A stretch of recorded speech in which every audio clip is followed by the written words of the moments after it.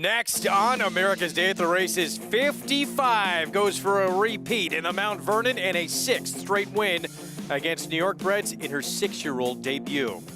Munchkin Money will try again against 55, 0 for 5 against her in her career. Can she finally turn the tables on her nemesis in today's feature? And last year's Travers winner, Code of Honor, was a winner in the Westchester in his 4-year-old return to the races. Can he topple a loaded field in the Run Happy Met Mile on Saturday afternoon? We'll talk all about it coming up on America's Day at the Races. It's brought to you in part by America's Best Racing. For the love of the race, visit americasbestracing.net today.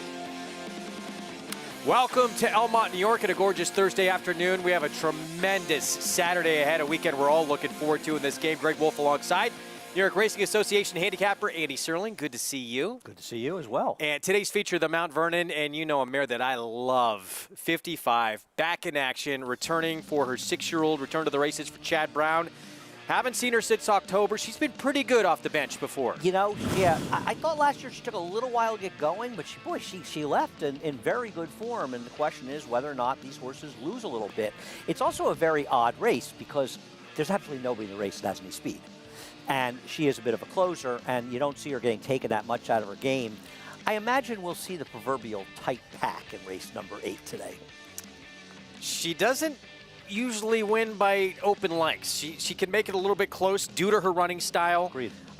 2 times off the bench before. She was second beat a length to Uni in the Plenty of Grace, and then the next year she came back and she won the Plenty of Grace off a lengthy layoff as well. But yeah, has she lost a step now at 6? That's the big question. That really is the question, and see if the race goes against her. But it's a very interesting race, and I'll tell you what, the 7th race today actually is a terrific card. The 6th race is an excellent non-winners of 1 for 3-year-olds, and you know, possibility of horses that could point towards the Travers. Even Shug McGay, who has the favorite, Creed, mentioned the Travers if he runs very well today. And the 7th race today, there's 2 Grade 1 winners in there and a Grade 3 winner as well in Nicodemus. So we have some seriously good races on today's card. No, that is a really good card. Creed, can he back that up, that performance on that muddy track?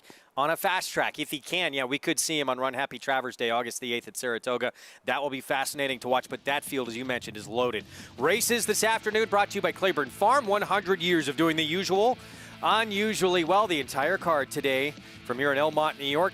Mount Vernon, the feature, but pretty loaded undercard as well. Fast and firm conditions as we kick off another week of action.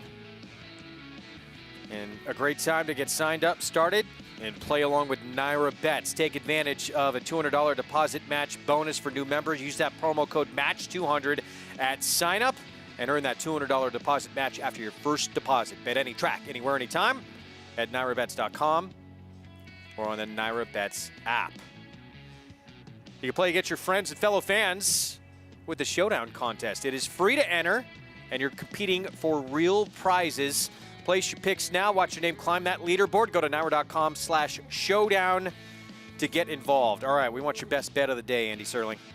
My best bet is in the 7th race, the race that we were just talking about, Greg, and that's the number 6, Nicodemus. I do think the 9 Complexity is the horse to beat in here, but I also think Complexity will be around 5-2 or 2-1, like the morning line. And Complexity's coming off a layoff. We'll see how he runs. Whereas Nicodemus, to me, I'm not sure he's particularly less likely to win. He's going to be a much better price. And to me, a best bet is a horse that you think is dangerous, you want to bet on, but also the odds are going to be pretty good. And I think they'll be in the 5, 6, 7-1 range for Nicodemus. Horse who needed his last race, a prep race over the turf. He's not a turf horse, as it turned out, so he got a bit of a race in there. He showed speed that day, so he got a good workout. Nicodemus ran very well behind Mind Control in an earlier start this year. He won the Westchester, going a mile today's distance. So I'm going to take Nicodemus, race number 7, my best bet. All right, we'll get to that one a little bit later on. That, of course, part of the late pick 5 sequence today. Quick look at the odds for the first to kick off our Thursday afternoon. New York bred maiden special weight, 1-turn mile coming up, and the favorite, start number 2 and dirt debut for La Cara Mia, of course, out of the champion, La Verdad, who we unfortunately lost back in early May. She makes her dirt debut today as we head downstairs to Maggie Wolfendale. Hi, Maggie. Hey, Greg. And Andy's best bet? Well, we'll see if Linda Rice can get things rolling here in the first, as she also conditions Nicodemus. But La Cara Mia, boy, Medaglia d'Oro stamped this girl. There isn't much La Verdad, at least physically, in her, but she does get to the dirt here. And while I was optimistic about her taking to the turf, she just didn't. But she definitely wants more ground. I mean, that was obviously more just a prep race going the 6 furlongs. She's very long and lanky, kind of unlike her dam. She's also more forward, and she's much more fit. She did not get away that sharply, so hopefully with this kind of different demeanor that she has, being a bit more forward, she'll get away a bit sharper. But the horse that I'm hoping is aggressive from the gate is number 1, Sharp Star. As she's keen, she's on her toes, and last time out going the 6 furlongs, coming back in off the bench for Horacio de Paz, she just didn't get away as cleanly as I'm sure they would have liked. And then she was throwing her head up and down from the kickback, and she switched outside, and she really had nothing left. But in my notes, I had marked that she probably wants more ground. So she's going to get it here. And I think with an aggressive type of approach to this race, she could be very much in the mix, as number 6 is Calidad, as she'll stretch out in distance as well. She looks like it. Another one I wrote in my notes, will want more ground. So all 3 of these fillies stretching out in this race, I had previously written that they looked more like routing types, and she's very fit coming in second off that little layoff there from March to June. And I like what I'm seeing from her. Well composed, very fit and defined, and I like the 1-turn mile, Greg. Maggie, thank you for that. Our post parade here coming up. You had 2 sprints stretching out now for Calidad, who quality road filly out of a big brown mare, should love the extra ground here. At 5-1, though, a little cool on the board. Yeah, I imagine she'll come down. I totally agree. If you don't like La Cara Mia, and I think she is the one to beat, I think you're supposed to like Calidad. I like her more than the 1 Sharp Star in here. There is some money right now for the first or cross keys, but I agree. Calidad's very dangerous here. There is Sharp Star, Jose Ortiz, Horacio de Paz for Barry Schwartz. Perhaps that she'll like stretching out to the mile. It's not as though the 7 furlongs, 2 starts back, did that much for her. I'm not a big Sharp Star fan, but she can win. Out of the champion female sprinter La Verdad, passed away back on May the 10th here, was 16 for 25 in her career. Linda Rice has tremendous stats with second-time starting maiden. She's particularly good going turf to dirt like La Cara Mia's. Her first race was definitely a test drive to get her ready for this. Cross keys first time out, 9-2. Taking some early money, the dam did not much running. 3 of the 8 foals to the dam were actually okay for Tony Dutrow.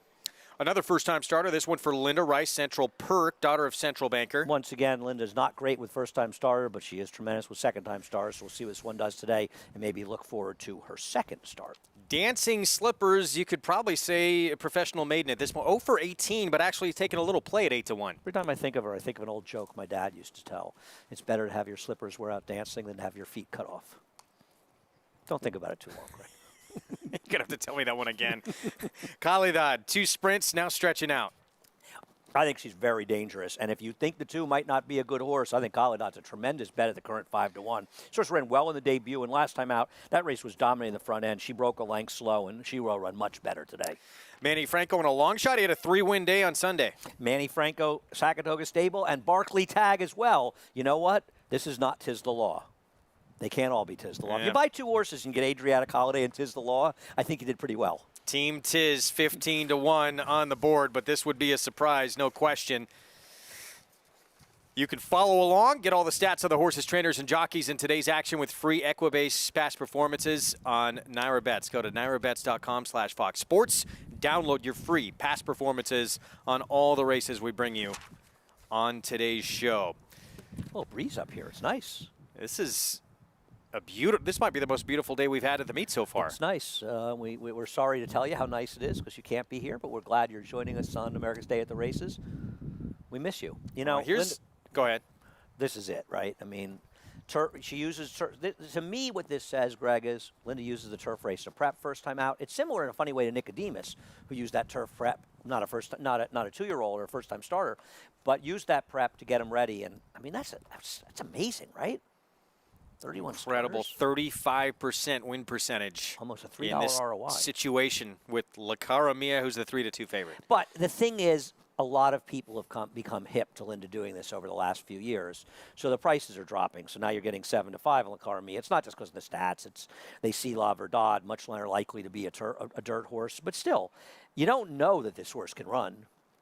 And you're taking 7-5 right now. Yeah, taking a short price. Still got to prove it on the racetrack. Meanwhile, here's Cross Keys. Anthony Dutrow, Cross Traffic filly, 5-1. Yeah, Cross Traffic took a brutal beat in the Met Mile, which is now the Run Happy Met Mile, when he lost by a nose. Tony Dutrow has just not been running as many horses and not had the success he's had in the past. I mean, there was a time when Tony Dutrow was, as dangerous a trainer as you could find, but his horses just haven't been running as much. He's running more horses, horses after 3 that can run, but I never like first-time stars at a mile, or rarely do. Not easy to win, at this distance, first time out. Let's head back downstairs to Maggie.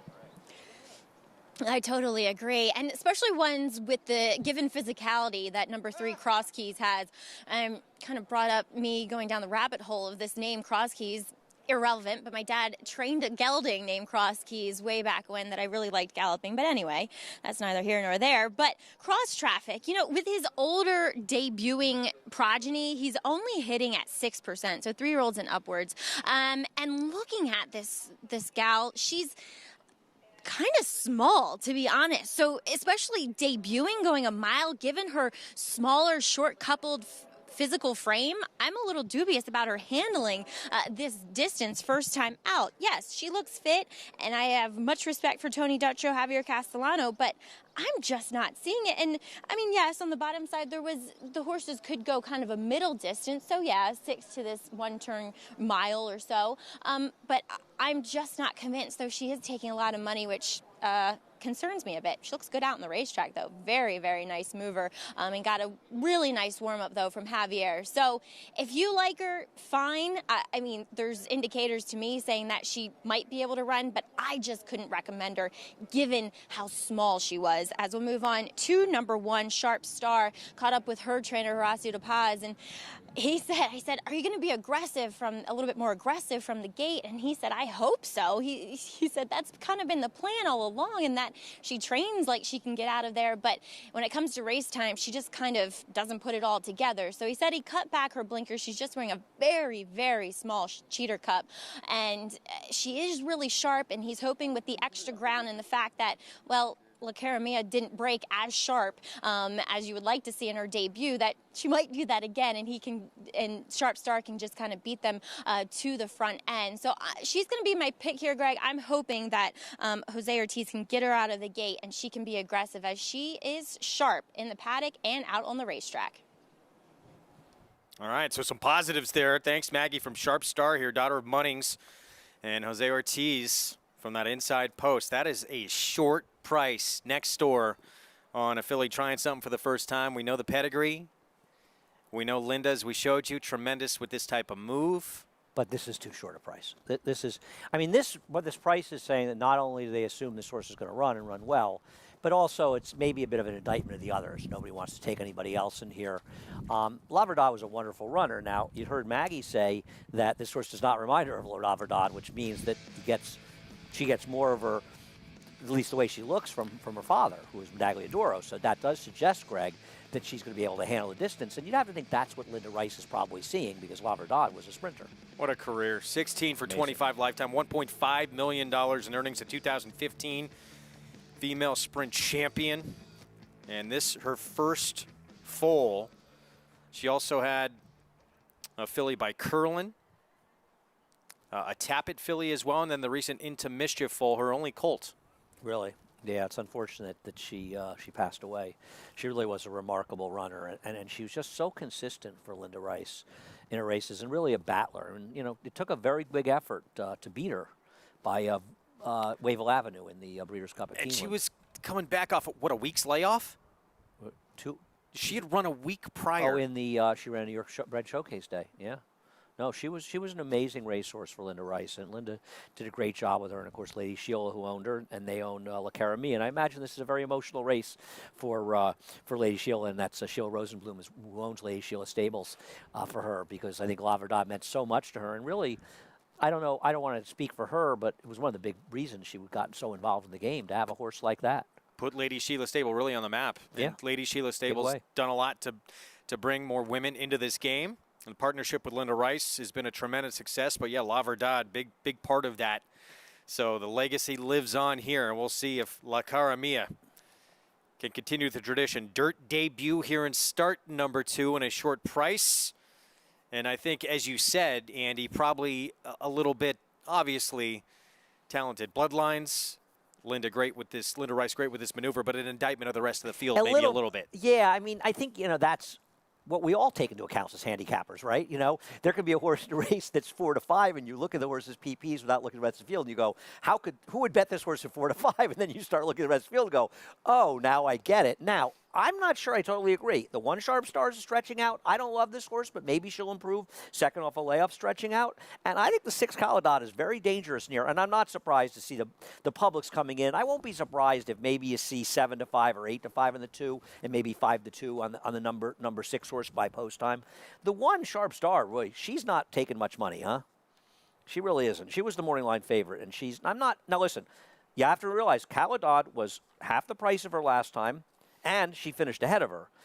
So that could be part of the I'm not sure it's surprising that the 6 was a shorter price. We'll see how it plays out. Coming out back down to even money, La Cara Mia. There she is. Hard to miss silks. Those hot pink Lady Sheila Stable silks here.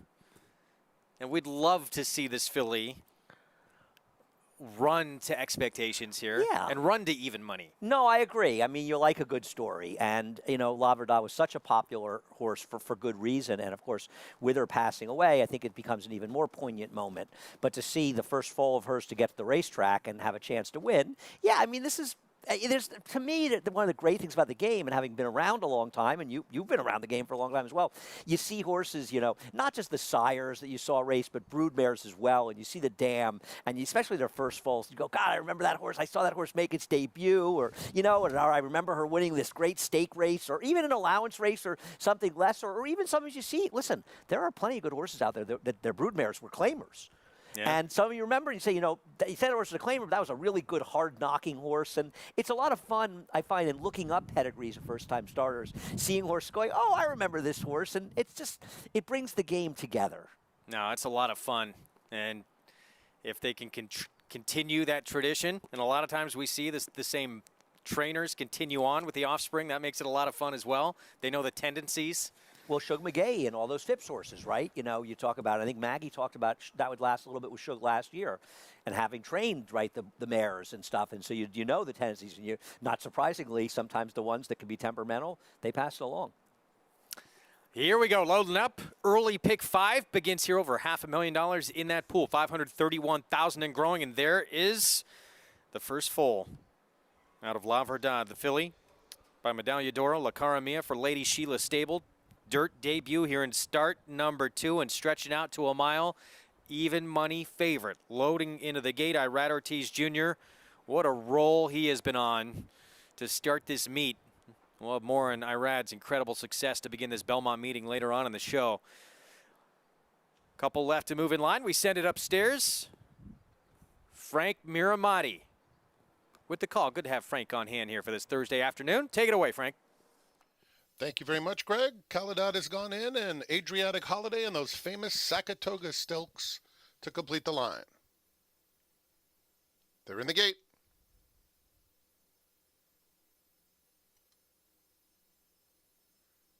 And they're off.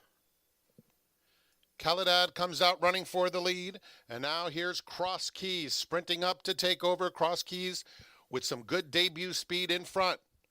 Central Perk, the other firster, is a half length back in second. La Cara Mia came away in good order, currently sitting 5th along the inside. Dancing Slippers moves up to be a joint second as they run up the back stretch. It is Cross Keys just in front. On the outside, Caladot puts the pressure on, and Caladot now takes the lead through a quarter in 23 1/5 seconds. Dancing Slippers between those two in third. La Cara Mia is in fourth. Then it's Central Perk racing on the inside of Adriatic Holiday, and Sharp Star is at the back of the field. Caladot doing it easily thus far, leads by a half length. Cross Keys is trying to keep pace in second. 1.5 lengths to Dancing Slippers. The half went in 47 seconds flat. La Cara Mia is just awaiting some racing room on the inside of Adriatic Holiday. Sharp Star tries to come alive with 4 lengths to make up, angled to the outside as Central Perk drops back. Caladot takes him to the top of the stretch. La Cara Mia Has a seam now in the blue cap, far outside. Sharp Star ranging into contention with a big move. And Sharp Star is up to take the lead with a sweep, opening up 2 lengths. La Caramia on the outside of Caladad. They're coming inside the final furlong, and it's Sharp Star who made that winning move, and Sharp Star will prove much too good, strolling in by about 4 lengths. La Caramia checks in second. Caladad was third in front of Cross Keys. Sharp Star with the win here in career start number 4. Jose Ortiz kicks off the Thursday card with a win. Well, today she did make a run from the back of the pack, and today she was successful. And Jose Ortiz got that clear run on the outside and just swooped by the field. La Caramia was definitely in traffic, and she allowed the winner to get momentum on her, but she wasn't winning this race anyway. I don't think it was a particularly good ride on La Caramia, but the fact that she was so hard used to barely get by the 6 Caladad, I mean, she really didn't run that well, but boy, Sharp Star, who did take a lot of late money, I'm assuming, boy, she got it done, and she got it done quite easily, Greg. Yes, she did here. Wow, mile, first time in her career, and an impressive performance against this field. She found a field to her liking. Let's head downstairs to Maggie for more. Yeah, she didn't do it the way I thought she would, but it was right with the mile, at least, being what Sharp Star wanted here, guys. And again, she did not like being behind in the dirt. So Jose Ortiz felt that with her around the turn, made this big sweeping move, and that's exactly what she wanted to do. And boy, she motored away from this field. And as far as La Caramia, she still looks as though she's somewhat green. Yes, Andy, absolutely right with being in traffic, and she just never looked comfortable because she is such a big lumbering type of runner that she just was never comfortable. It took her a while to switch to her outside lead, so it just feels like there's still some development with La Caramia. She's not kind of that precocious swift type like her dam was. She's much more of her sire, guys. Sharp Star wins 2-1. 3-2 favorite La Caramia winds up second. 1-2-6-3 finish.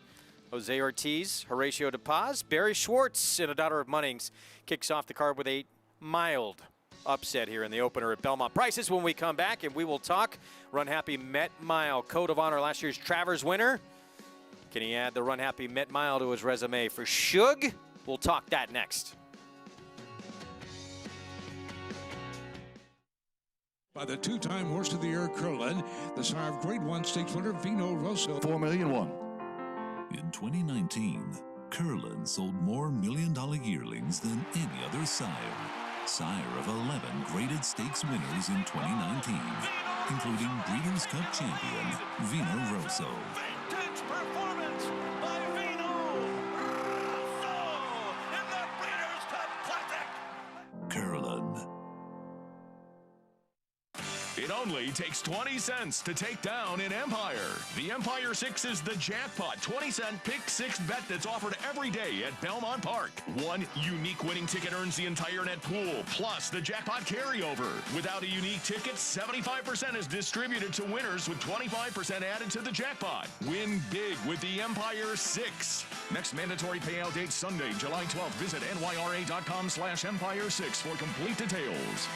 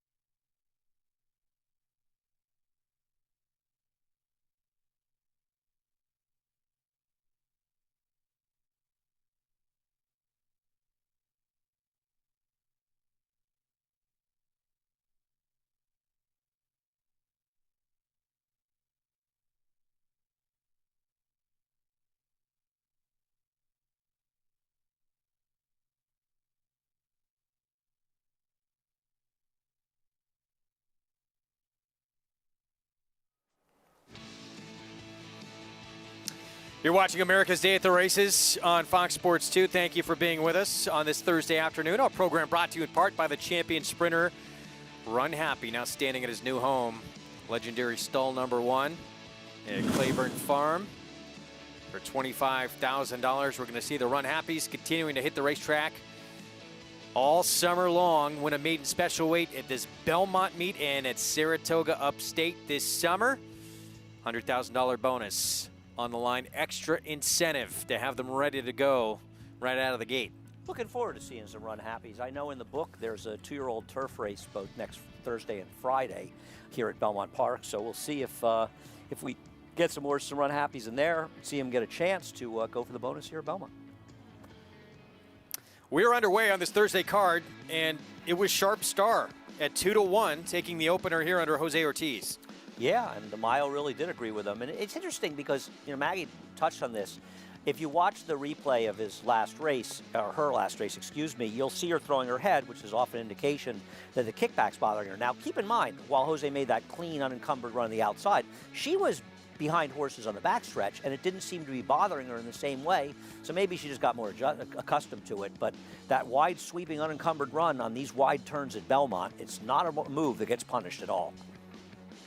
Sharp Star, daughter of Munnings for Horatio de Paz, owned by Barry Schwartz. And Jose Ortiz kicked things off here on this Thursday afternoon. $6.80 for the win. La Cara Mia in her dirt debut winds up second there at 3-2. We head downstairs to Maggie for more. Here with winning trainer Horacio de Paz, sending out Sharp Star to a maiden victory today. Horacio, we talked a little bit beforehand, truth be told, and you talked about cutting back the blinkers a little bit for her and getting out to the mile. Was that the recipe for success? I definitely think so. She ran pretty green early on, and sprinting wasn't really going to be, what she's going to like. So going the mile was going to benefit her. So, and hopefully the blinkers cutting back, she would break a little bit better. And still found herself towards the back of the pack, though. But Jose making a wide, sweeping move. You said that's how she likes to run, though. Yeah, it makes you anxious when you watch it because she always goes wide. But, he did a very good job of, not getting her in trouble and getting her out at the right time and, letting her close. Horacio, this is the first time that we see you stabled in New York kind of permanently, and you have a lot of Barry Schwartz's horses, a lot of his homebreds as well. Is there anybody else you're looking forward to running soon here at Belmont and Saratoga? I look forward to the babies. I like the 2-year-olds that he sent. I think there's a good crop there, and I've always been fond of running 2-year-olds at Saratoga. So, they're all in the initial stages of, breezing and stuff. So, but I'm looking forward to that. All right, sounds good. Well, good way to start the day here. Congratulations. All right, Greg, Horacio de Paz, I think a name, if you haven't already been paying attention to him, well, you should start now. Yeah, and we say his name quite a bit on this show, so if you watch this show quite often, you're familiar with him, but nice win to start off this card here on this Thursday afternoon. Yeah, trained for Sagamore Stables. Now as these horses for Barry Schwartz as well. We have a big one coming up on Saturday afternoon. The entire card is a big one as well, but our ABR race of the week, it is the Run Happy Met Mile, and this field is loaded with talent, including last year's Travers winner, Code of Honor, who came back at his first start as a 4-year-old in the Grade 3 Westchester for Hall of Famer Shug McGahee with a Grade 3 win. You can argue one of his better performances of his career. Obviously, the Travers was sensational. That throwdown with Vino Rosso was incredible. That Grade 3 Dwyer win at a mile, that comeback race after the Derby, he looked great winning at a mile on this track. He won like a turf horse did, right? No pace, Yeah. Just came through and ran. He was terrific here. And by the way, so was Endorsed. I don't want to just disrespect Endorsed, who ran second this race. They both ran very well. And I'll tell you something, Greg, there are going to be some very, very, very good horses that lose this Run Happy Met Mile on Saturday. This is one that really delivers. And obviously, Code of Honor is a major player. It's hard not to think of Honor Code, who won this race. Was it as long as like 5 years ago now?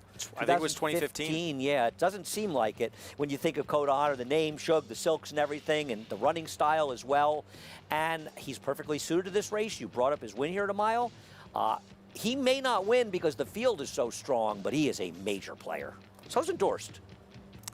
Yeah, Endorsed, who just beat a half length here in the spot. There he is in those blue silks of Godolphin down on the inside. We'll see if he can continue to progress. But Code of Honor, Shug McGahee, he says he's come back obviously stronger, just more mature, mentally stronger, though, as well. No, I mean, Suge has to be. I mean, he's been around the game a long time, and he knows how the best laid plans don't always work out.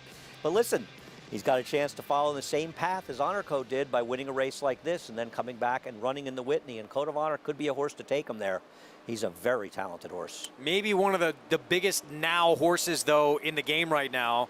We saw win the Run Happy Carter, and Vekoma, since he has come back from the Kentucky Derby, 2 starts now as a 4-year-old. He has looked sensational. I agree. Now, obviously, one of the questions for him was his biggest effort to date came on a sloppy track. So he's going to have to duplicate that, thankfully, on a fast track here on Saturday. I'm a big fan of him. He's got a funny way of going. You could pick him out anywhere. But this guy has never run a bad race, especially around one turn. His Derby was his one, not good race, but we can throw that one out. He wants to go shorter. And you look at those efforts, really starting out his career with the 2 efforts at Belmont and then Aqueduct and the 2 races this year.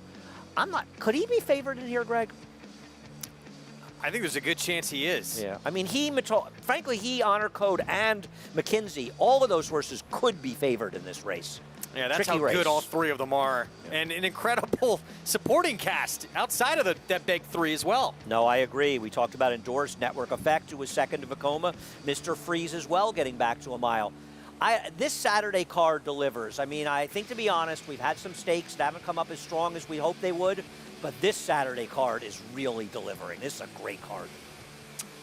Of course, in this race last year, that was talked about as one of the most loaded fields in the sport that we've seen anywhere in a long time. As we look at notable Met Mile winners, it was Matoli that won the race last year, but frosted. His 2006 performance in this race was out of this world. As was Ghost Zapper in 05. Holy Bull beating the Olders after the problems in the Derby. Gulch winning the first of his Met Miles as a 3-year-old. He ran in the Belmont, the Preakness, beat Broadbrush in the Met Mile, and then he came back and he ran the Belmont Stakes. Except for Forgo. I did not see Forgo win the Met Mile. I only saw him in the Marlboro Cups here. I saw every other one of those races live. Well, going to be another tremendous addition. We talked about 2 of the big 3. The other big 3 in here, that is McKenzie, and Maggie named a course after the late Brad McKenzie. He was so close with Bob Baffert. There's always extra pressure, Baffert says, whenever this horse runs because of that. He had a tough trip in this race last year. You're not kidding, Greg, that's for sure, as he just was never clear in the stretch. Finally got clear the last 70 yards or so and got up to be second, narrowly defeated. But there's also a lot of pressure on Bob Baffert as McKenzie is trying to become the first North American horse to win Grade 1s at 2, 3, 4, and now 5. Now he comes in here off a win in the Grade 2 Triple Bend out at Santa Anita, going to 7-8. So cutting back in distance, his Saudi Cup effort was disappointing as he had to ship across, the ocean. But he comes back here at least off of a good effort, and there's always been talk that this horse might be better or is better going a shorter distance. So he gets the mile, that gradual progression, an extra furlong here. I've never been able to truly warm up to this horse for some unknown reason. I can't quite put my finger on it, maybe because he actually isn't that grand-looking physical type, but he does show up pretty much every time he's led over to the races, and we'll see if he can make good on what was a disappointing trip last time here at Belmont Park for the Met Mile handicap. He's looking for redemption here in 2020, Greg. Yeah, no question he is. That trip he had in this race last year, thanks, Maggie, he broke slow. He got shut off. He had to back off of Thunder Snow in the backstretch, and then twice he was steadied in the stretch. He had a brutal trip that day. Yeah, I don't really agree. I actually think the best horse won that day. I know a lot of people think McKenzie probably would have won with a cleaner trip. Most of it was because Mike Smith was trying to get him to rail, and this is a debate we can have, and that's horse racing. I do think he ran very well, but I don't think Matoli ran very well. He was never on the rail, and the rail was the place to be. Regardless, that was a super field, and you look at McKenzie, 14 out of his 16 career starts, he's been 1-2. He's made over $3.5 million. McKenzie, in a lot of ways, is the horse to beat in this race. I think the question with him is whether or not, as he's gotten a year older, he's necessarily as good as he was last year, because he's going to have to be at the top of his game, I think, to beat this field, because some very good horses in here.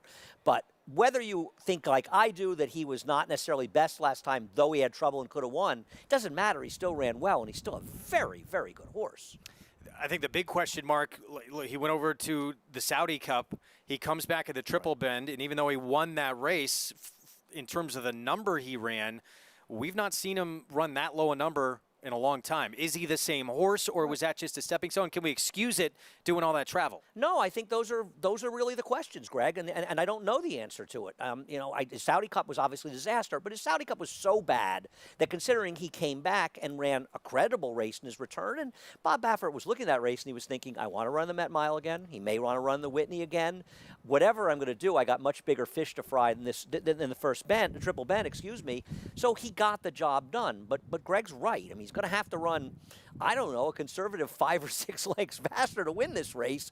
And he's meeting, he's the old timer at this point, even at 5 years old, right? And he's got to run against the fresh 4-year-olds that are improving. And I don't think he's improving, but he's got some pretty darn good races to fall back on. If he runs his Whitney, we can argue all we want about his Met Mile. If he runs his Whitney, he's going to win this race probably. He just always shows up, except for the Saudi Cup and then 1 year in the Breeders' Cup Classic. Aside from that, every single time he shows up. And in this race last year, whatever, you can say what you want about that race, he ran tremendous in defeat in that performance. Totally agree. I may have a slightly different opinion than some people have, but I do not disagree with the ultimate opinion. He ran great that day and ran an effort that would have won a lot of Met Miles. Second at Belmont, it is a mile on the turf. It is for New York bred company. Catch a Cab, very short price. He's dropping from Open 25, but he's been at this level before, and he's been beat at this level before. He's found a very good 25 to be running in, Greg, but I think you have to be a little concerned with his poor effort last time. Looking for his first win since June 2nd of 2018. He's a short price trying to get it. We'll talk about race 2 when we come back.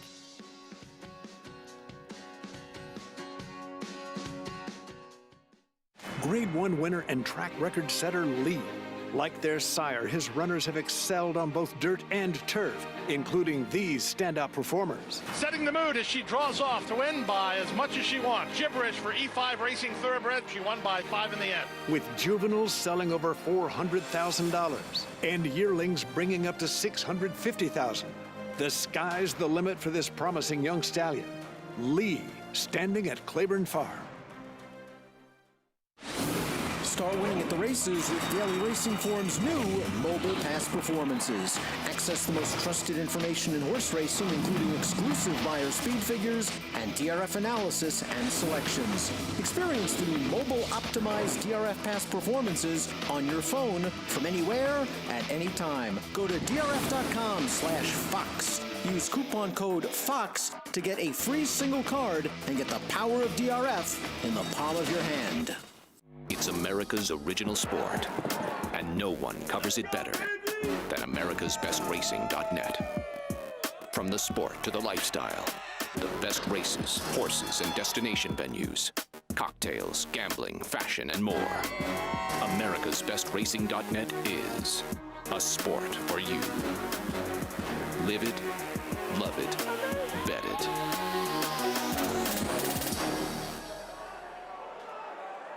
Tom Durkin letting you know New York breds start with an advantage. At the sales, buyers pay up to 7 figures, and there's over $2 million in stakes money limited to New York sired horses in the New York Stallion Stakes Series, like the Park Avenue for 3-year-old fillies. Newly minted wins it for fun. For fun and money. The winner's share generates an additional $55,000 from the New York Breeding Fund. Funny Guys gonna do it. Funny Guys winning the Times Square division generates the same money. So get with the program at nybreds.com.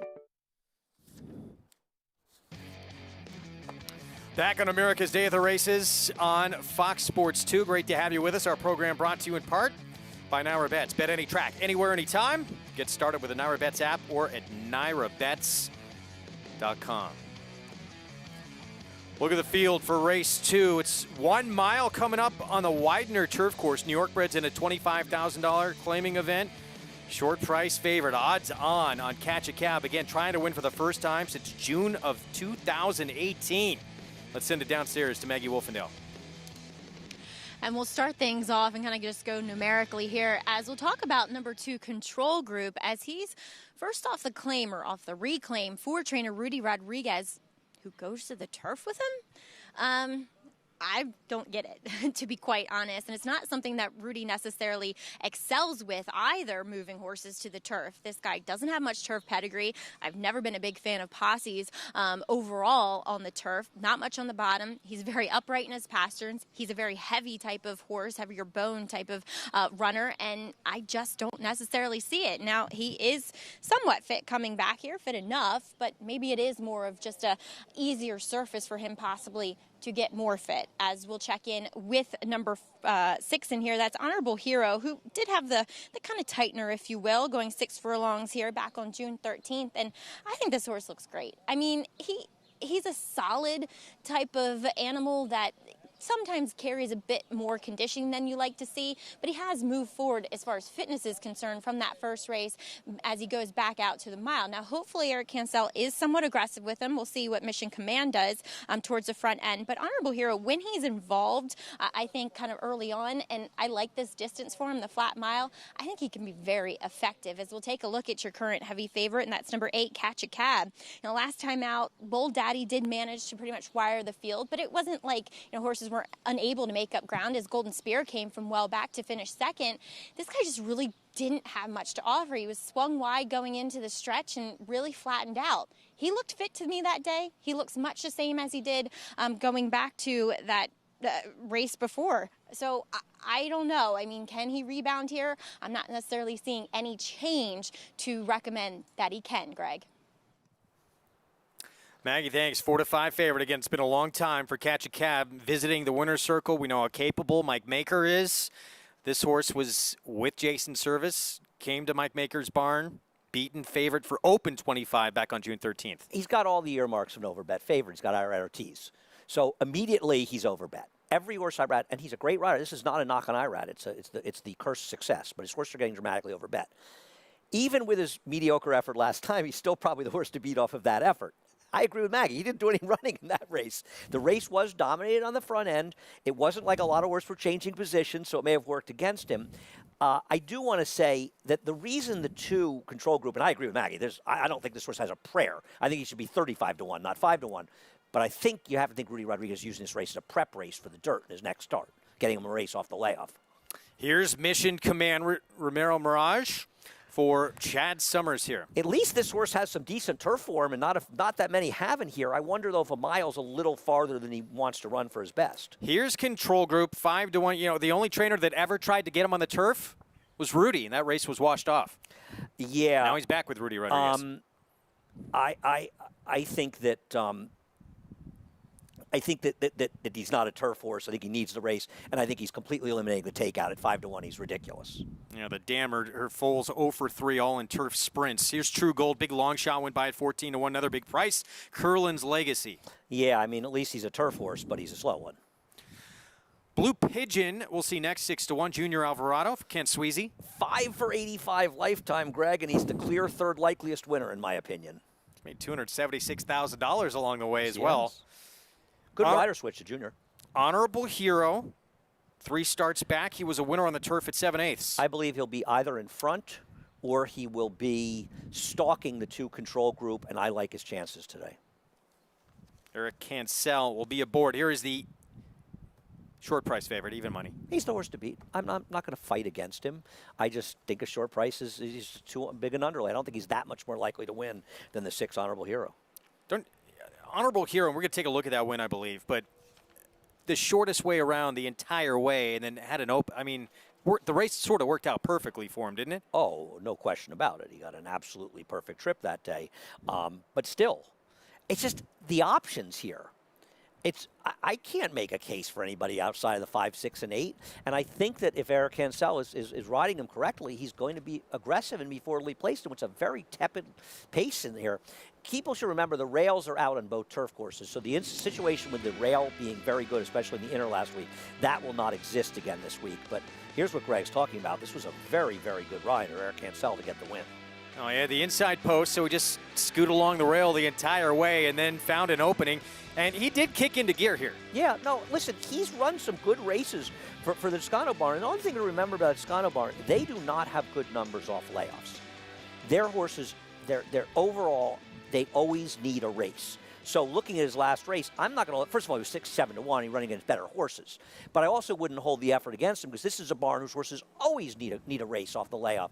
So I just think. I just think he'll run much better today, and he's the best alternative I can come up with. To me, you're supposed to bet here because you're supposed to bet against Control Group. I think Control Group is just doesn't make any sense whatsoever. 4 minutes to post here in the second. It kicks off an early pick 4. Let's head downstairs to Maggie. 5, 6. Thanks, Greg. And we'll take a look at Kent Sweezy's charge in here. That's number 5, Blue Pigeon. You got to give Kent a little bit of credit. I mean, I know this horse doesn't like to win often, but he's kind of resurrected his career a bit after he claimed him for 5. And this, I would say, is a little bit of a step up in class. But the thing is over the past 2 years, I believe that Kent has sent horses here to New York.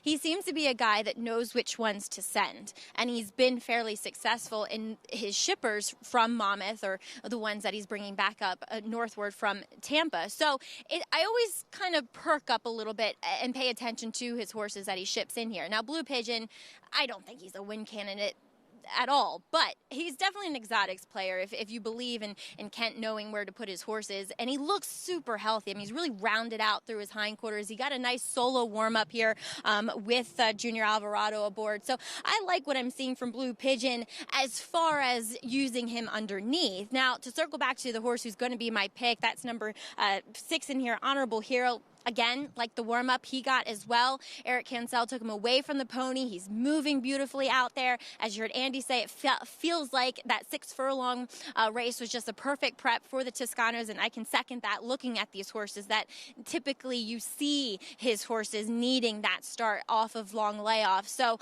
I like Honorable Hero here. I've liked him throughout his career. I think at a flat mile, he can be very, very effective, Greg. 4-1 right now. Thank you, Maggie. Eric Cancel was aboard for that victory we showed you back in October. He is back aboard today. As everyone trying to beat this even money favorite on the board, there a look again at Catch a Cab. Mike Maker and the hot hand at the meet that part of the result of why you're seeing such a short price here on Catch a Cab. Irad Ortiz Jr. just incredible, winning at a 33% win clip at this meet. Listen, he and his agent do a tremendous job, and Irad is a fabulous rider, and he really is a fabulous turf rider. He gets great mounts, and he delivers with them, so I totally get it. But when you look back on Sunday's card, Greg, and you saw him, he rode a horse named Deputy Fat Flag, who finished exactly where he expected to be finished. He finished last. Yet they made him the favorite first time in the grass with absolutely no turf pedigree at all, and he's not a particularly good turf horse because Irad was riding him. In the next race, he rode a horse walk out or walk something that was at best the third or fourth likeliest winner in the race. He ended up like the 2-1 second choice in the race. They're overbetting the horse he's riding. Catch a Cab can win this race, and he is the horse to beat. But is he really supposed to be that much shorter than the 6 horse in this race, Honorable Hero? I don't see it. And by the way, we shortchanged it. He has 27 wins, Irad. Who did that? Who stole that win from Irad? Let's give the man his full due here. Absolutely. Even money on Catch a Cab here. Could it be 28? Public believes that it can be. But, yeah, you know, we talked about a few others in here. Certainly Honorable Hero, the 6, deserves a look. You felt even Blue Pigeon, the 5. Maggie was just talking about Kent Sweezy. 7-1.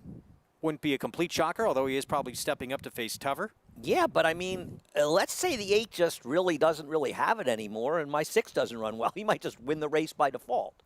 I mean, I think he's supposed to be the 3rd choice near Blue Pigeon. To me, he's a much more likely winner of this race than the 2 Control Group. Control Group wins this race, and there's no amount of money. I should be fined. Whatever amount of money I lose in the race, and I have bet the race, they should double it in my account. I tell you what. How about you put your place up at Saratoga? If he wins, I will instantly make a $100 donation to the people on the backstretch. Oh, that's very generous. Probably do it anyway, but I'll do it. If he wins, instantly, I'll go to my phone and make that. Well, Luis Saez aboard Control Group in here for Rudy Rodriguez. Yeah, as I mentioned, the foals to try turf, 0 for 3 in turf sprints, and that was only one who was 1 for 32 lifetime, so not a big sample size, but you wouldn't think. The history of these horses being successful in these kind of spots, I mean, listen, it's horse racing. Anything can happen. But he's 5-1, and he feels like he's about 5% at best to win this race. What about Luis Saya? It looks like, obviously, True Gold, the 3, probably quickest in here, but is Saez going to be aggressive? Maybe. On Control Group? I assume that Luis Sai is going to be aggressive Control Group, but I think that the 6 Honorable Hero will be sitting behind him, and I think Irad will be sitting third. And the 3 True Gold could be somewhat forward in here as well. I think they'll be the 4 you would think Control Group would go. He's certainly not winning this race from behind. I don't know. Even money. Catch a Cab. Mike Maker, Irad Ortiz Jr., the meet's leading rider, trying to get his 28th victory of this meet. We send it upstairs. Frank Miramati to start this early pick 4 here in race 2. Catch a Cab to the outside. Goes in. They're in the gate. And they're off. Catch a Cab and Blue Pigeon are both out very alertly. And now here's True Gold quicker than all. And True Gold will be the pacemaker. Control Group now takes second. And they're followed by Blue Pigeon racing in between horses in third. Catch a Cab, Pink Cap, only 2 lengths off the pace. The gray is Mission Command. It's another length and a half back to Honorable Hero and Curlin's Legacy. The battle up front through a quarter in 23 4/5 seconds has True Gold on the inside and Control Group a neck back second. 2 more back to Blue Pigeon, who's running along in third. Catch a Cab and Mission Command are right together. Another 2.5 lengths back to Honorable Hero, and then it's Curlin's Legacy. True Gold goes into the far turn with Control Group now a length and a half back through a half in 47 3/5 seconds. Catch a Cab still on hold in third. Mission Command just inside of him. Another 2 back to Honorable Hero, who has 5 lengths to make up, racing 3/4 in front of Curlin's Legacy, and Blue Pigeon is far behind. Control Group is up to take the lead. Catch a Cab has been under a stranglehold throughout, cut loose on the outside. He's joined in the center of the course by Honorable Hero. As they come to mid-stretch, Catch a Cab is up to take the lead. Opens up a length and a half on Honorable Hero. Then Mission Command, followed by Control Group. A belated rally from Curlin's Legacy. Catch a Cab is clearly best and will report home by 2.5 lengths. 3-way battle for second, Mission Command, Curlin's Legacy, and Honorable Hero. Catch a Cab. He could have done the moonwalk home here in the stretch. I think he did. Yeah. I mean, listen. Also, one of the reasons Irad wins is he rides his horses the way you're supposed to. Catch a Cab is supposed to be stalking the pace in here, and that's where Irad was. Whereas the 6, Honorable Hero, who has more speed than him, he was back in second to last early. Did he really think that they were going to catch a Cab from behind, that was the strategy that would lead to a win? And listen, he just proved to be much the best. I mean, got it done for Mike Dubb and his connections and Mike Maker as well. And neither one of us were ready the winner to bet this horse at 4-5. But I think we also understood he was much the horse to beat in here. And he proved it here. 28th win of the meet for Irad Ortiz Jr. Catch a Cab, odds-on favorite here in the second as we head downstairs to Maggie. Yeah, I mean, that was just a cakewalk, as you were saying, moonwalk, walk in the park, however trite expression you want to use for the win for Catch a Cab. But as Andy was saying, just to expound on what we saw with Honorable Hero, he bobbled slightly at the break, but there was no attempt at any point to get more position going forward. And that has been a drawback of Eric Hansel's throughout this meet so far. I would love to see him be a bit more aggressive with his horses. I think it would lead to better results. We saw that over the winter time, and he was very successful by doing so. So hopefully, at some point, he starts putting horses in more forward positions to capitalize on. But congratulations to the winner here. Catch a Cab returns home as your well-backed favorite, Greg.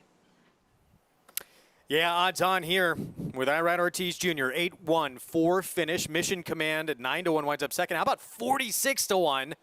On Curlin's Legacy to complete the trifecta? Well, Kelly. He had turf form. His Blue Pigeon did not run.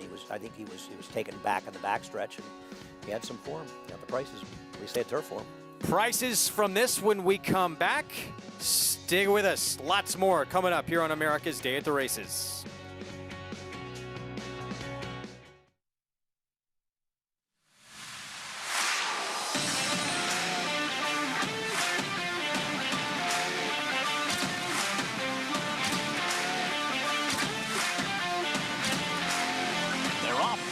challenge Durkin, presented by Run Happy. Running away in the Run Happy hopeful. But Coley wins the Run Happy that mile. Have won the Run Happy Grabbers. Run Happy, standing at Claiborne Farm. Saturday, the Suburban features the 2019 Belmont Stakes winner, Sir Winston. They're coming to the finish, and Sir Winston has won the Belmont Stakes. Sir Winston looks to turn the tables on Moretti, who relished the slop in the Flat-Out Stakes last month. And Moretti is going to take this field the entire 11 furlongs. Watch the 134th running of the Suburban live on America's Day at the Races.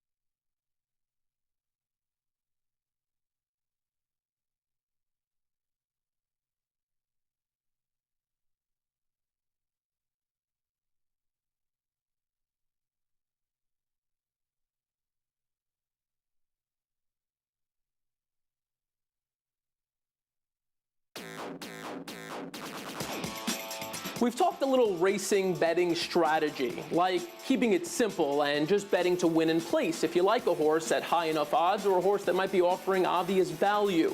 There are other pitfalls in betting though, like forgetting to box. If you like 2, 3, or even 4 horses in a race, you just about always box them in your exactas and trifectas. If you do like one horse above all others, you can also key them on top of other horses.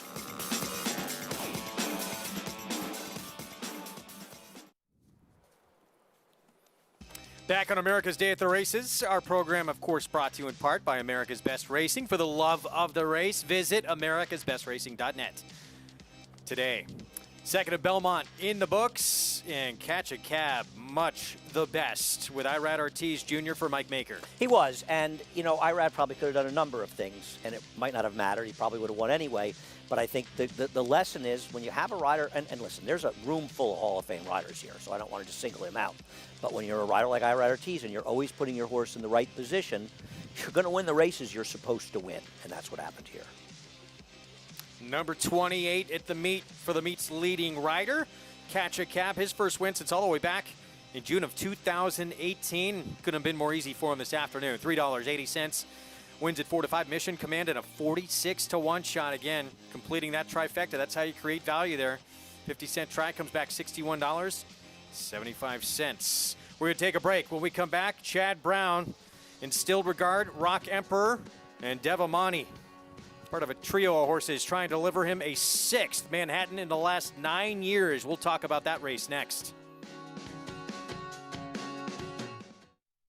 If your Run Happy 2-year-old wins a maiden special weight at Belmont, Summer Meet, Saratoga, Del Mar, or Kentucky Downs, you shall receive a $100,000 bonus. Remember, win an extra $100,000 in 2020 when your Run Happy 2-year-old wins a maiden special weight at Belmont, Summer Meet, Saratoga, Del Mar, or Kentucky Downs. Be happy and run happy. Do you want to bet the next race and don't have a TVG account? Get the TVG mobile app and sign up. It's fun, easy, and it's TVG. I'll show you how it works. You have a jockey that rides a horse.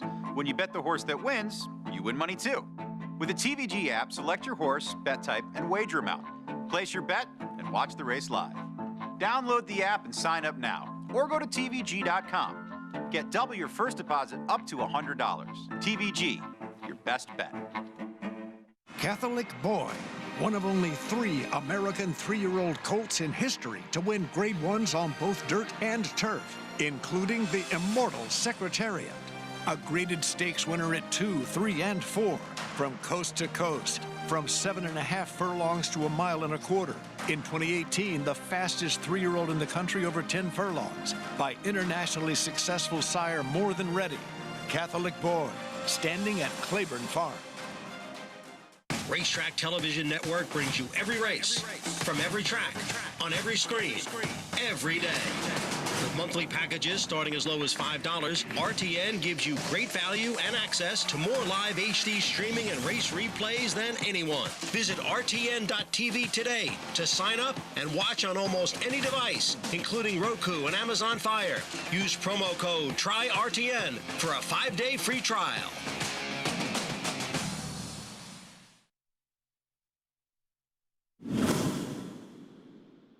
And they're into the stretch, and it is Channel Maker on the outside. Bricks and Mortar runs at him down the center. Bandwood tries to hang in there with Corbin toward the inside. And then comes Robert Bruce and Raging Bull, but it's Bricks and Mortar. Bricks and Mortar has taken the lead here. Moving into second is Robert Bruce late. Bricks and Mortar is so good. He wins the Manhattan.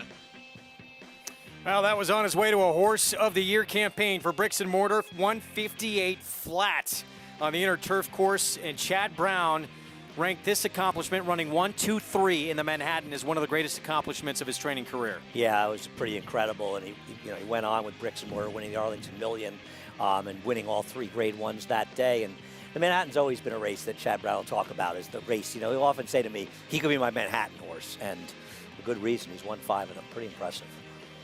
What a lineup of runners who have won it for Chad Brown. Flincher. It all started back in 2012. Desert Blanc, he's going to have 3 chances to try and win it this weekend. And we'll start off looking at Instilled Regard, who is coming in off a win in the Grade 2-4 Marcy. He did, and Irad gave him exactly the kind of ride you want to give in a 1 1/8 race on the inner turf course, where a lot of times the paces aren't that fast, and you get hurt with a closer. He made his move around the 5/16 to quarter pole and seized command of the race. In a lot of situations, that would be a premature move, and Irad knows that. But in these inner turf 1 1/8 races, that's where those races are often won. And while Devamani got an excellent ride, given who he is, by Joel Rosario, trying to make his late run, it falls short. And I think he maximized this horse's chance of finishing second. I don't particularly like either one of these horses. I like the other horse for Chad Brown here, but Instilled Regard got the money this day. Well, that other horse, and it was a 1-2 finish, Instilled Regard and Devamani, both for Chad Brown in here. They'll get the rematch, of course, in the Grade 1. The other horse you mentioned, Rock Emperor, John Velasquez will be aboard. And I guess Irad Ortiz Jr., he had a choice. I would assume. I mean, I don't know what goes into the machinations behind making decisions. I think Irad will regret that choice if he made it, because Rock Emperor to me is a much better horse going 1.25 miles than Instilled Regard is. And, his last race, it was, in my opinion, a dreadful disqualification from second, because I think there's an argument he would have won if a horse hadn't bumped into him in the stretch and maybe hindered his rally. So I actually think he was fouled before he committed the supposed foul he was disqualified for. But nevertheless, he also caught a very slow pace in this race, which I think hurt his chances. Now, I don't know how quick a pace he's going to get in this Manhattan, but I think Rock Emperor is much better suited the 1.25 miles. He ran very well in third 2 races back in a no-pace race down at Fairgrounds. I like his chances, Rock Emperor, in this race very, very much. Now, look, Instilled Regard, Devamani, they're 5 and 6 respectively. Do you see Rock Emperor as an improving 4-year-old? I think he is. I think he ran well in our Belmont Derby here last year on this track. And I don't think he's going to be 5-1. I was actually discussing this with line maker David Aragona last night, who I have the utmost respect for, and he does a tremendous job of the line. And when we disagree, he's right about 94% of the time, but I am occasionally right. And I think this is what I'll be right about. I think Rock Emperor will be around 3-1, and I think he should be. So you think Chad Brown will get number 6? I think he has a good chance to, but I don't think, it's not like Bricks and Mortar last year, There are other horses in here. I think this is a very evenly matched race. And really, you go through this field, I think you can make cases for a lot of horses in this race. Even the New York bred, I think, has a big chance in here. Sadler's Joy, Channel Maker, Dot Matrix, all lining up in this group. Cross Border for Mike Maker. 2 New York breds, Cross Border and Dot Matrix. Both of them are players. Cross Border could try to wire the field. It's coming up as part of an incredible Run Happy Met Mile Day this Saturday afternoon. Victory Ride, Poker, Run Happy Met Mile. Grade 1 Manhattan as well, and the Suburban with the top 3 finishers from last year's Belmont Stakes all lining up in a rematch. Yeah, I think it'll be I think that of the horses coming back from the Belmont, Tacitus will beat them by a lot. I'm not saying he has to win the race, but he will beat Sir Winston in this race. How many times have you been high on Tacitus coming back? You know, I think that there's really a misunderstanding about Tacitus. I think he's had some bad trips. He's been a very unlucky horse. And I think they kind of got caught up in thinking he's an unlucky horse with the Travers and going to the front in that race. And he didn't run well in the Jock Club Gold Cup. Obviously, I thought he ran extremely well in the Oakland Handicap, a race where there was absolutely no pace to run at all. He was far and away the best closer in there, and he's way the horse to beat. I think the New York bred Mr. Buff might have something to say about the result in this race as well. But I'll be shocked if Tacitus doesn't get the best of the Belmont horses. Yeah, really excited to see Mr. Buff come back to beat off the bench, but coming back at 1.25 miles. He could be like Diversify, the New York bred, run them off their feet. Third at Belmont, New York bred maiden special weight, 1-turn mile and a 16th. Jade's Dream, Michelle Nevin ran of this field much the best last time out. That was on June the 7th at 1 mile. We head downstairs for Paddock Report. Check in with Maggie Wolfendale. Hi, Maggie. Hey, Greg, thanks. And we'll take a look at, well, the inside runner for Linda Rice. Again, she has a pretty well-bred New York bred here in this field, as Blackjack Davy is a full brother to Blind Willie McTell, multiple stakes winning New York bred. And I remember talking to Linda first time out for Blackjack Davy and her saying that she really thought that he needed to go longer. Well, he's going to get to do so here as he goes from the 6th to the 1.16 miles. Also gets a fast track to try it over as well. And she also said, you know, he's just not that quick away from the gate. And he wasn't that day. Now he's going to have to break from the inside. So hopefully with the experience, he will break more alertly. And he's a lot more awake in the paddock as well. I mean, he's much more forward. He knows what his business is now. And 2, he's that much more fit. You know, I thought that he was pretty fit, kind of gauging on what Linda Rice's first-time starters tend to look like. But he has tucked up even more since that race. And I'm not totally sure that 1.16 miles, that far, would have been my next stepping stone for him, because you have to think about his pedigree as well, and that it's actually a little bit more of a sprinting pedigree.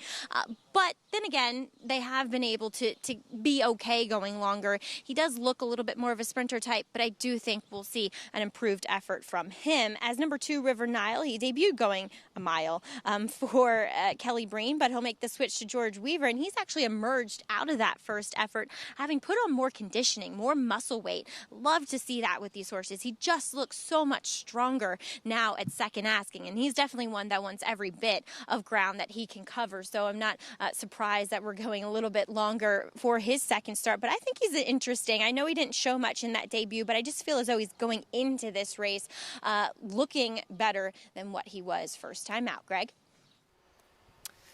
Maggie, thanks. We're 14 minutes away from the 3rd here at Belmont. We'll have the post parade when we come back from a short timeout here on America's Day at the Races.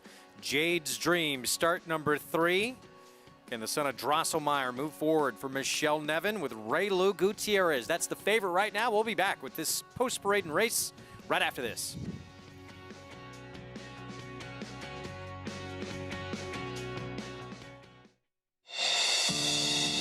We're still up at the break of dawn, committed more than ever to the health and safety of all our athletes. And with many of our other favorite sports on hold, we're still offering the most thrilling, heart-pounding action in all the land. And that, America, is something you can bet on. Go to americasbestracing.net/strong to get in on the action today.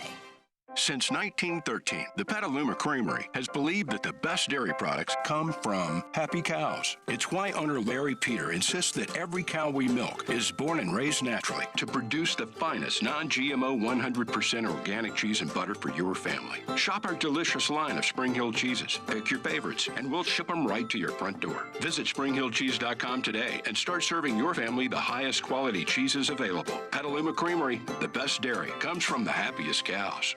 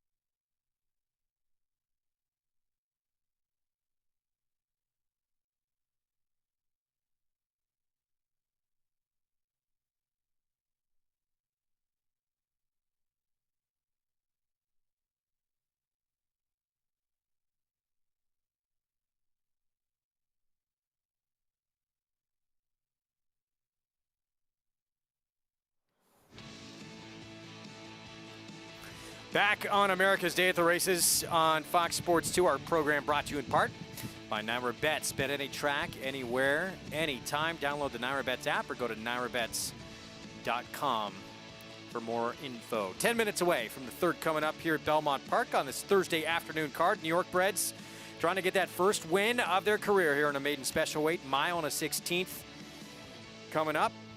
And a look at the current odds. Jade's Dream on the outside and Blackjack Davy on the inside, both at 5-2. Yeah, based on the double prices, Blackjack Davy would be favored over the 7 Jade's Dream, and the 3 Microsecond is a close third choice.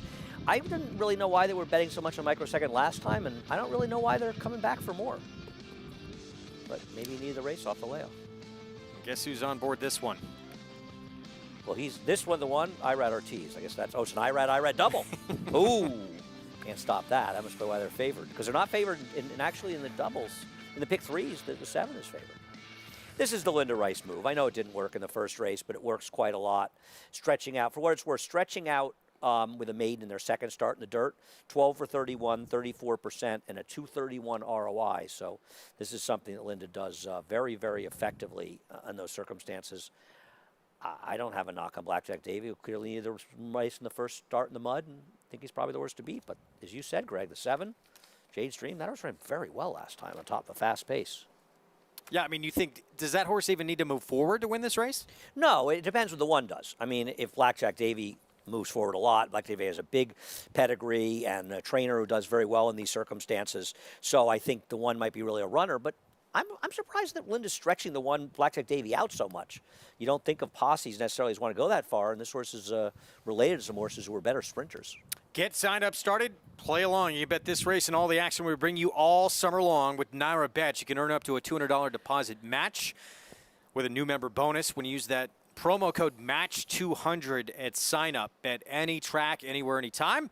Join now at nairabets.com to take advantage of that $200 deposit match. Again, use the code MATCH200 to take advantage. Horses coming onto the track here, post-parade coming up momentarily. Third race, a one-turn mile and a 16th, and we're going to see Blackjack Davy. To kick things off, we had a Linda Rice runner, short price, trying something for the first time. Got beat, and we have another Linda Rice runner here, trying something for the first time at a short price as well. Yeah, no, I agree. It's that old adage, right? The old Harvey Packism, never bet a horse trying to do something it's never done before as the favorite, but that doesn't mean it always works out. And Linda has such great success in these circumstances, it's tough to take a big stand against this horse, in my opinion. Here he is, Irad Ortiz Jr., 28 wins at the meet and counting, teaming up with Linda Rice here on the stretch out. We covered him so pretty well. And remember, though, once again, Irad Ortiz, you'll probably get an underlay, but I think he's very dangerous. River Nile actually debuted at a mile, took some money first time out, was in a different barn now with George Weaver. Not sure why they made the trainer switch, and the horse did show speed in that race for tiring. I bet he runs better for George Weaver, who's been enjoying a very good year. Microsecond should be forwardly placed. Even on the stretch out was on the lead for Todd Pletcher, but then backed up. I agree, but he got easily beaten by Jade's Dream, who stalked him in that race. Maybe he needed the race, and he'll improve. He better. Wakanda Forever, 9-1 first time out. Of course, Black Panther fans all over this one, Greg. It's about the only reason I could think to bet this horse. Jeremiah Englehart, that's first time. Another reason. Jeremiah's been, his horses have come alive. He was a little sort of slow. Horses are running well. Pacific Jazz, the other Michelle Nevin at 7-1. Really didn't do any running first time out. We'll see. It ran against Jade's Dream. Well behind that one. Blinkers do go on. Here's the 6 Royal Suspect. This is my top choice near. Took a slight shot with this horse. Roddy Valenti, the owner, and Bruce Levine, going back 10 or more years, more than 10 years, 15 years, but going back far, they had great success claiming in California, and Roddy Valenti bringing them here. And I'm going to hope that they haven't done that in a while, and I'm going to hope it works here. The horse who raced 2 back gives them a chance in here, I think, at a price. Race last back for this one makes Jade's Dream the favorite for Michelle Nevin. No, you and I are on the same page, Greg. This horse, and I think I underrated his last race a little bit initially. This horse ran very, very well last time and just improved dramatically from the debut. It may not like the mud. Yeah, I was going to ask you. So first time out, that was a race taken off the turf. Interesting they tried to get this horse on turf first time out, but maybe put a line through that and added Blinkers start number 2. Yeah, just a completely different horse the second time out. And the mud may have had something to do with it, but maybe just a much, much different horse. And I'm glad he didn't run well first time. And what do you expect? Is maybe be sitting just off of microsecond early on? Why would they have particularly different tactics, right? It worked, and they beat him last time. Obviously, you've got Blackjack Davy in here, but it worked last time. He ran a solid race last time. I don't think you want to take away his aggression. He's the 5-2 favorite. Raylu Gutierrez was aboard for that second place finish last time out. And he is back aboard this afternoon. Want to remind those watching on FS2, we're going to be leaving you here in a couple of minutes. Bundesliga Soccer is coming up next, but we will be back on FS2, 4:30 Eastern Time. So in the interim, you can catch all that's going on NYRABets.com and on our YouTube channel as well, New York Racing Association on YouTube. So until we're back on at 4:30, catch us on those 2 outlets. And don't miss any of the action here on this Thursday card, because we have some good races coming up. Oh, the races, once I leave the air, the 6th, the 7th, 8th, exceptional races. They are really, really strong races. And at 6th race, we talked about Creed for Shug McGahee. Could be with an impressive performance. The Run Happy Travers next for that Shug McGahee runner, Son of Honor code. And then the 7th race, loaded with talent, including a Westchester winner from last year, Nicodemus. Grade 1 winner of the Champagne, Complexity. How will he come back for Chad Brown? No, I agree. Complexity is a very, very good horse, and he runs his race. He's going to be tough to beat, but there are other big-time players in there. Well, Blackjack Davy, Holden is co-favorite here. This one horse along with Michelle Nevin's Jade's Dream. You know, he took money first time out. And another one, you know, sort of like Jade's Dream, who didn't appear to love the mud first time out, Blackjack Davy. We don't know how he's going to fare on this fast track today. Yeah, we don't, but we just know that Linda Rice pattern, and it works so often that sometimes with her, you just have to almost go blind that Linda's horses just need their first start. She uses those races to get them ready. She doesn't win with too many first-time starters, but they certainly improve dramatically in their second start. And obviously, the horse didn't win the first race today, but it's worked a lot at a high percentage in the past.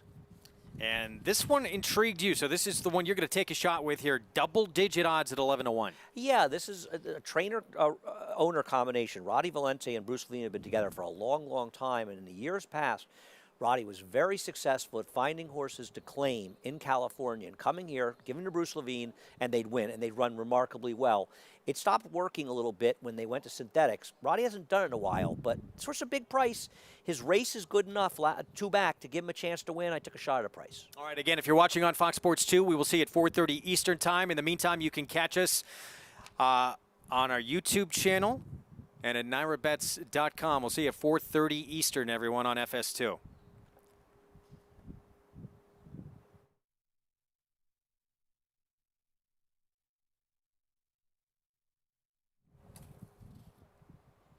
All right, the rest of you, we're still here, sticking around to bring you this third race coming up. So 11-1, this is the West Coast Shipper. Was with Mark Glatt, claimed for $30,000. And now tackling New York breds here is the shift to the East Coast. Let's head downstairs to Maggie. And it's a pretty interesting race. I chalked it out, of course, taking number 1 in here, Blackjack Davy. But I want to take a look at the first-time starter who is taking some ticks down as far as his odds are concerned for Jeremiah Engelhart. And as we kind of pointed out earlier as well in the first race, it's tough to debut going these longer distances. This is a mile and a 16th, and Wakanda Forever, a son of Bellamy Road, he's going to try to do it here. And he looks physically like a horse that wants to cover as much ground as possible. He's just big, lumbering, doesn't look very fast. Also looks as though he needs a start as far as fitness. He's pretty soft around the edges and also shows up wearing blinkers first time out. Love the connections with Louis Saez and Jeremiah Engelhart, but I'm going to take the wait-and-see approach with this guy on his debut. Now, number 5, Pacific Jazz, the other Michelle Nevin horse, and I agree. He didn't do much running first time out. He just looked kind of slow, maybe picked up the pieces a little bit in the latter half of that race, but I kept going back to him. And don't get me wrong, Michelle's horse that makes a lot more sense, Jade's Dream, looks fantastic, but Pacific Jazz just looks so much more fit. You know, he just kind of looked big and slow at first asking, and he's just so much more tucked up, so much more in tune with what's going on. He puts those fairly large cheater cut blinkers on. Got a beautiful warm-up. It was kind of the warm-up that really picked my eyes up to look at him with Manny Franco aboard. I mean, just, kind of clipped away over the surface, over to the backside with a really big gallop. So I liked what I saw from him in that respect. And I don't think necessarily he's a win candidate in the face of some of the shorter priced horses here, but I think he's going to run better than that first race. And then number 6, Royal Suspect, Andy's horse in here. He looks fine. He's very, very fit coming off the layoff, so I'm not too worried about that layoff from February to now and that he's very defined overall. But he also got just a little hot because, too, his coat's on the longer side. That's not something you really see this time early July here in New York. So he didn't sell me, but I understand why Andy likes him. These horses can be pretty cagey that Roddy Valente picks up from the West Coast. All right, Maggie, thanks. Getting set to load up here for the third. 2-horse River Nile, moving from Kelly Breen barn to that of George Weaver, first in line. Taking a little money. I bet my 6-horse to win, Royal Suspect, but I also keyed him in third and try to get him in there somewhere. Second, Exactas, kind of. I don't know that he's necessarily a great win candidate, but I think he's a horse who will outrun his odds. I'm surprised that the 7 is not favored right now. It's the Linda Rice runner on the inside. Again, the IRAD factor and Linda Rice. The IRAD factor is such an overwhelming. Because you look at pick 3's, the horse isn't favored. Jade's Dream should be favored, right? I don't disagree. I think on the last effort, the horse should be favored. I see these Linda horses improve so often. I'm not surprised anymore. We've just seen it time and time again. Oh, there he is. Second choice, Jade's Dream. Can he back up what he did last time out? Let's go to Frank Miramati, the third from Belmont. And they're off. Micro's second is going out to vie for the lead. Wakanda Forever, Pacific Jazz also up close in the early stages with Royal Suspect. Jade's Dream is on the far outside. Then it's River Nile and Blackjack Davy in hand at the back of the field. Up onto the main track they go. And the lead belongs to Pacific Jazz, who's in front by a length and a half. Jade's Dream is in second. The opening quarter went in 23 1/5 seconds. Pacific Jazz by a length and a half. Jade's Dream is in second with his head low. And on the inside of him, it's Microsecond, having to just wait for some wasting room at this point.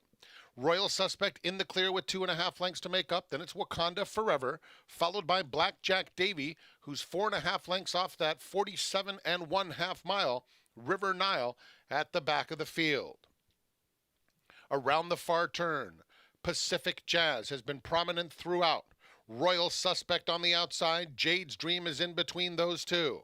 Then it's Microsecond, still waiting for room in fourth. He's now passed by Blackjack Davy, who makes a 4-wide bid at them as they come toward the stop of the stretch. Here's Blackjack Davy with a big move, and Microsecond is angled out to try and come after him now. Blackjack Davy, a decisive run, has to hold off Microsecond as they straighten up. Blackjack Davy, 2.5, 3-length lead. Microsecond firing hard, but he has work to do as Blackjack Davy is still loaded and home. Blackjack Davy and Irad Ortiz Jr. strolling through the stretch will report home in front by 4. Then it was Microsecond, another 7 or so, back to Royal Suspect third, and Jade's Dream ran fourth. Major improvement. Second start here on the stretch out at Irad Ortiz Jr., Linda Rice. It's something we've just seen, Greg, time and time again. I mean, we will talk about, you're going to see him come over a little bit, and he does kind of mildly interfere with the number 6 horse, my horse, but it didn't affect anything. That horse finished third. He was never going to finish better than that. Maybe Kendrick will claim. I'm not sure what it'll matter, but he was a very impressive winner this race at 5-2. He got the right trip, and he got the right ride from Irad again. But he was impressive. And you know what else? The 7 Jade's Dream did not run back to his last race. Disappointing. To be fair, he didn't run well at all in this race. I got the try, as I told you. Well done. 5-2 over 7-2 over 17-1 in here. Let's head downstairs to Maggie. Oh, that was going to be my throwback question if Andy hit this try or not. So well done, you, Andy. But Blackjack Davy won in the same decisive manner that Belmont sweep that Sharp Star did, breaking her maiden in the first race, kind of the girls' version of this New York bred maiden special weight. And, I mean, Linda called it. She decisively said to me, first time out when this horse ran, that he definitely wants more ground. And I said, really? And she says, absolutely. And she was absolutely correct in here. And I'm wondering if Jade's Dream is a horse that needs, I hate saying needs the lead, but ran so well up on the front end. And today, kind of maybe taken out of his game. He should have been left up to run freely. Now, we do see an inquiry here against the winner. You guys were right. Kendrick Carmouche, I guess, claiming foul against your unofficial winner, Blackjack Davy and Irad Ortiz, Greg. Maggie, thanks. Yeah, we saw it around the turn, and Irad Ortiz Jr. on Blackjack Davy came in on Royal Suspect a little bit. You don't think enough there? I think this is more of a jockey's objection. I know the stewards are putting up their inquiry as well, and it's legit. They should look at it. Yeah. The stewards should always be posting an inquiry when it's obviously something happened. Then they have to decide if it mattered. It did look like Royal Suspect shifted the head a little bit, but I don't think the momentum ever really stopped.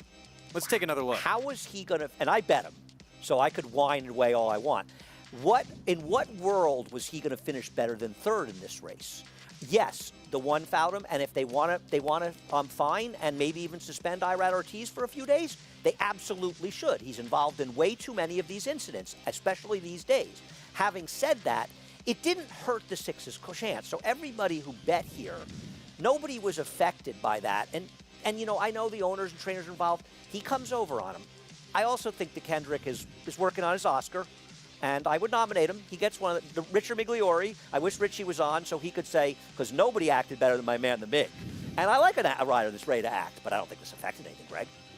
How can you say it affected anything? Yeah, no, I mean, look, being on a horse going around a turn like that on a 1,000-pound animal and someone cuts in front of you, it's dangerous. I don't know how much he was selling it, but it doesn't appear that the momentum was ever broken. No, and I believe that there's been too many instances. Irad Ortiz is too good a rider to constantly be involved in this kind of nonsense. And the horse didn't even need to do that. No, and it was in this case you would argue that it.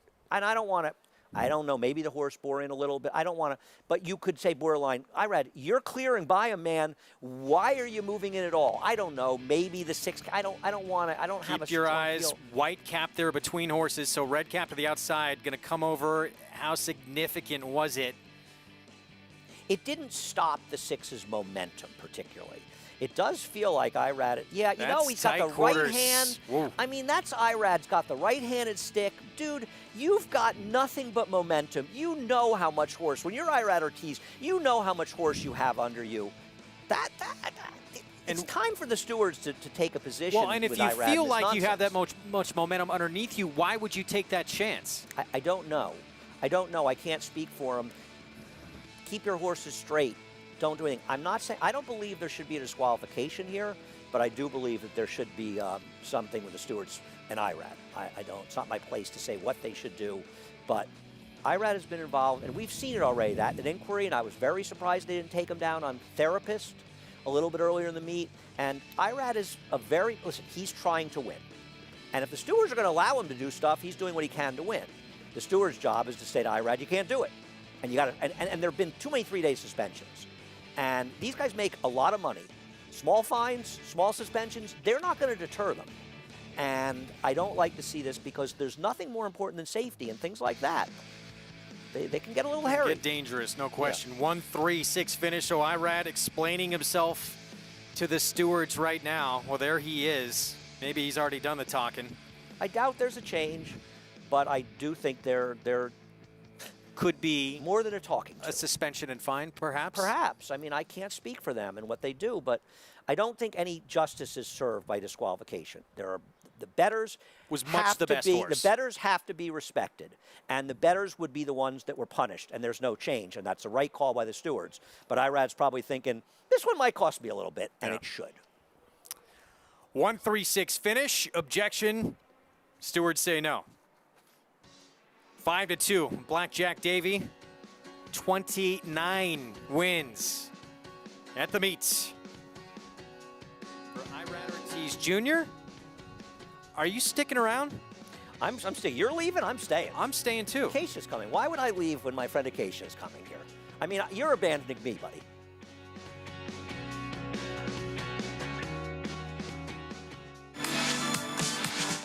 Saturday, the Suburban features the 2019 Belmont Stakes winner, Sir Winston. They're coming to the finish, and Sir Winston has won the Belmont Stakes. Sir Winston looks to turn the tables on Moretti, who relished the slop in the flat-out stakes last month. And Moretti is going to take this field the entire 11 furlongs. Watch the 134th running of the Suburban live on America's Day at the Races. Orb, winner of the Kentucky Derby and Florida Derby. His runners have scored on both dirt and turf. His recent stakes success includes Mrs. Orb, winner of the Bay Ridge Stakes at Aqueduct, Pippin Stakes victorious Whoa Nelly, and Derlou, a determined runner-up in the Grade 3 La Cañada Stakes at Santa Anita. Classic winner, classic pedigree, or standing at Claiborne Farm.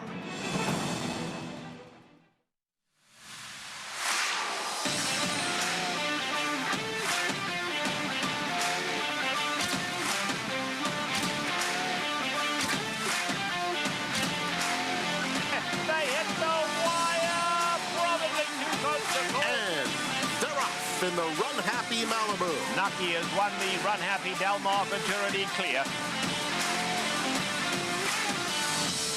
Run Happy, standing at Claiborne Farm. Racetrack Television Network brings you every race, from every track, on every screen, every day.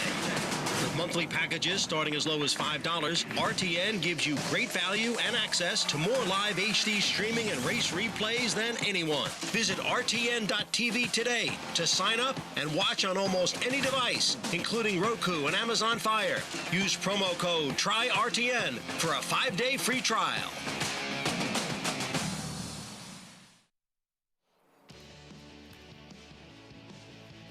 Back on America's Day at the Races. Good to have you with us on a gorgeous Thursday afternoon here in Belmont, New York. Our program brought to you in part by Naira Bets. Bet any track, anywhere, anytime with Naira Bets. Get started with the Naira Bets app or at nairabets.com. Play along all summer long here at Belmont and upstate at Saratoga and beyond. Third at Belmont, Blackjack Davy. Irad Ortiz Jr.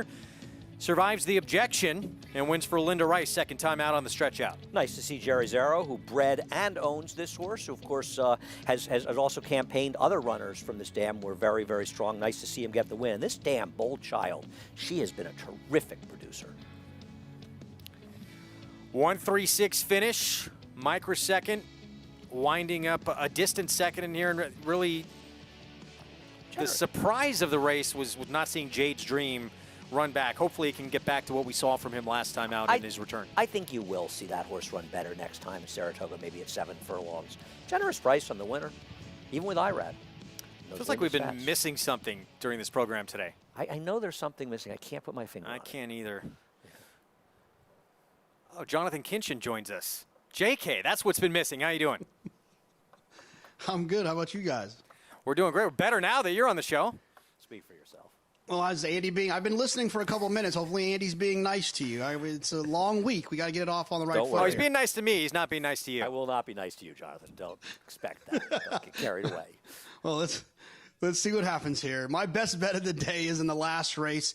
This is probably not a win bet type. I have a feeling this horse is going to get bet down, but could be a single in a pick 5 situation. The two horse Her Ways for Dermot Magner. This field is not very tough. This horse was entered a few days ago for the maiden special weight. If Dermot even considered entering this horse maiden special weight, I think she's going to be extremely tough against this kind of underachieving bunch. She gets Joel Rosario in a race where there's not a lot of pace. Give me a guy that I know that can finish, that I know that can read pace well. Joel's been doing that of late. I'm going to single Her Ways and all of the late multi-race bets.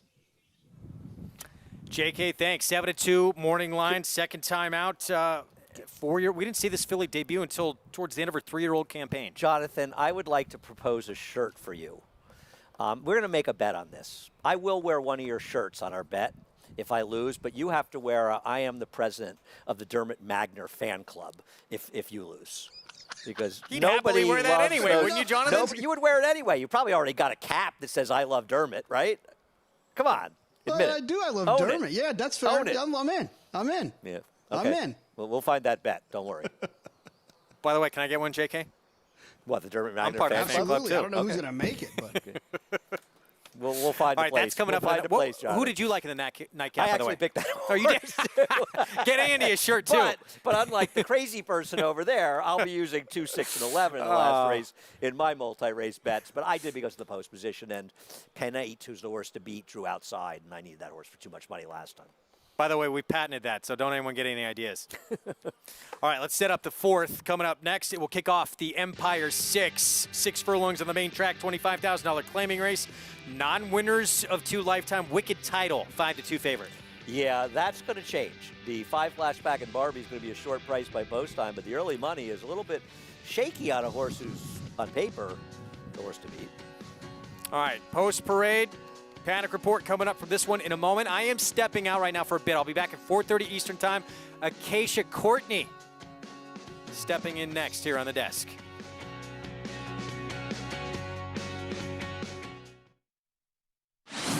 Start winning at the races with Daily Racing Form's new mobile pass performances. Access the most trusted information in horse racing, including exclusive buyer speed figures and DRF analysis and selections. Experience the new mobile optimized DRF pass performances on your phone from anywhere at any time. Go to drf.com/Fox.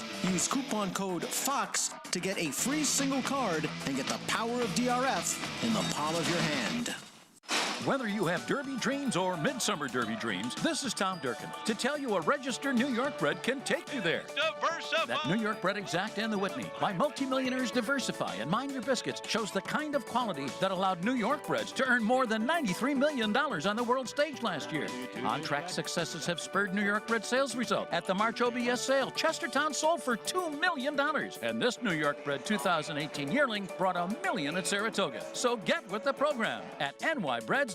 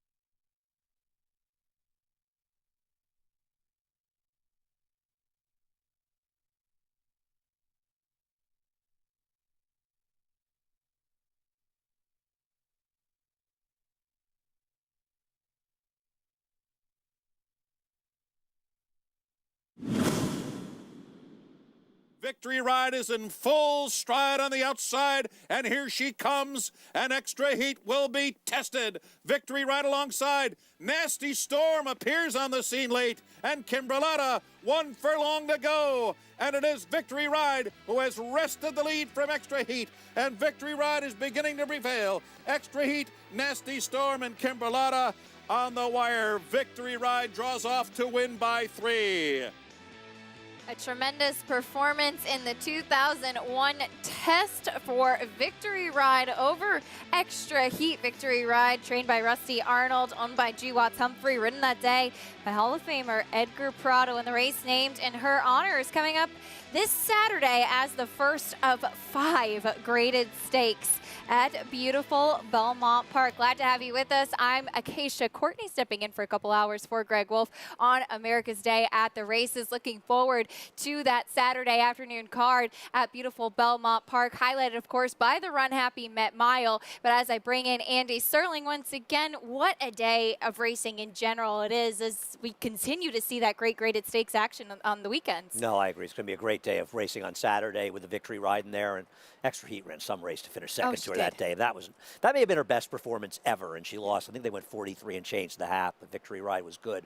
But you're right, Saturday's card takes a back seat to no card we've had. I'm going to say this card is the single best card we've had the entire meeting. I agree. Really looking forward to it. 5 graded stakes, and it starts in the 3rd race with the Victory Ride, a Grade 3 event for the 3-year-old fillies. Frank's Rocket, your 3-5 morning line favorite. She's coming out of a win at Churchill Downs last time out, Andy. Yeah, it'll be interesting to see how the races run. You got to like a race with a horse that has the same name as the Cheech and Chong movie.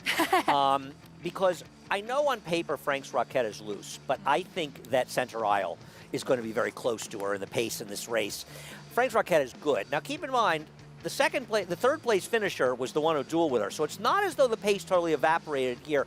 And I think what Frank's Rocket has to show, and she's the horse to beat, can she deliver these big performances in graded stake races? Because she lost those races at Saratoga. She ran well in defeat. She came back and lost that race down at Oaklawn as well after running that huge figure at Gulfstream in a return race. She's going to have to deliver in these graded stakes because this is a prep for the test.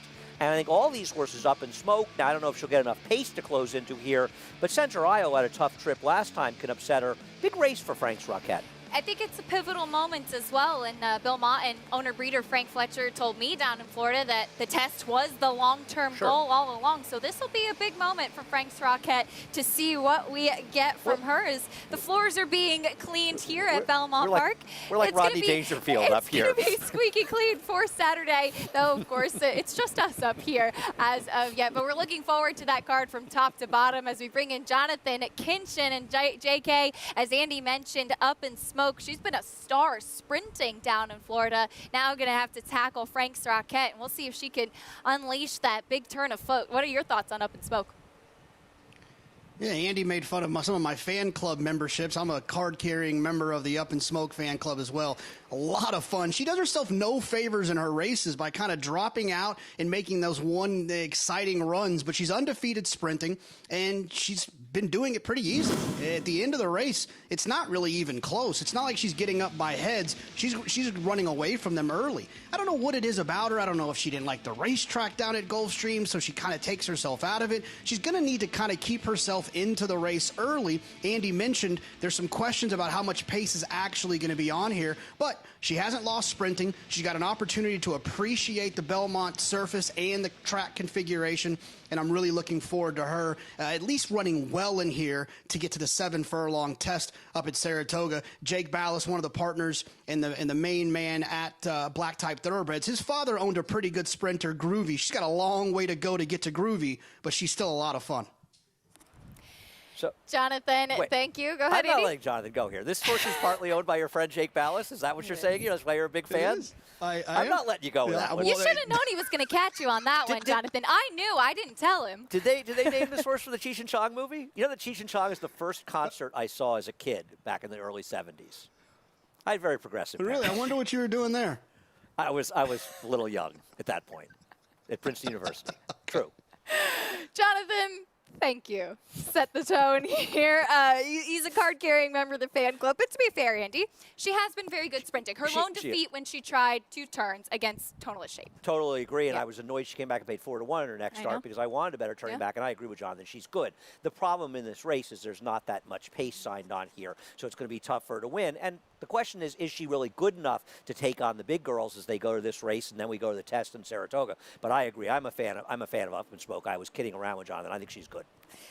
Could be a big day for George Weaver as well, who has Vekoma that will be waiting in the wings for the Run Happy Met Mile a little bit later on a stacked Saturday card. As we come back to what's at hand presently, Co-5-2 favorites in the 4th at Belmont Park. We're going 6 furlongs on the main track for this non-winners of 2 in life race for the fillies and mares as we bring in the first time today former champion jockey Richard Migliori, who's downstairs getting a good look at the horses for the 4th. Richie, what are your thoughts on this upcoming race? Yeah, hi, Acacia. It's an absolutely beautiful day here. It's warm out, but we get a nice breeze under these beautiful trees here in the Belmont paddock. Boy, if these trees could talk, the champions that have walked under the eaves of them. Let's start out with the 1, Cairo Queen, for trainer Joe Lee. Used to be assistant to Kieran McLaughlin, went out on his own, still looking for his first win. Cairo Queen's a very long, lean filly. She doesn't carry a lot of weight. I actually think the freshening, not being able to run since March till now, has done her well. She's carrying better weight and a filly that definitely could use it. Her coat is really resplendent, got a very rich, hydrated look to her, and I like the way she looks here in the paddock. I know she's going to have to work out a trip, and she can be a little awkward to ride because she's so long striding, hard to kind of stop and start her. So post 1 could be a bit of a detriment to her, but from a physical perspective, this is the best I've ever seen her look. The 3-horse, Rousey, coming off a really good run here on June 14th. Well, she looks fighting fit. See what I did there? Rousey, fighting fit. Really couldn't look any better for trainer Eddie Barker, who's having a really good meet, was very active at the recently concluded Fasig-Tipton Timonium sale, buying a couple of really nice colts, including an American Pharaoh. But she looks terrific, Rousey. Looks like she came out of the race in really good order, carrying good weight, great in the flesh. Just really like what I'm seeing from the 3 Rousey. And then the 5-horse coming off a long layoff, Flash Packin' Barbie. Couldn't look any better. This is as good as a horse can look. She's kind of got a pretty severe bit, like a Houghton bit with a bar. Probably looks like she's a little bit hard to steer, but from a fitness perspective, could not look any better here in the paddock, Acacia. Richie, thank you. The number 5, Flash Packin' Barbie, your current 2-1 favorite, as she'll try to get that win off the bench, taking this drop in class today for Jorge Abreu. We'll take a quick timeout, come back, bring you race 4 from Belmont Park, and a lot more about the upcoming Saturday card at beautiful Belmont Park on America's Day at the races. Whether you like it hearty, hot and spicy, smooth and creamy, or loaded with veggie flavor, the Petaluma Creamery offers the highest quality 100% organic, non-GMO cheese money can buy. Made with the utmost respect for our happy cows and the land they roam free. Visit SpringHillCheese.com and shop our extensive line of delicious cheeses and dairy products. Pick your favorites and we'll ship them right to your front door. Petaluma Creamery. The best dairy products come from the happiest cows. As the world faces unprecedented challenges, our faith and resolve have been challenged like never before. But tough times never last, tough people do. Thanks to all the fans, the backstretch workers, trainers, owners, breeders, veterinarians, and countless others behind the scenes. We are inspired daily by your commitment, and we applaud your passion for this great sport. Together we'll rise above this, and soon we will all run happy again. It only takes 20 cents to take down an Empire. The Empire 6 is the jackpot 20-cent pick 6 bet that's offered every day at Belmont Park. One unique winning ticket earns the entire net pool, plus the jackpot carryover. Without a unique ticket, 75% is distributed to winners with 25% added to the jackpot. Win big with the Empire 6. Next mandatory payout date Sunday, July 12th. Visit nyra.com/Empire6 for complete details. This proven son of Giants Causeway has sired 4 millionaires, including Claiborne Farm stallion Lee. Recent top runners include Cutting Humor, winner of the Grade 3 Sunland Park Derby, Grade 2 winner Sharp Samurai, international star Shamal Nibras, graded stakes performers Uncapped and Sweet Sammy B, and Bal Harbor. runner-up in the Grade 1 Woodward Stakes. His 2-year-olds have brought prices up to $310,000. First, Samurai, standing at Claiborne Farm. Back on America's Day at the races, and don't forget, with Naira Bets, you can bet any track, anywhere, anytime. Get started with the Naira Bets app or at nairabets.com. We've got race 4 at Belmont Park coming up next. Here's the field, Flashback and Barbie off the layoff at 2-1, and Wicked Title, Andy, who's faced some good company on the turf, taking money as we start our post-parade. We'll talk about those horses in a moment. Cairo Queen kicks things off. Cairo Queen's not impossible as she cuts back from a mile after she showed some life last time, and Joseph Lee, the trainer, was the ex-assistant to trainer Kieran McLaughlin.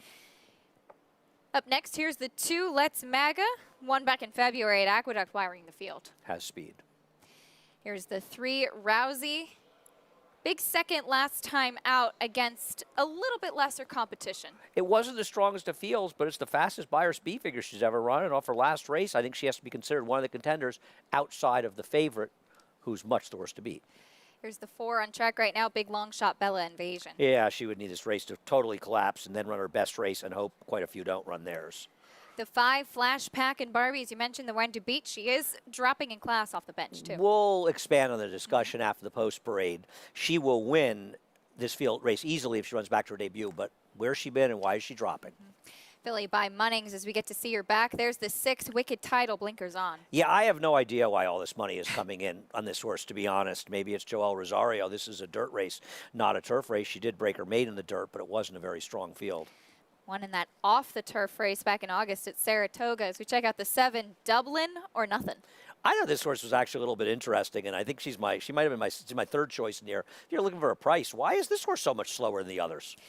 She's been running some solid numbers up at Finger Lakes. Maybe it's that unknown, but she could be a player at a price as we wrap up with the 8-2 Graces. She looks a little bit slow, and her better races are probably on the grass. 26-1 right now, as that's the field. 9-5 on Flashback and Barbie. As you mentioned, I mean, her debut race was sensational. Right. I mean, on paper, you've got a horse that ran a race in a debut. Is a New York bred. If your connections, and I know her connections, they were thinking we got a stakes horse in our barn. Why not? 77 Buyer blew the field out. She comes back a few months later at Saratoga, and she's favored in a big allowance field and is just awful. And now she hasn't run in going over 11 months, and she drops down for $25,000. So there are obviously issues. This horse didn't debut to the middle of her 3-year-old career, 2 starts in her career, dropping down. These are the kind of horses that I usually pick against and try to beat. Having said that, I couldn't make a case for anybody else. I think if she runs anywhere close to her first race, she's going to win this, and even her second race could make her tough. So I think she's a likely winner here, but I would never criticize somebody for trying to find an alternative to hers. Mine wouldn't be the 6 Wicked Title. But I guess if you don't like Flashback and Barbie, the case that you could take anybody in here, except maybe the 4 and 8. Makes it for a very wide open race beyond hers. We look at her first race. She pulled away at Aqueduct to win by 8 1/4 lengths. She did face a solid field. We saw some horses coming out of that race in that allowance race at Saratoga to be relatively productive afterwards. Can she repeat this effort? Jonathan Kinchin, or are you trying to beat the favorite in here? And you like any alternatives potentially? I mean, I'm going to tee Andy up pretty nice here. He knows I like to pick favorites, but this is a tough one for me. Andy mentioned Off the Hook LLC, a very sharp operation, and I'm just a little concerned that she shows up here for $25,000. She's a half to Fabian, who's stakes placed in the test, is a stakes winner as well. There's got to be some. I'm not a breeder. I don't begin to even barely understand that business, but you got to think there's some value to this filly being an impressive maiden winner and then being a half to Fabian. So the fact that this one shows up for a tag is a little bit concerning, but look, if you want to try to beat favorites, you got to have someone to beat them with. And the best thing I could come up with is the 6 Wicked Title. And that kind of made my teeth itch a little bit because the only reason I could really land there was the blinkers on and Joel Rosario. I feel like it's got to be one of those two, but I have a really, really tough feel for this race. I'll officially pick Wicked Title just because I just don't trust Flashback and Barbie, but I wouldn't toss her or anything. Jonathan, thank you. Flashback and Barbie now at 9-5. Richie had mentioned she was wearing a Houghton bit. That's a type of bit, just to expound a little bit for those that may not be familiar, it's an extra bar underneath, so it provides some more control. She was bucking a little bit in the on the track there, potentially acting up. If she's a tricky horse, Andy, makes you scratch your head a little bit. Yeah, I mean, there's a lot going on. She's got front bandages on for the first time. There are a lot of reasons that you would want to be a little bit circumspect. The other thing is, while she'll probably dip down a bit later, she's not exactly taking a lot of money on the board. It's the kind of horse that could be 4 to 5 during the entire betting, because she has one race that just destroys the field. It'll win for fun. So she's a little tepid on the board, and there are reasons to be cautious about her. Why is this horse we're showing 18 to 1, double or nothing? I know her form was at Finger Lakes, and she's never run in New York before, but she's running speed figures there that are comparable, if not better, than the speed figures in the dirt of every other horse besides Flashback and Barbie's debut. Why is she this enormous price in here? I'm assuming it's the unknown aspect in her coming to Finger Lakes, but that's the biggest benefit of Buyer Speed Figures. It helps you to compare horses. Right. Often. Well, yeah. my good friend Nick Tamaro does the speed figures up at Finger Lakes, so I'm sure they're as great as a speed figure could possibly be. Against Raylu Gutierrez to ride this horse, I just think in this field she's 18 to 1. Wicked Title is 3 to 1. I'd be very happy to take 5 to 1 on a prop bet where I win if the 7 finishes ahead of the 6. Anybody wants to give me that 5 to 1? I'm here. Maybe a little bit of a I'm not duel giving with my number out Jonathan, in the who air, likes but- the 6. Let's check in with Richie. I know, Richie, you had some interest in the one Cairo Queen, who's a nice 10 to 1 right now. Yeah, Keisha, just from the way she looks physically, I was walking through the tunnel with her trainer, Joe Lee, and I noted to him that I think she's carrying better weight than I've ever seen her carry. He agreed. He said that the little bit of freshening's really done her well. I know she's probably a little bit on the slow side, and the rail doesn't help her cause, but physically, that's the best she has ever looked to me. So I think she's going to run probably one of her better efforts. I don't know if that's good enough or not. I will say that, horses look different in the paddock than they do on the racetrack at times. And the 2-horse, Let's Maga, who did not grab my attention in the paddock, did grab my attention on the racetrack. This horse really kind of puffed up when we got on the track, got a good warm-up under Luis Saez.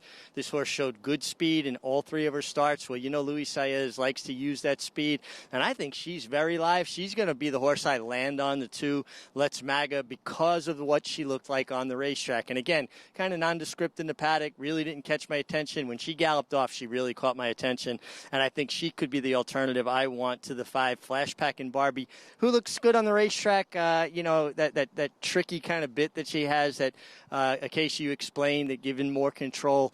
It looks like to me like she might have some quirks to her, and at a very short price, and I think there are some questions there. I am going to land on the 2, Let's Maga, because of the way she galloped off. Richie, thank you. Some questions surrounding your favorite, and the pace could be a bit of an interesting conversation in here too. Andy, Flashback and Barbie's been forwardly placed in both of her races. What do we get from her off the bench? Well, assuming that she still can run at all, she'll probably be stalking the horse that Richie picked. I'm shocked that Richie picked that horse. And they're supposed to be in front, and they'll be stalked by the 6. The money on the 6 is really perplexing. I understand. Listen, she's dropping. She's never run at this level. She ran 4th last time she ran the dirt down at Churchill. But, man, her dirt races here in New York at Saratoga last summer, they're not even comparable for I don't know. This horse is bet. There must be quite a big story going on about Wicked Title, because this horse is bet, and this 5 is not.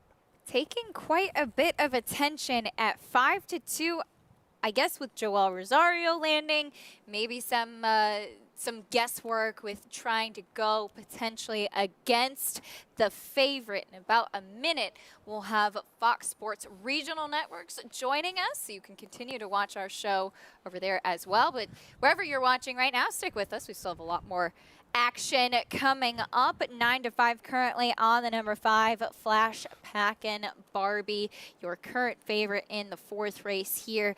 And Andy, we'll dive into the later races as well, but some of the other races, I mean, you think about the 8th race and the 6th race today at Belmont, basically, it's the 7th stakes quality.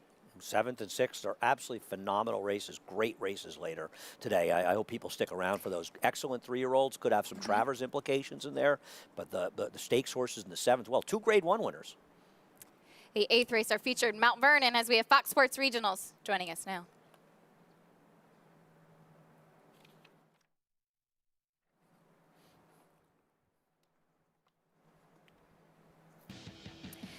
Welcome to America's Day at the Races. So glad to have you with us. If you're joining us on Fox Sports Regional Network, thank you for tuning in. If you've been with us all along, we're glad you're still here. We've got the 4th race at Belmont Park coming up. Acacia Courtney, Andy Serling on the desk with you right now. Richard Migliori reporting. The number 5 is your favorite here in the 4th at Belmont, Flash Pack and Barbie, Andy. She's dipped down to 8-5, but she is still a little chilly on the board. And for people, when a horse like this, who ran exceptionally well in her debut, has a long layoff and drops down considerably in company, it's not a question of whether or not they're good enough to win. The question is whether or not they're going to be good enough to run competitively today. And the money right now is saying this one, maybe not. And I did pick her, but the money is not saying that she's necessarily going to run well today, because she could have been an overwhelming favorite here. I actually expected her to be a bit shorter than she is, and she's balking behind the gate. I'll be honest, that's not something I love with a horse coming off of a layoff. We'll see if she's a bit vulnerable. You mentioned the 7 Dublin or Nothing as potentially a price play. I'm going to bet. I'm going to my Naira Bets account right now and making a small win bet on the 7 in this race. There's no reason that she should be 21-1 in this race. Her races are good enough to be competitive, and I'm going to give her a little bit of a chance. I like it. 21-1 shot coming in from Finger Lakes. Again, a bit of an unknown there, but she's been running some solid races. Her last 5 races in the money finishes in upstate New York as we get the 5 Flash Pack and Barbie in the gate. There goes the 6 Wicked Title, who's continued to take money at 5-2. Yeah, I'm surprised. I don't know where it's coming from, but she's taking an awful lot of money. Joel Rosario aboard, blinkers on. We've got a couple more left to load as we send it up to Frank Miramati, who we're glad to have with us here in New York today. Waiting on 2 Graces. They're in the gate. Dublin or Nothing, a little restless. And they're off. Very fast beginning for Let's MAGA, who will vie for the lead alongside Flash Pack and Barbie. These two have pulled 2.5 lengths clear of Rousey in 3rd. Down on the inside, it's Cairo Queen 4th, 4 lengths off the lead. A 3-wide Wicked Title is next. A break of 3 back to Dublin or Nothing on the inside of 2 Graces. And Bella Invasion is at the back of the field. Let's MAGA zips an opening quarter in 22 seconds flat and leads by a length and a half. Flash Pack and Barbie now asked to move in from 2nd. Another 3 back to Cairo Queen, who's a joint 3rd, racing on the inside of Rousey.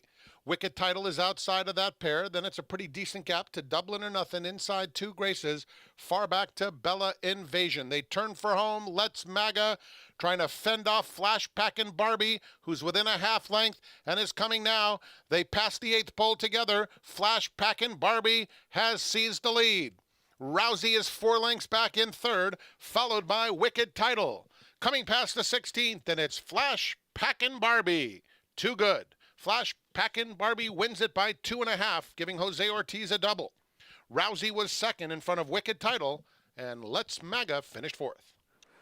Second win today for jockey Jose Ortiz as Flash Pack and Barbie makes her return.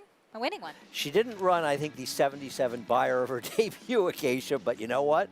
She didn't have to today, and people were a little scared to bet her, but she got the money here. She stalked as she was expected to, and she got the money under Jose Ortiz. And you know, Jose won the first race. I mean, it's all been all Ortiz brothers, but it's 2-2 between the two of them, and I think his brother's gotten so much attention in this meet, and rightfully so. Not it's understandable. But Jose is very quietly riding extremely well, and I think with his injury to his wrist and some time off, I think it took him a little while to get back, but he is back. And this is a rider that won an Eclipse a couple of years ago and won the Saratoga meeting, and he is riding in top form again. Absolutely agree. Jose Ortiz in a good groove here at Belmont Park. 5-3, 6-2. Unofficially in the 4th race at Belmont Park. Flash Pack and Barbie, your 8-5 favorite. Well, as we said, we've got great racing coming up this weekend at Belmont Park, but we also have Some more great racing today. Looking forward to that. Our feature today, Andy, in the 8th race is the Mount Vernon for New York bred fillies and mares. And while it's a classy crew, I think one of the biggest questions is what's the pace going to be in there? It's very hard to look at this race and say, I absolutely know this horse is going to be in front, because there's nobody in this race that wants to be in front. We'll see how things play out, and that's a discussion also. It's always a discussion who's down the lead. But the 155, who she runs her best race, she's going to win. But she could be compromised by a lack of pace. She's the defending champ of the Mount Vernon. She won this race in 2019. And what an exciting and classy New York bred she has been. I remember her early in her career down with Tom Bush in Florida, purchased privately for Peter Brandt, and she's been really successful in these New York bred races and against Greatest Stakes Company. It's pretty good that you pulled out that this horse originally trained by Tom Bush. That's absolutely correct. I'm very impressed, Acacia. Thank you. You're on top of your game. You just got up here, but you are on top of your game today. And she's a Greatest Stakes winner. And listen, she's capable of running in some pretty good horses. And if she runs a race, but you know, she's a 6-year-old making her first start. And don't forget, she was supposed to run the Beaugay on opening day here at Belmont, and she had a minorly jammed ankle, I believe. That's the reason they scratched her. Now, Chad Brown, her trainer, wouldn't be running her back if he didn't feel she was in good form. But still, her first start, some questions. And Chad Brown has another horse in this race, War Canoe, who's a very, very good runner. She's a danger in here, and both the Christophe Clement runners as well. Absolutely. Michael Dubb with a couple. He's got War Canoe, who could tactically have a bit of an advantage, and Classic Lady making her first start for Christophe Clement. Remember, you can join Naira Bets today and play all of the action on our program while earning up to a $200 deposit match bonus. New members can use promo code MATCH200 when signing up and earn up to a $200 deposit match after your first deposit. Bet any track, anywhere, anytime, and join now with NairaBets.com to earn that $200 deposit match. That's our feature, the Mount Vernon. Coming up a little bit later today, here's what we're bringing you on today's program. We just wrapped the 4th at Belmont. Today's race is, of course, brought to you by Claiborne Farm. We have races 5 through 9 still to come, featuring the Mount Vernon for those New York breds, and we are fast and firm on an absolutely beautiful day in Belmont, New York. Looking ahead as well to this weekend as we wrap up the 4th at Belmont, the number 5 Flash Pack and Barbie, your favorite. Workmanlike down to the wire, but a win's a win, Andy. She got it done. It'll be interesting to see if she was claimed out of this race, and not sure where she's going to go from here. It was, as you say, workmanlike victory, but she got it done. She made a fair 8-5 in here, and Jose Ortiz gets the win for trainer George Abreu. The number 3, Rousey, staying in good form since breaking her maiden a couple starts back after being claimed for Eddie Barker. She's in good form right now. She has improved for Eddie. I agree with that. And Flash Pack and Barbie gets it done. Jose Ortiz, and of course Jorge Abreu was an assistant to Chad Brown for many years, and he does a really good job on his own. He's had some good meets at Saratoga. Absolutely has. As he gets the win there, we'll bring in Jonathan Kinchin from his home in Texas as our late pick 5 coming up soon. Jonathan at Belmont, what do you got for us as far as that late pick 5 ticket looks? I got a pretty skinny ticket. It's only $15 today, so if you're a big bank Hank, you got a little bit more money, you can just keep hitting repeat and try to make as much as you can make here. I'm going to use 3 horses to get this thing started off. I think Cotton Candy Cutie is very interesting, the 5 horse in the first leg. I'm also going to use Malarkey in there. I'm using Stay Fawn just because I had the ticket was so cheap, I was going to throw this horse in, not to let this one beat me, not crazy about that one. My kind of cute opinion for the day is I'm going to try to get Life Changer to beat Creed. Look, Creed obviously has all the reasons in the world to be good, and Andy mentioned earlier some Travers implications with this race, but I think Life Changer is one of those horses that can beat him. Kind of an even type, was wire to wire last time. The pace figures were solid. The final time was solid. Those are the types of horses I like on the stretch out, especially considering all the money that Creed's going to take. I'm going to try to get cute here with the 2 and use the 2 and the 7 equally in that second leg. On to the third leg, I'm going to spread in here. Complexity has the class edge, but I'm going to use quite a bit in here. I'm going to use both of the Todd Pletcher runners. I'm going to use Win, who never has really run a bad race, on fast dirt. He wasn't great in the Derby on a sloppy racetrack. Didn't have a great trip either, and he ran sneaky good in the Preakness. So I'm going to give Win another shot getting back onto the dirt. 55 doesn't lose to New York breds. I mean, she has, but it's not something she enjoys doing, not something I predict she'll do today. She can close in a slow paces. She'll close in a fast paces. She just runs. Should get a good trip. And then the shirt horse in the last. Andy said he's going to wear one of my shirts if I can get her ways home. So hopefully everyone's cheering for that single in the last leg.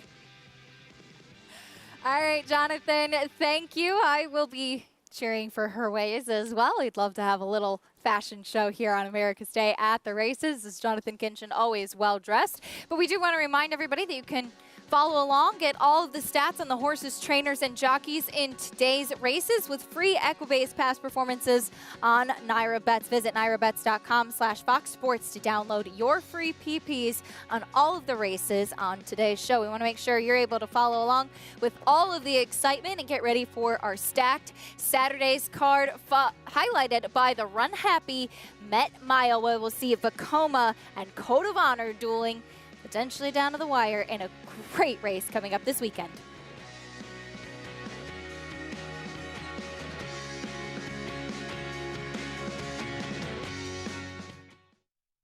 OBS 2-year-old sales graduates take top honors at the Eclipse Awards.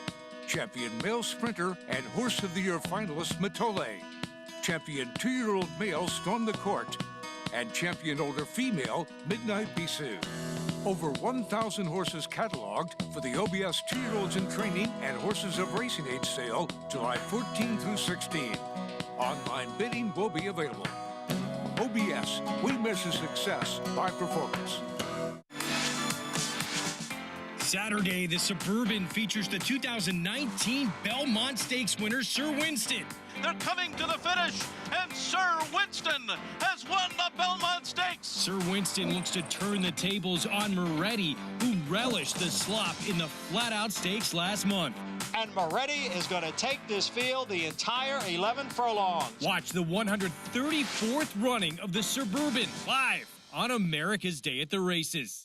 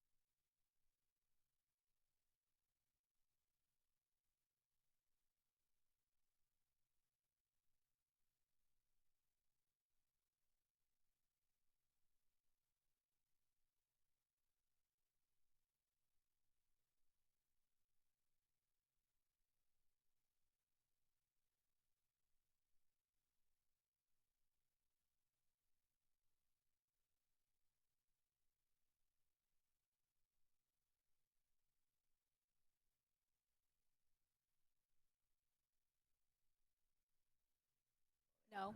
Okay. No, you wouldn't any. Back on America's Day at the Races, brought to you, as always, in part by champion sprinter Run Happy, who raced medication-free and stands for $25,000 in legendary Stall 1 at Claiborne Farm. It's a great shot that we love of seeing Run Happy at the farm, now as an exciting new styer.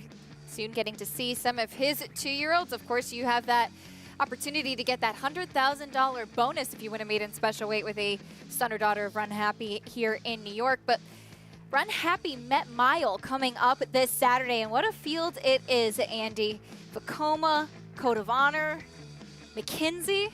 Pretty exciting bunch. No, I agree. Mr. Freeze, endorsed, network effect. This is a strong Met Mile, and the Met Mile's been, to me, my favorite race, and I've barely missed one over the last almost 40 years, and it's coming up as strong as it could.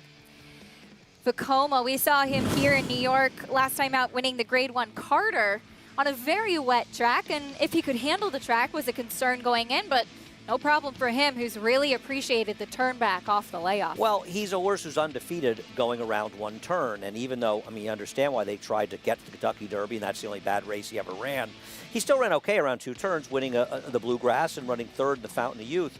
But around one turn, he's been devastating as a 2-year-old, but as steer as well.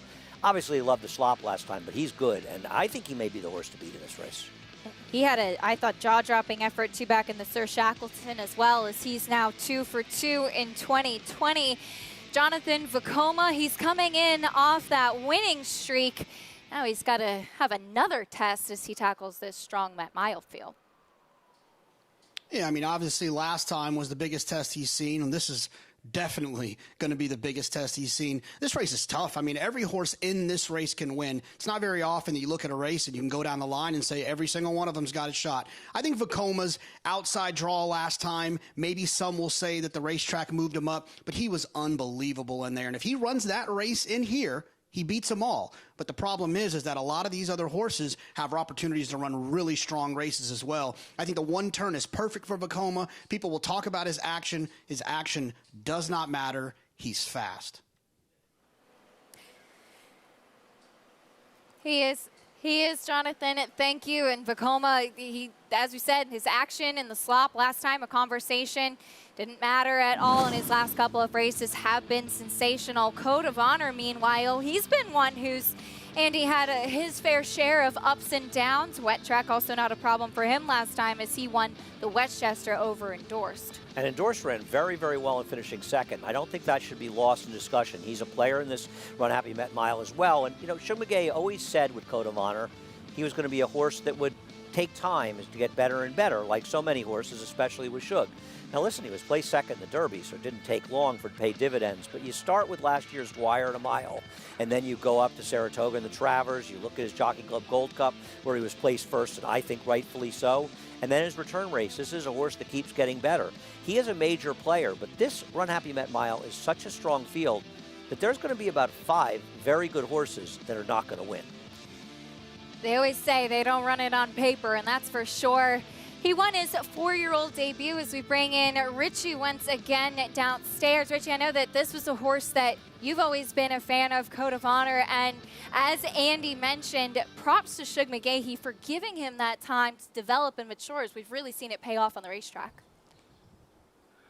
Yeah, Keisha, that's one of the things we see consistently from Shug McGaughey, giving horses the opportunity to grow up, develop, and improve steadily throughout their career. And I loved Honor Code's comeback race in the Westchester. I just thought that he won very confidently ridden by Johnny Velasquez, hands and heels. And to me, that's the perfect comeback race. You want to win the prep race or the race that you return in, but you don't want to get to the bottom of a horse. You want to use it as a springboard to bigger and better things. And that's one of the benchmarks of Shug McGaughey, using a race to get a horse to a bigger race and have them better on the day. And I think we're going to see an even better version of Honor Code. And he's going to need to be honest with you. But certainly I love this comeback, and I think we're going to have fun watching him this year. Excuse me, Code of Honor, guys. It's a little hot out here. Happens to all of us. Richie's having a rough day. He came to the set when he was supposed to be the paddock earlier, so Richie's having a tough day, but he's doing a fine job. and he's right. Code of Honor. Honor Code probably would have been a favorite in this race as well, but let's talk about McKenzie. Second behind Matoli in last year's Met Mile with that much talked about trip. Here's his comeback win in the Triple Bend, going 7 furlongs. Obviously a stepping stone race. Hopefully a stepping stone race, because yeah. if he runs the race he ran Triple Bend, he won't be part of the Pentafecta. The question with him is whether or not he has lost a step. Obviously, there's a lot of discussion. A lot of people felt he should have won the Met Mile last year. I'm not one of them. I think the best horse won in Matoli, but he certainly did run a winning race in there, and he ran great in our Whitney. The good McKenzie is way the horse to beat in this race. He's had an amazing career where he's finished first or second in 14 of 16 starts and won almost $3.5 million. He's a tremendous racehorse, but he didn't run well in the Breeders' Cup Classic. He didn't show up at all in the Saudi Cup. And while he won the Triple Bend last time out, he didn't do it in the kind of style that's going to get him to the winner's circle in this Met Mile. It's a tough one. So I'm a little against him, but I won't be shocked when he runs a big race, especially for Bob Baffert. He certainly knows how to get to the winner's circle. We saw Bob Baffert ship in with his Gamine in the Acorn last week, who is about as sensational as you could possibly be. And the Grade 1 Run Happy Met Mile is one of the more anticipated races on the Belmont calendar, and boy, is it showing up this year. Naira Bets is offering 5-to-1 win odds on any horse in the field. If your first win bet hits and the odds are lower than 5-to-1, you earn the difference as if your bet was 5-to-1. Visit NairaBets.com for details on the 5-to-1 guaranteed odds promotion. I think that's a great promotion, Andy, to have the opportunity to have some odds like that in a field like this. It is. My horse will be over 5 to 1, though. All right, we'll talk more about Andy's horse a little bit later, I'm sure, as we've got the 5th race coming up next. The 5th race is 7 furlongs on the main track for this $10,000 claiming race. Here's a look at the 6, Stay Fond. Jonathan, 5th race coming up. You using Stay Fond at 9 to 2? I used a little bit defensively. Wasn't crazy about the horse coming in off a layoff. The horse has won off a layoff, but just kind of leaving the higher percentage barns with Linda Rice. It hasn't seemed to really find that groove again. But on a speed figure standpoint, the horse just makes sense, has a nice draw in the middle of the field, and there's nothing in here just completely overwhelming that scared me off of this one. Andy? I don't trust anyone in here. I just would like to book every cent being better than number 9 in this race, Tequila Sunday. But, Jonathan, I'm going to correct you. He was claimed by Mike Maselli, who had a tremendous 2019. He's just a bit of an under-the-radar trainer, so I think he's more of a less of a high-profile barn than a Linda Rice. But Mike Maselli wins. I know he doesn't have a great number off the claim, doesn't claim that many horses. I don't trust this horse. I picked her on top out of a cross-elimination because I didn't like anybody else. She's a tough horse to ride. She needs a really strong ride in a lot of her races. Dylan Davis going to have to have eaten his Wheaties to ride her today. I thought she was the least of the evils. She's awfully chilly on the board right now. I'll take a look and see. She must be lower in the multi-race bets. I took her. I don't totally trust her, but I respect Mike Maselli. This is a guy whose horses win. That was a win on wet track. 2 starts back at Aqueduct as she's coming in off of that freshening since February. So we head down to the paddock and check in with Richie. This horse been Jeremy. Yeah, Keisha, you're looking at these horses in the paddock. The 5-horse Cotton Candy Cutie looks terrific. The Cantermachis do a great job. Mercon and his brother works with him. His dad works with him. They do a terrific job. I just would like to see her have a bit of more sweat on. She's not really sweating a lot. I'm going to keep an eye on her as she heads out to the track and gets to warming up, because on a warm day like this, you want to see a horse get a little bit of a sweat on. It means their coolant system's working properly, and I'm just not seeing that here in the paddock. Just a little on the dry side for me, but looks good in the flesh and good in the coat. Just I want to see a little sheen on her. Like I said, I'll keep an eye on her when she's on the racetrack. The horse that stood out in the paddock was number 6, Stay Fond. Mike Maselli's been doing a great job. Last year he had a terrific year. This year he continues it on, and I think the freshening did her some good. I would give her the paddock check mark, number 6, Stay Fond. And then on the outside for trainer Gary Gullo, Tequila Sunday. She's coming off a victory here in a non-winners of 3 and a life of 14.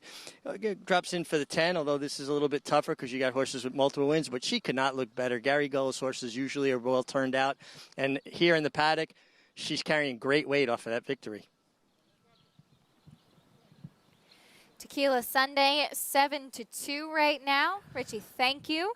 Trying to make it 2 for 2. And as he mentioned, it is a lower price tag technically, Andy, but she is stepping up after winning that last condition for her 3rd career win. That was a great point, Acacia. You're right. And if Tequila Sunday wins this race, I may have to, you need smelling salts to wake me up. This is a much better field, and she's being overbet because of the presence of Irad Ortiz. Here's the 1 as we start our post-parade. First Forever, 13 to 1. Yeah, I actually like the other half of the entry more. She does have some back races, but her recent form is not good. We'll continue with the long shots. 43 to 1 on the 2, Peaches and Spice up next. If she's effective at all, she'll be coming from way back. She's a big price right now. Hasn't been in the money in quite a while either. As we check out the number 3, Taylor's The Boss. Her last win came in December. She seems to have lost her form, but she's still my long shot use. She has some back form. It's good enough. I'll give her one last chance and use her somewhere and tries her supers. Here's the 4, Princess Micaiah. Once in a blue moon, she runs a good race. Most of the time, not. The last race, she ran a good enough figure to have a chance. 64 buyer speed figure last time out. We'll see if she repeats it. Here's the 5, Cotton Candy Cutie. Does have some speed. Taking a lot of early money. She figures probably be second choice by post time. She doesn't win. She's 5 for 40, and she hasn't won in quite a while, but she ran pretty well last time out. Here's the 6, Stay Fond. 7 to 2 right now. Yeah, she's going to be favored at post time. She's a decisive favorite in the doubles, and I think she's the one to beat in here. Off the claim for Mike Maselli as we check out the 7, My Last Million. Now, she does drop off her last race, New York Breds or not, and I think she's not totally impossible second off a layoff, at least to get a piece. She has good back races. We'll see if that drop in class helps her. She does get the blinkers on. Here's the 8 Malarkey. I'm not sure what to do with this horse. I could see her being effective in this race. She was one I would use like Jonathan did. It's just she has too many stops and starts. It's just a tough one to trust. Here's the 9 Tequila Sunday, looking for back-to-back wins. She got it done with a perfect ride over a decidedly subpar field in a fast-paced race last time out. The only way she could be effective here is if absolutely nobody shows up. She is way overbet, will drift up, but she's one of these Irad Ortiz horses they're betting for all the wrong reasons. You do see the presence of Irad Ortiz take a lot of attention as he rides Tequila Sunday. There's a look at his brother, Jose, who's aboard Malarkey. Hasn't raced since the end of January. Now second off the claim for Linda Rice. We've got the start of the late pick 5 coming up from Belmont after this.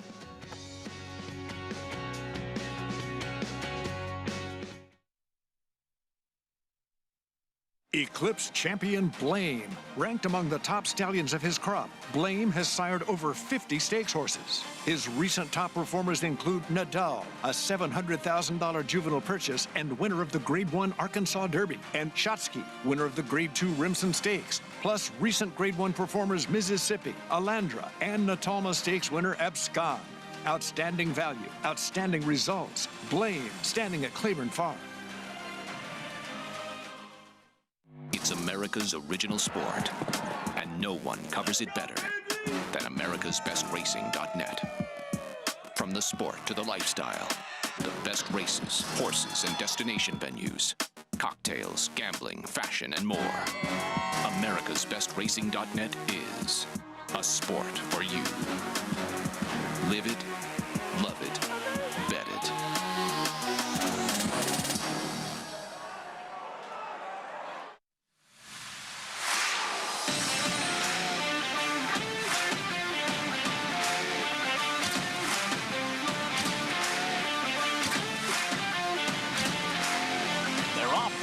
Challenge Circuit presented by Run Happy. Running away in the Run Happy Hope. But Coley wins the Run Happy That Mile. Have won the Run Happy Grabbers.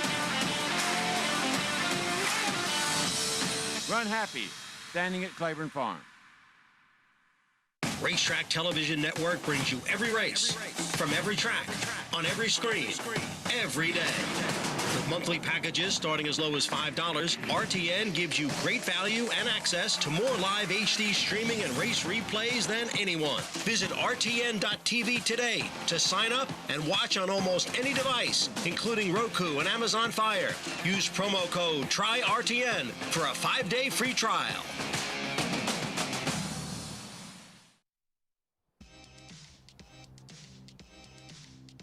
Back on America's Day at the races. And remember, with Naira Bets, you can bet any track, anywhere, anytime. Get started with the Naira Bets app or at nairabets.com. We've got the 5th race at Belmont Park coming up next. And remember, you can join Naira Bets today and play all the action on our program with a $200 deposit match bonus.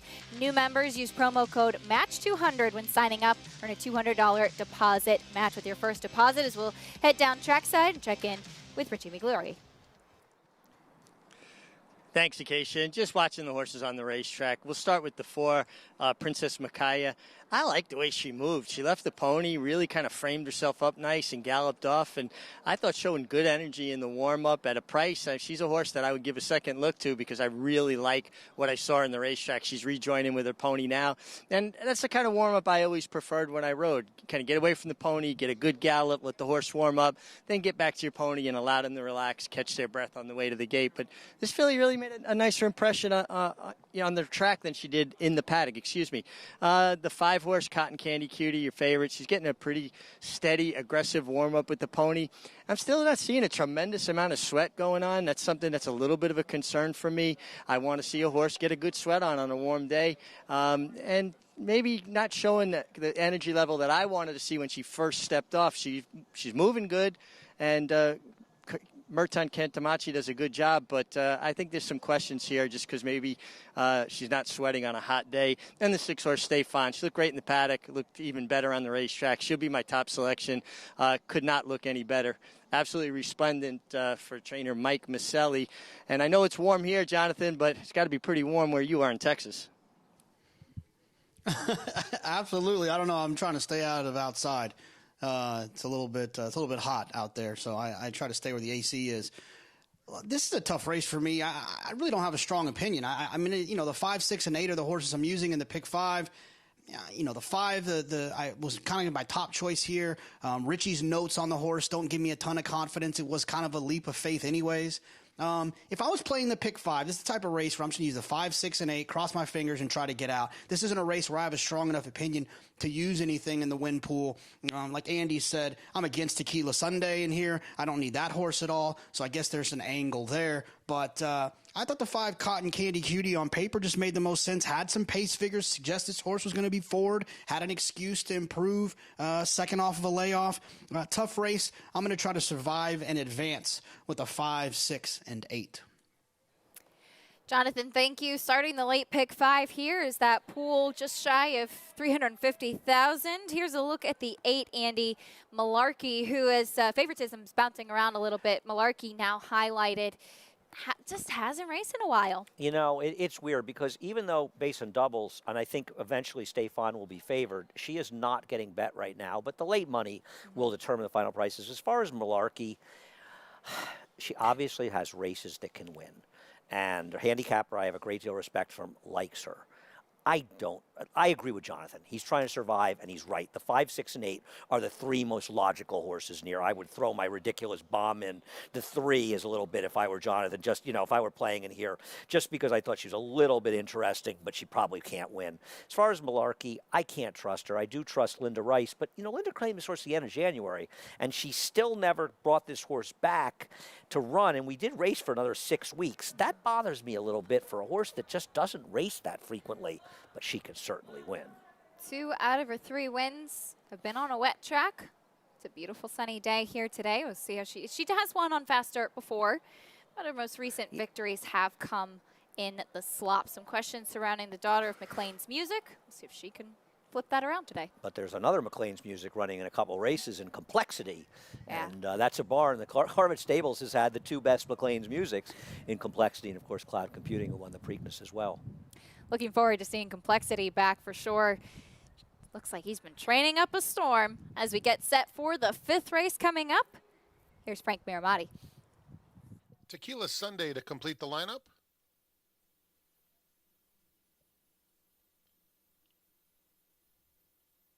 Backs away and goes back in. They're in the gate.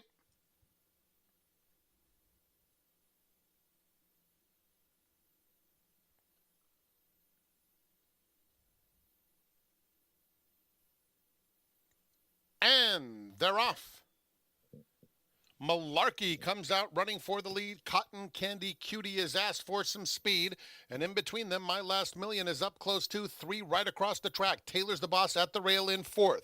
Then it's Tequila Sunday 5th, about 4 lengths off the pacemakers. First Forever, Princess Micaiah races on the outside of Peaches and Spice, and 3 more to Stay Fond, who's at the back of the field.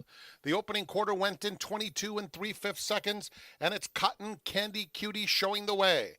My Last Million tries to press in second. Malarkey 3 wide, joined by Tequila Sunday, who's only 2 lengths off the pace.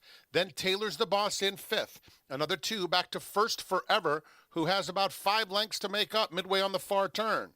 Then it's Princess Micaiah. Peaches and Spice loses ground, and nothing yet from Stay Fond. Approaching the quarter pole, the half in 45 3, and My Last Million is the new leader. Cotton Candy Cutie fights back, and Cotton Candy Cutie is back in front as they straighten up. My Last Million is suddenly a length behind in second. Taylor's the Boss angles out. Malarkey from the back of the field. Princess Micaiah is putting in a very nice late rally. Coming to the 16th. Cotton Candy Cutie narrowly in front. A length and a half to My Last Million. Here's Stay Fond, who has come from last and stormed on by. Stay Fond gets up. Stay Fond defeats Cotton Candy Cutie. Then it was Taylor's the Boss in a battle with My Last Million. That was a nice run from Stay Fond, who was at the back of the pack for much of the race, weaved through, and she got up just in time, Andy. And this is some ride by Dylan Davis. You see her in the back of the pack at the back of your screen right now, and she is a horse that I couldn't ride her for a millionth of a second because you have to ride her, and you can see how vigorous Dylan was on basically the whole way. But he saved all the ground. He came through on the inside. I mean, she's last right now, dead last, and they're coming to the 8th pole. And listen, Cotton Candy Cutie ran sensationally because that was a wicked pace for this quality of horse. So she really did the dirty work. But Stefan, this is a terrific ride by Dylan Davis, and he's really coming alive. Great ride and got it done and ran down Cotton Candy Cutie, who can't get the winner's circle, but she ran too well to lose in here. And My Ridiculous Bomb, Taylor's the boss. She did run today and run 3rd. 6-5-3-7 unofficially is Stefan. Dylan Davis did not give up on her. And that's what paid off as she went from last to first to get up over Cotton Candy Cutie, who did end up going off your favorite, a horse that was 5 for 40. Your favorite there. Now, you know what? She ran the best race. She did. I'm not knocking the winner, and that was an excellent ride. But at the end of the day, and I picked Stefan, but at the end of the day, Cotton Candy Cutie ran the best race. I kind of feel bad for her. She ran too well to lose in this race. I mean, Ben Hernandez was aggressive. There was a fast pace, did everything right. 7 furlongs just got to her in the last few yards. Big performance from Cotton Candy Cutie. We'll talk more about that, but there's Sir Winston, your Belmont winner from 2019. He's coming back. In fact, the top 3 finishers from the 2019 Belmont, including that horse Tacitus, they'll square off in this weekend's Suburban.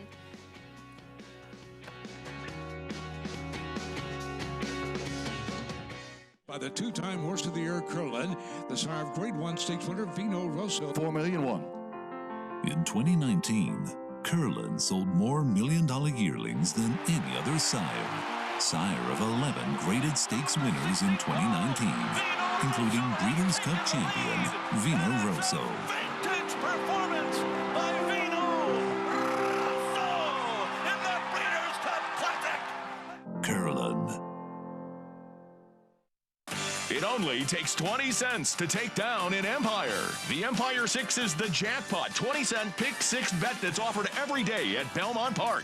One unique winning ticket earns the entire net pool, plus the jackpot carryover. Without a unique ticket, 75% is distributed to winners with 25% added to the jackpot. Win big with the Empire 6. Next mandatory payout date Sunday, July 12th. Visit nyra.com/Empire6 for complete details.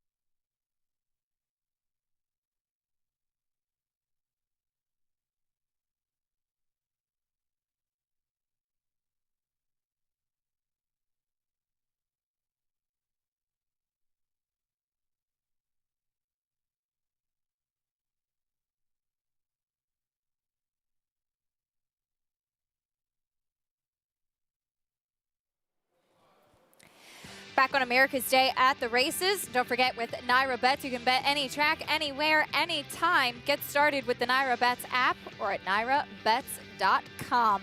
We just wrapped up the 5th race at Belmont Park. Cotton Candy Cutie setting the pace, but Stefan, Dylan Davis, didn't give up. Got her from last to first, Andy. Nice ride by Dylan, and nice job by Mike Maselli getting her back to her good form. And Mike Maselli is a trainer that's under the radar, but if you follow New York racing, which a lot of us do diligently, you know how good a trainer Mike Maselli is. Here's the prices: $8.80 winner in the 5th race at Belmont. Sixth race, we'll take a look at what's coming up next. This is a really exciting race. Some 3-year-olds that could potentially, Andy, have stakes in their futures. Well, I saw it, Dave Brennick for the day race form that Shug McGahee said, if Creed wins here, he's going to have to consider the Travers, which is coming up in just 5 weeks. So why not? I mean, he was very impressive breaking his maiden, but he did it over a wet track, and he did it getting an absolutely perfect trip sitting behind a fast pace. Doesn't mean he's not a good horse, though. And Creed, this is a very important race for him, but there are other players in this race as well. This is an excellent race. Son of Honor Code, trained by Shug McGahee. We also will see Edge of Fire, who's potentially a Queen's Plate contender, now postponed with everything that happened. But Run Happy Met Mile Day coming up on Saturday. Looking forward to this. Look at the lineup of races we have for you. 5 graded stakes, 2 grade 1s, the Manhattan, and of course the Run Happy Met Mile. Exciting race that we're really looking forward to. In the Suburban, race 11, the top 3 finishers from last year's Belmont Stakes tackle it once again. Not often we get to say that. Yeah, it's actually kind of interesting. Tacitus will finish ahead of them. Whether he wins or not, we'll see. And Easy Goer's last career start was in the Suburban. He won the Suburban. I was actually there that day. I've seen a lot of great Suburbans over the years, and prehistoric bug just showed up on the set. Love that. Right at the same time the MiG showed up. I don't know if it's related, but it seems like kind of coincidence. I wonder. Things are getting a little bit creepy up here. We're taking a look at the 2019 Belmont Stakes. Sir Winston, the winner. There on the outside, though, in the pink cap is Tacitus, who is your Suburban Morning Line favorite. There are a lot of people that mistakenly think Tacitus makes his own trouble. He didn't make the track a gold rail on Belmont Stakes weekend, and he didn't get Joel Rosario to give as good a Belmont Stakes ride as we've seen since Gary Stevens won with Victory Gallop. Joel saved the ground all the way. Jovia never left the rail, and poor Tacitus with his 10-post was 5 wide around the racetrack, and he did run a best race, but Sir Winston got the money in a fabulous job by Mark Cassio, who won the last 2 legs, Triple Crown, and Joel Rosario's ride. Tacitus is going to finish ahead of his rivals in the Belmont Stakes, in my opinion, here. I'm just not sure he's going to beat the New York bred, Mr. Buff. Gotta love Mr. Buff, who did come back in the commentator last time out. Taking a look, though, at the flat out, where we saw the return of Sir Winston. There's a look at him. Mark Cassie's barn. He, of course, won the Belmont. They tried him on turf in the Woodchopper after that. That didn't go so well. Got back to the winner's circle at Aqueduct, and then we didn't see him for a few months until he returned in the flat out. Right. Now, in the flat out, that was a day where it rained a lot late in the day on June 11th, and it was one of the only really biased tracks we've had this entire meet, one of a couple, where speed got deadly in the late stages, and Moretti was able to take advantage of that. He did improve a lot because his prior performances gave him no chance in here, and he did run off for the race. But I think the track condition had a lot to do with helping him win, and I think it hindered the closing style of Sir Winston. Moretti's got to deal with other speed. I mean, there's Mr. Buff is in here as well as Jovia, who are both faster than him early. So Moretti's going to have to run much better than he ever ran to win. And I think that Sir Winston was compromised by the racetrack, and I do believe he'll run better whether he wins or not in the Suburban. Sir Winston had that race last time out. Jonathan, we know that you've been one to talk up Tacitus quite a bit as well. What are your thoughts about him coming into the Suburban this weekend? I think sometime last year I signed my divorce papers with Tacitus. I love the horse, but he just never, ever wins. He always gets in trouble and lets me down. I hope he doesn't win Saturday. I'm sorry, Bill Mott. I like the horse. Bear with me here. I want this horse to show up in a grade 1 1.25 race like the Breeders' Cup Classic off of 3 terrible Tacitus-type trips and then win at 20-1.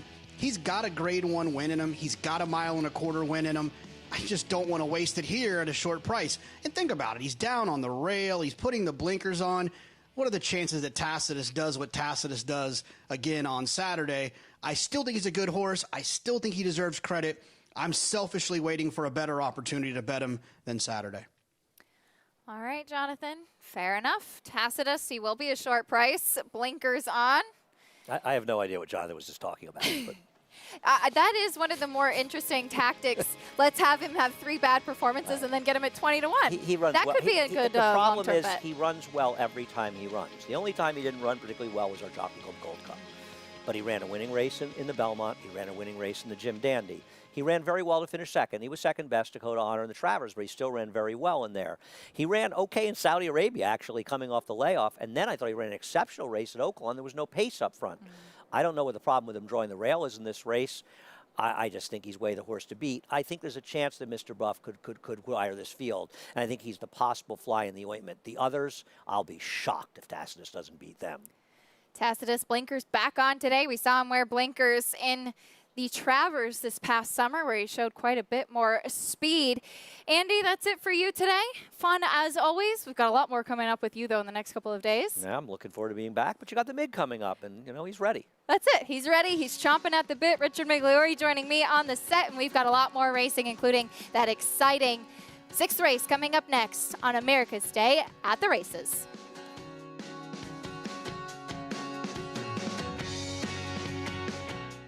Since 1913, the Petaluma Creamery has believed that the best dairy products come from happy cows. It's why owner Larry Peter insists that every cow we milk is born and raised naturally to produce the finest non-GMO 100% organic cheese and butter for your family. Shop our delicious line of Spring Hill cheeses. Pick your favorites, and we'll ship them right to your front door. Visit springhillcheese.com today and start serving your family the highest quality cheeses available. Petaluma Creamery, the best dairy comes from the happiest cows.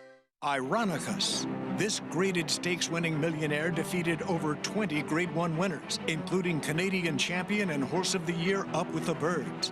A Grade 2 winner and course record setter at Saratoga, he won 3 graded stakes and was runner-up in multiple Grade 1 events. His first yearlings have sold for over 7 times his stud fee. The leading money earner at stud for emerging Sire of Sires Distorted Humor. Ironicus, standing at Claiborne Farm.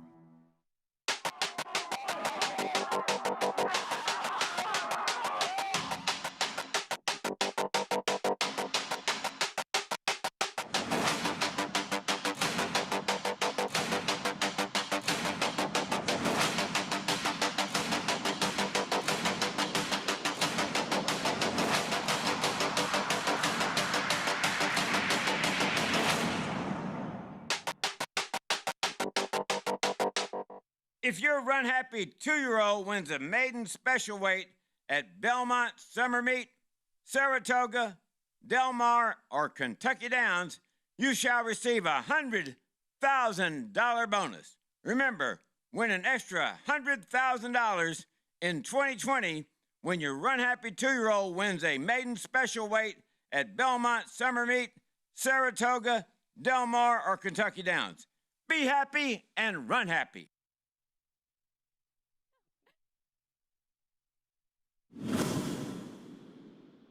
Private Zone, joined by Tamark, whose honor code is absolutely flying on the far outside, and Tonalist is right behind them, but Honor Code has swept to the front with a dramatic run.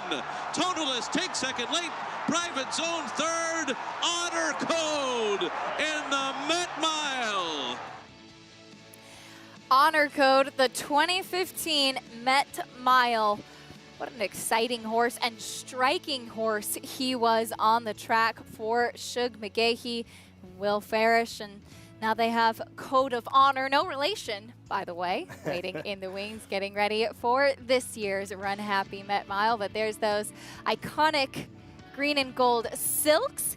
Here's a shot now in race 6 at Belmont of the number 7 Creed, also trained by Shug McGahee and sired by Honor Code, who also has Honor AP potentially on that Kentucky Derby trail. I'm Acacia Courtney, pleased to be joined on set now by former champion jockey Richard Migliori. Richie, welcome up here. We've seen you down reporting already, but as Andy and I have been talking about that card on Saturday, particularly the Run Happy Met Mile, can't wait for that. It's just a loaded card. So many great races, competitive races. And I said Honor Code earlier, you're talking about Code of Honor. I knew Honor Code was going to make an appearance on this show.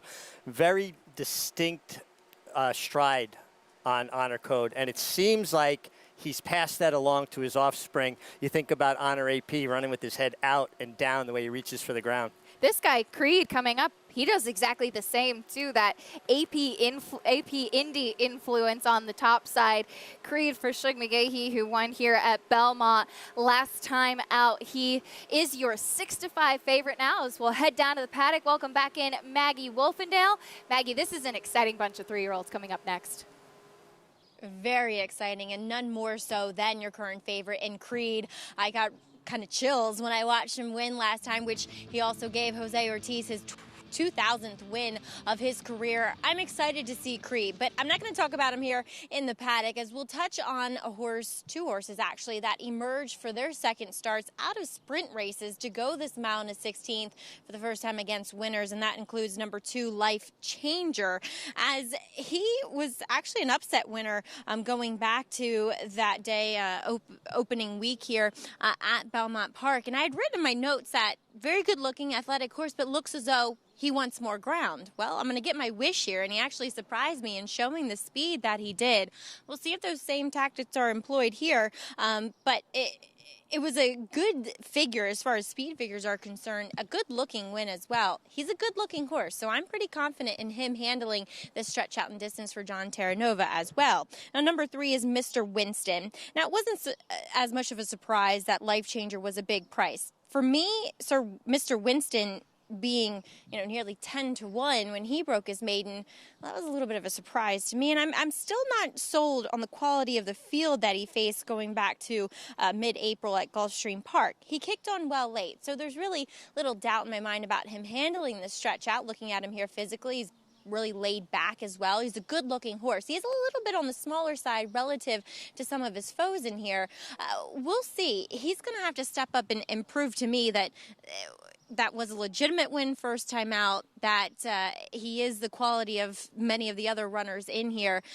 He looks the part in the paddock. Again, like I said, he's going to have to show it to me on the racetrack. As number 4, Edge of Fire, he has a bit more seasoning as he comes out of Gulfstream Park as well. Another one that broke his maiden first time out. He was well bet that day, though, for Jimmy Jerkins.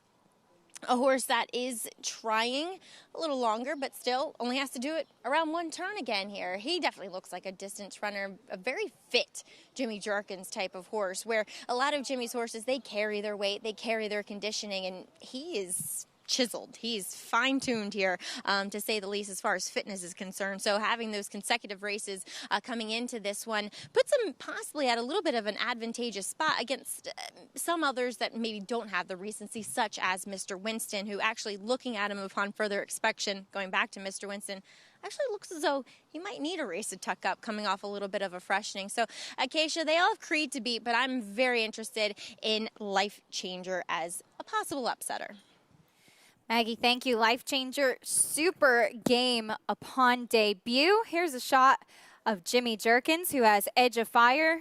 Edge of Fire, potentially a Queen's Plate contender this year, Richie, as we also get a look at Shug McGahee.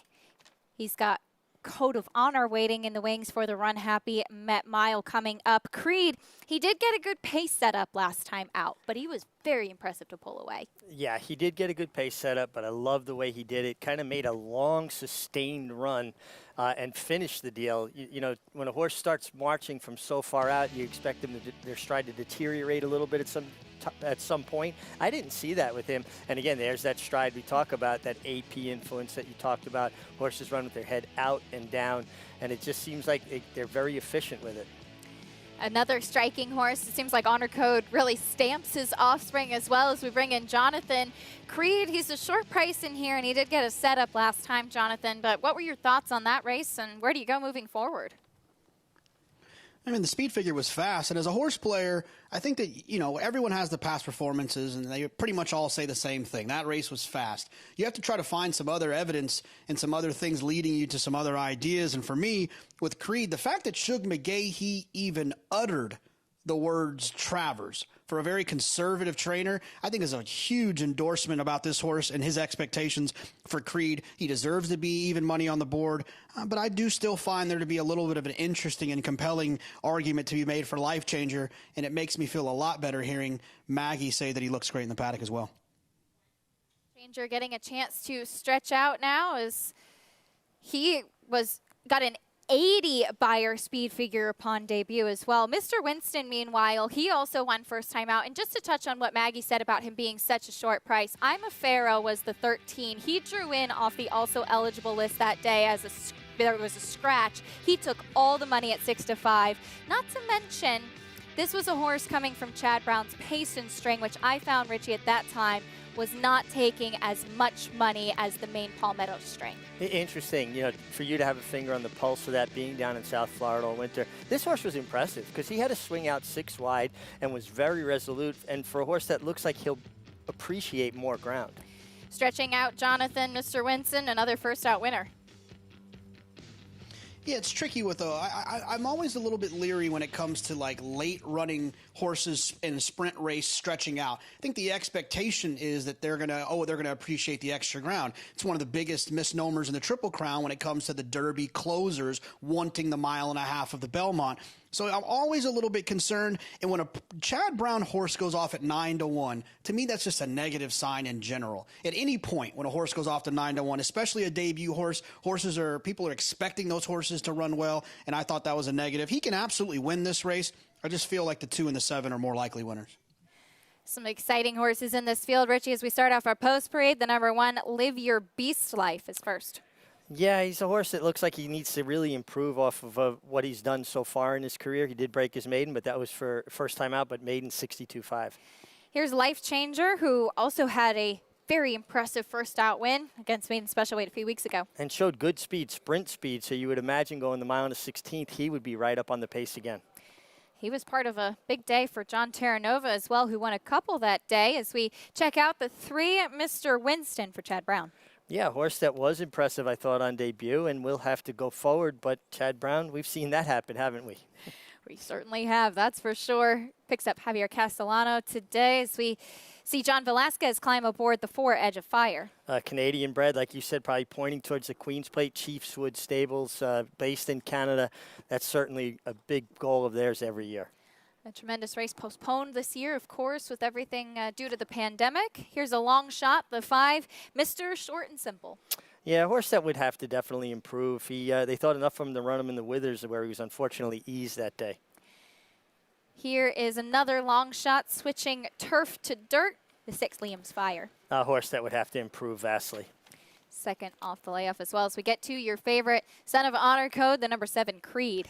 Creed had a rocky trip first time out, and then he won second time out, and now he'll be looking for the knockout. I like it. I see what you did there. I can always count on you for those jokes. We'll wrap up the post parade with the number 8, Villainous.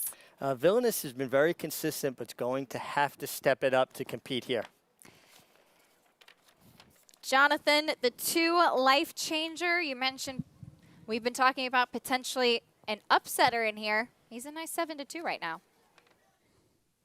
Yeah, one of my favorite things I like to do when it comes to these stretch out types is I like to look at the pace figures. And one of the pace figures I like to look at is Time Form US. And you can see that he ran fast early, and he did start to slow down to a certain extent, but it was kind of an even looking race. It wasn't like he was really fast early and he coasted home, or that he was reserved early and finished strongly home. It was just kind of an even running line, and I like those horses stretching out. So it's one of the reasons why I felt like Life Changer made sense on the stretch out here. So, look, he's 7-2 on the board. Creed obviously is a very likely winner in a short price, but I think that the 2 Life Changer, has a little bit of an opportunity at 7-2. But I'll tell you one thing though, Richie was a shorter price than Creed to make that pun, but I love you, Richie. They're the best. I look forward to these shows just for the puns you throw us. Well, Jonathan, did you pick up on the first one? He had a rocky trip first time out. Now he'll be looking for the knockout. I mean, I thought that one was a work of art, actually. It's better than some of your best rides, I tell you what. Well, I don't know if that's a compliment or not. A work of art, or a work of art like a Johnny Pump? Perhaps? Like a Johnny Pump. Here's the 2 Life Changer we're looking at now. He had a beautiful warm-up today away from the pony. He really did. And for a horse that came off a sprint on debut, he settled. He looks great. You could see he's got the overgirth, the strap hanging. They'll probably fix that when they get to the gate. Just obviously it's fastened. You don't want it kind of tapping him in the belly the whole way and maybe keeping him on the bridle. He couldn't look better. I think the race actually really tightened him up, too. Second time out, 4-1 now, and your top pick, Life Changer, Maggie. Yeah, I started salivating when I saw that he was entered in a mile and a 16th for his second start off of that 6 furlong debut. I really like this horse. You know, he's one that for John Terranova, John can get him ready first time out, and sometimes they do win, but I just feel as though he's going to move forward from having that race as well. Want to check in with a long shot to the outside. 26-1 is Villainous in here for trainer Jeremiah Engelhardt. And I think the Oaklawn Park races, the argument could be made that they were actually stronger and of better quality than some of the races, at least on the dirt, that we saw down in South Florida.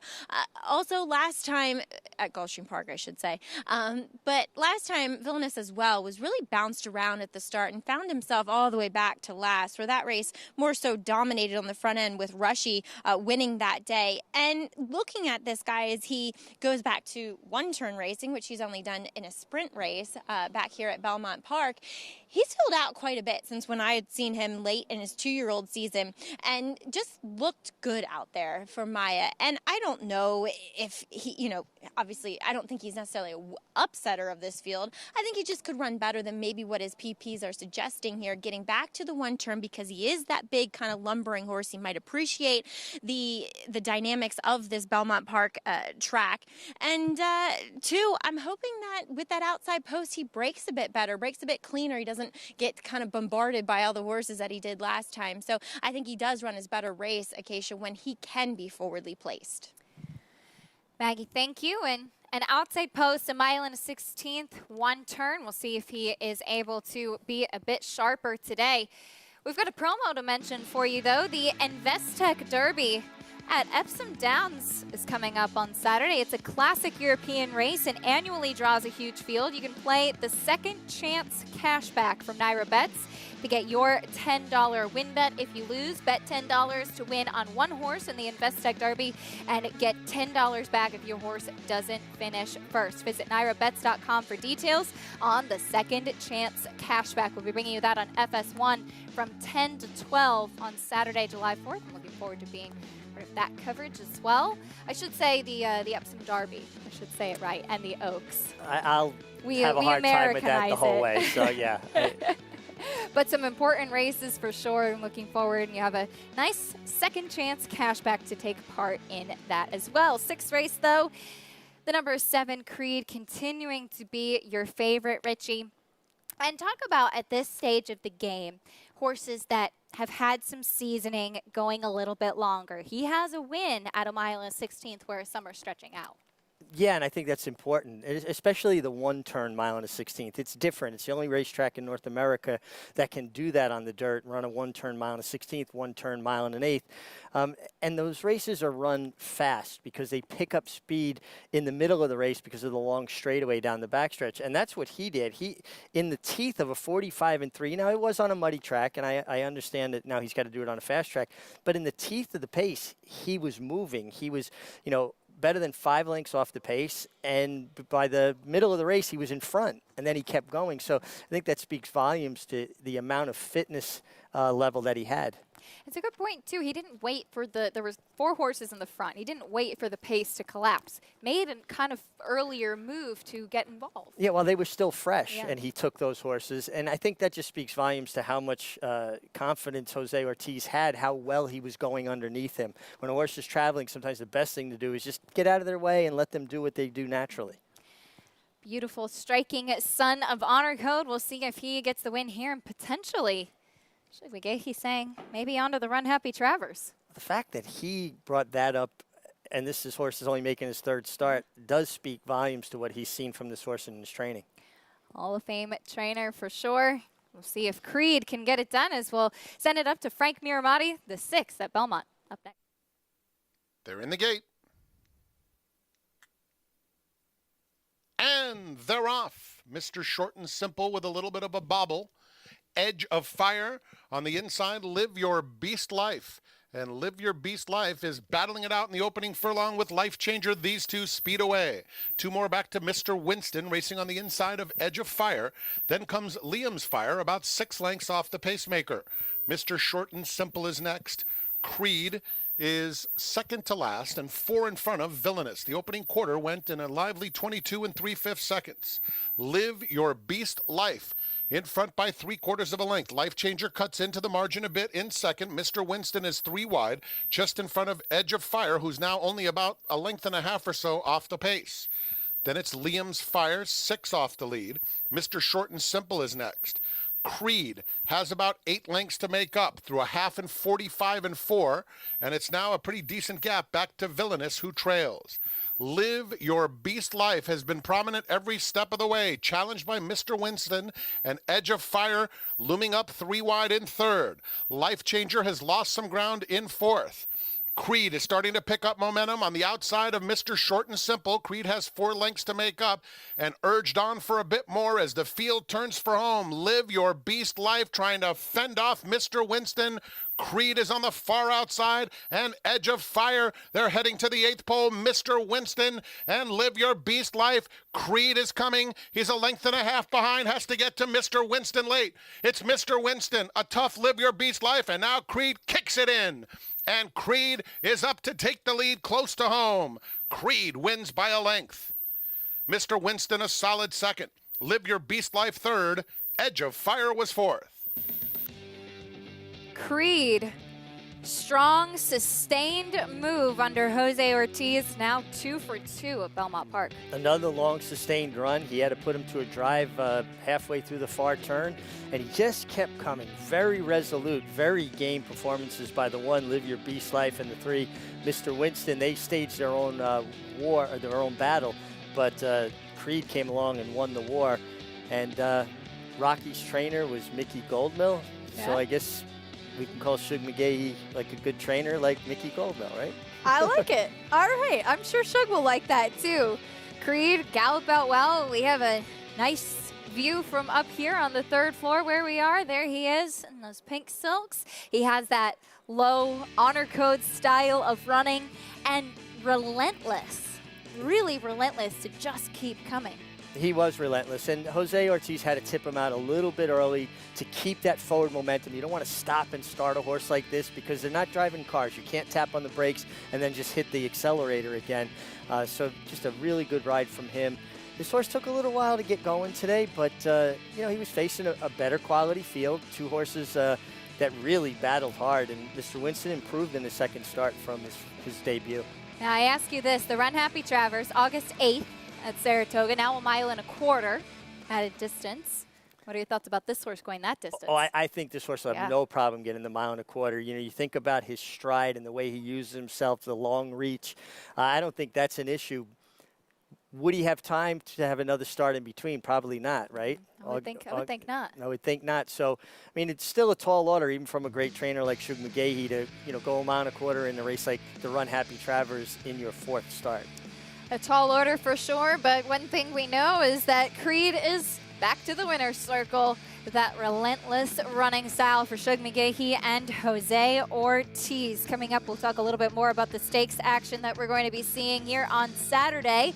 Shug McGahee will have Code of Honor, of course, in the Run Happy Met Mile, but our first of 5 stakes will be Frank's Rockette, the one to catch in the Victory Ride for Belmont. This could potentially be a prep for her onto the test at Saratoga. Spectacular field on Saturday. We'll talk about it more after this.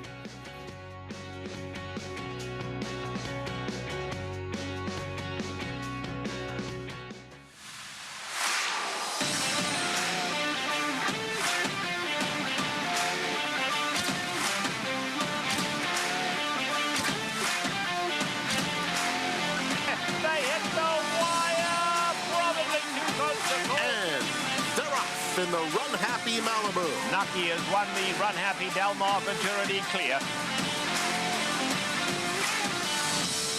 Run Happy, standing at Claiborne Farm. Tom Durkin letting you know New York breds start with an advantage. At the sales, buyers pay up to 7 figures, and there's over $2 million in stakes money limited to New York sired horses in the New York Stallion Stakes Series, like the Park Avenue for 3-year-old fillies. Newly minted wins it for fun. For fun and money. The winner's share generates an additional $55,000 from the New York Breeding Fund. Funny Guy's gonna do it. Funny Guys winning the Times Square division generates the same money. So get with the program at nybreds.com.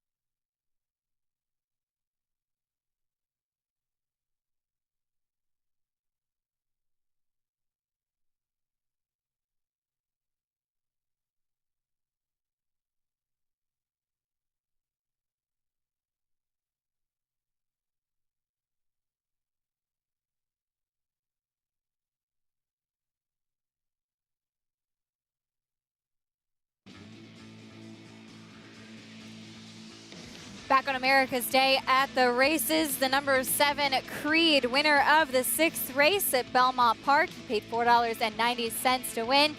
And he's trained by the one and only Shug McGahee, who's standing by with Maggie. And Shug looks to have yet another talented runner in his barn in Creed, as he's joining me now. And Shug, Creed, I mean, 2 wins in a row now, facing Allowance Company. His sire, you conditioned Honor Code. How much does he remind you of him? Well, his running style today is a lot like him. You know, he's not as big a horse as Honor Code, but he's got the same kind of markings, and you know, he's high strung as Honor Code was. You know, he kind of had a mind of his own. But this horse in the mornings is fine. But he's a little anxious in the paddock today, a little more than I'd like. You know, I'll work on that. But that could be coming back in 3 weeks too. So. You know, we'll give him a little time now and see what we got. Speaking of time and possible next race, do you even think or consider the Travers? Well, it'd be a nice thought. I would very seriously doubt it. But, you know, we could wait and see what. You never can tell, you know, and I hope that, you know, by any means that the race doesn't fall apart by any turn. But, I mean, I like to be in position if something does happen, you know. We'll look at the noms, in other words. Well, we don't have to look at the noms because the PPs are out for this Saturday, and you have Code of Honor coming back in the Met Mile after his Westchester win, cutting back a little bit. Shug, looking at the way the race shapes up, does it shape up for Code of Honor, and how's he doing heading into this next race? Yeah, I think there's enough speed in there. You know, I mean, as we've seen, I think he's better when he is back. But I think if they go slow, he's not going to be back too far, you know, where he doesn't have a chance. I mean, you know, he's got a great rider on him, so he's going to be able to judge all that. But, you know, we're looking forward to Saturday. He's had a good month since he ran. You know, I was just watching him to see if that's what I wanted to do or just wait. His works have been good. I just gave him an easy one, then I kind of set him down, you know, middle of last week and then blew him out, and all that's been good. He's not a big horse, but I found out last winter when he was a 3-year-old that he wanted to be trained. You know, with him being a little bit slight, I wasn't doing enough with him. And when I got to getting into him a little bit, he thrived on it. And, you know, I could tell he liked it. And so after the Westchester, when I was thinking about this, I said, you know, remember how you trained him before, and let's go. So we're looking forward to Saturday. Shook, that's what makes you one of the greatest, is adapting to those horses and learning from them. And it's really interesting to hear you say that about him. And best of luck, but congratulations with Creed today. Maggie, that's the fun of it. You know, that's what I like. I like getting them young and trying to develop them. And, you know, most of them don't work out, but when it does work out, it makes it fun. Also very fun to watch. Shook, thank you so much. And Acacia, as I get it back to you, well, it'll be 2 Hall of Famers teaming up with Code of Honor, as he said, letting his rider figure it out. That's Johnny V in the irons with Code of Honor.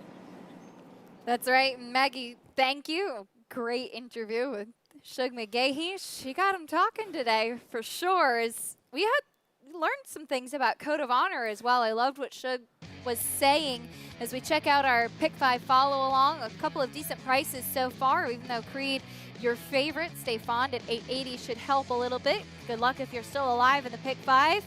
Here's the next leg coming up here in race 7 at Belmont Park. This is another nice group as Complexity, who's definitely been a bit of a tricky horse to keep on the racetrack, Richie, but he's back after facing Grade 1 company for Chad Brown. Well, how many times have we seen these Klarovich stable horses trained by Chad Brown, and the patience they display to give their horses every opportunity to get to their best or their peak performance, if you will. Complexity's got a lot going for him. Outside post going a mile, always a big advantage, gives the rider options and allows the horse to get into the race the right way. Looking forward to seeing what we get from Complexity coming up. Meanwhile, we mentioned on Saturday, of course, Code of Honor in the Run Happy Met Mile. But our first of 5 graded stakes on that day is the Victory Ride for the 3-year-old fillies. The number 1, Frank's Rocket. Speaking of John Velasquez, he's got this filly right here. Bill Mott telling me down in Florida after her Any Limit win that the long-term goal is the test at Saratoga. Here's her most recent win at Churchill. She's a filly that possesses very good speed. She has the rail, has a rider that knows that you have to go forward from the rail. Hall of Famer Johnny Velasquez needs no introduction. And I think she might just be the most naturally fast horse in the race, and that's always a tough combination. I was pleased to see down in February in Florida that she'd grown a bit. She's taken a step forward as a 3-year-old. That's something you love to see after she was clearly very precocious, winning first out at Churchill for Bill and then going on to finish second behind Perfect Alibi in the Adirondack and the Spinaway. The question is now, can she take that next step forward and get the graded win? I think she can, and she does look like a more mature filly, a stronger filly this year than she did at 2. Not that she was bad at 2, but now it looks like she has the ability to finish the deal. Here's what Bill Mott has on tap for Saturday. He's got one in every stake. He's well represented. Frank's Rocket at 3 to 5. Then he'll have Tacitus at 9 to 5 in the morning line in the Suburban after that. As we bring in Jonathan once again, busy day for Bill Mott, Jonathan, but the Victory Ride could potentially, the conversation be what's going to happen with the pace in here for some of the other runners. Yeah, I would think that Frank's Rocket and then also Center Isle, who didn't break particularly well last time, should be at least forward enough to give some pace for the late running Up in Smoke. Up in Smoke on debut didn't really have a problem. She broke from the outside. She was forward all the way around there and won easily. Her 3 subsequent sprint races, she's kind of taken herself out of the race early and then come running late. And by the 16th pole, it was a foregone conclusion on who was going to win the race, and she wins running away. I think she's very, very impressive that she's got the undefeated sprint record, and it's just got to see what's going to happen with her. Maybe she doesn't like the Gulfstream surface. Maybe it was something about South Florida that she wasn't a fan of, and maybe she's going to like the big sweeping turns and the new surface up at Belmont. She should get at least a little bit of pace to close into. I think she's very, very dangerous. She should be the third choice on the board as well. Jonathan, thank you. Up in Smoke. Her only defeat coming when they tried her around 2 turns. Now sticking with the 1 turn as one of our other graded stakes is on the Wagner Turf, a mile, the Grade 3 Poker. Looking forward to this one as well, as we have a couple of really strong turf races. The Poker got stormy 7-2. Is she going to get back into top form? Well, the last time we saw her taking on the boys, she was second in the Kill Roll Mile, but she's been very proficient against the boys, winning the 4-star Dave last year, running second in the Breeders' Cup Mile. She just needs to find her best form. And, her last in the Bogey, she was chasing Rushing Fall that's a tough thing to do, to chase a loose on the lead quality horse like that. I just question if she's found the form she had last year yet. I think that is the biggest question, as she was so impressive in Saratoga. She won the De La Rose, came back 7 days later, and won the Grade 1 4-star Dave against the boys. She now had that bit of a layoff, came back with a rather disappointing effort in the Beaugay, but she did have to chase, as you mentioned. Meanwhile, Value Proposition, we're taking a look at his last race. He is 3 for 4 for Chad Brown. Yeah, and he's a horse that you can see. He has this kind of tendency to want to lug in a little bit, gives the rider a bit of a hard time, constantly, Irad Ortiz Jr., constantly having to correct him. And against a better field, I don't think he can afford to continually have to correct him in his run through the stretch. To me, that's something to be concerned about. Definitely a concern for a lightly raced 4-year-old, as he had his best Beyer speed figure to date last time out at Belmont on opening day. In fact, he got a 100 at Beyer going a mile. He will stick at that mile and will be ridden by Irad Ortiz, as Richie mentioned, who is our leading rider over his brother Jose Ortiz, 29 to 21, as they've been really riding in top form. We've seen a lot of good riding brother combinations. I think Eddie and Sam Maple, Ron and Rudy Turcotte, and so many more. I don't want to leave anybody out, but never have seen two brothers dominate the way Irad and Jose do. Here's Irad Ortiz's stakes schedule on Saturday. He'll start with Up in Smoke, who we mentioned, Value Proposition, Network Effect in the Met Mile, who was second behind Vacoma last time out, and in Silverguard, Just Whistle. He'll be aboard a spin-off coming up next, though. We have the 7th race at Belmont coming up next. Spin-off one of 2 for trainer Todd Fletcher, and Irad Ortiz looking to add to that win column, get it to 30 already with just 4 weeks in the books at Belmont Park.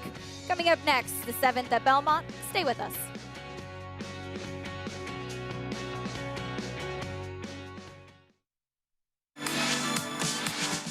Saturday, the Suburban features the 2019 Belmont Stakes winner, Sir Winston. They're coming to the finish, and Sir Winston has won the Belmont Stakes. Sir Winston looks to turn the tables on Moretti, who relished the slop in the Flat-Out Stakes last month. And Moretti is going to take this field the entire 11 furlongs. Watch the 134th running of the Suburban live on America's Day at the Races. Warfront. This son of Danzig ranks among the world's elite sires, with Grade 1 winners on dirt and turf, and star performers both at home and abroad. Warfront's success as an international super sire is unmatched. Recent Grade 1 winners include Omaha Beach and Preakness Stakes hero War of Will. In the auction ring, Warfront was the #1 sire by highest average at Keeneland September, with yearlings commanding prices up to $2.9 million. Warfront, standing at Claiborne Farm. Racetrack Television Network brings you every race, from every track, on every screen, every day. With monthly packages starting as low as $5, RTN gives you great value and access to more live HD streaming and race replays than anyone. Visit RTN.tv today to sign up and watch on almost any device, including Roku and Amazon Fire. Use promo code TRYRTN for a 5-day free trial.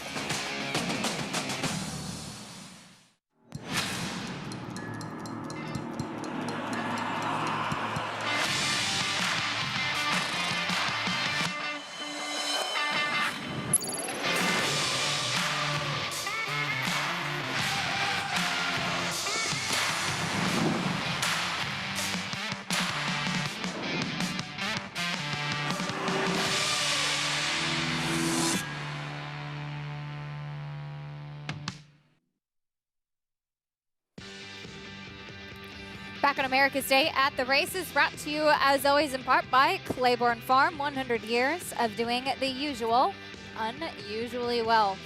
There's a great shot of beautiful Belmont Park as we have a excellent 7th race allowance coming up next. Taking a look at Irad Ortiz's mount, Spinoff, who was second in the Sunday Silence last time out. Richie going 9 furlongs. He's back to a 1-turn mile today.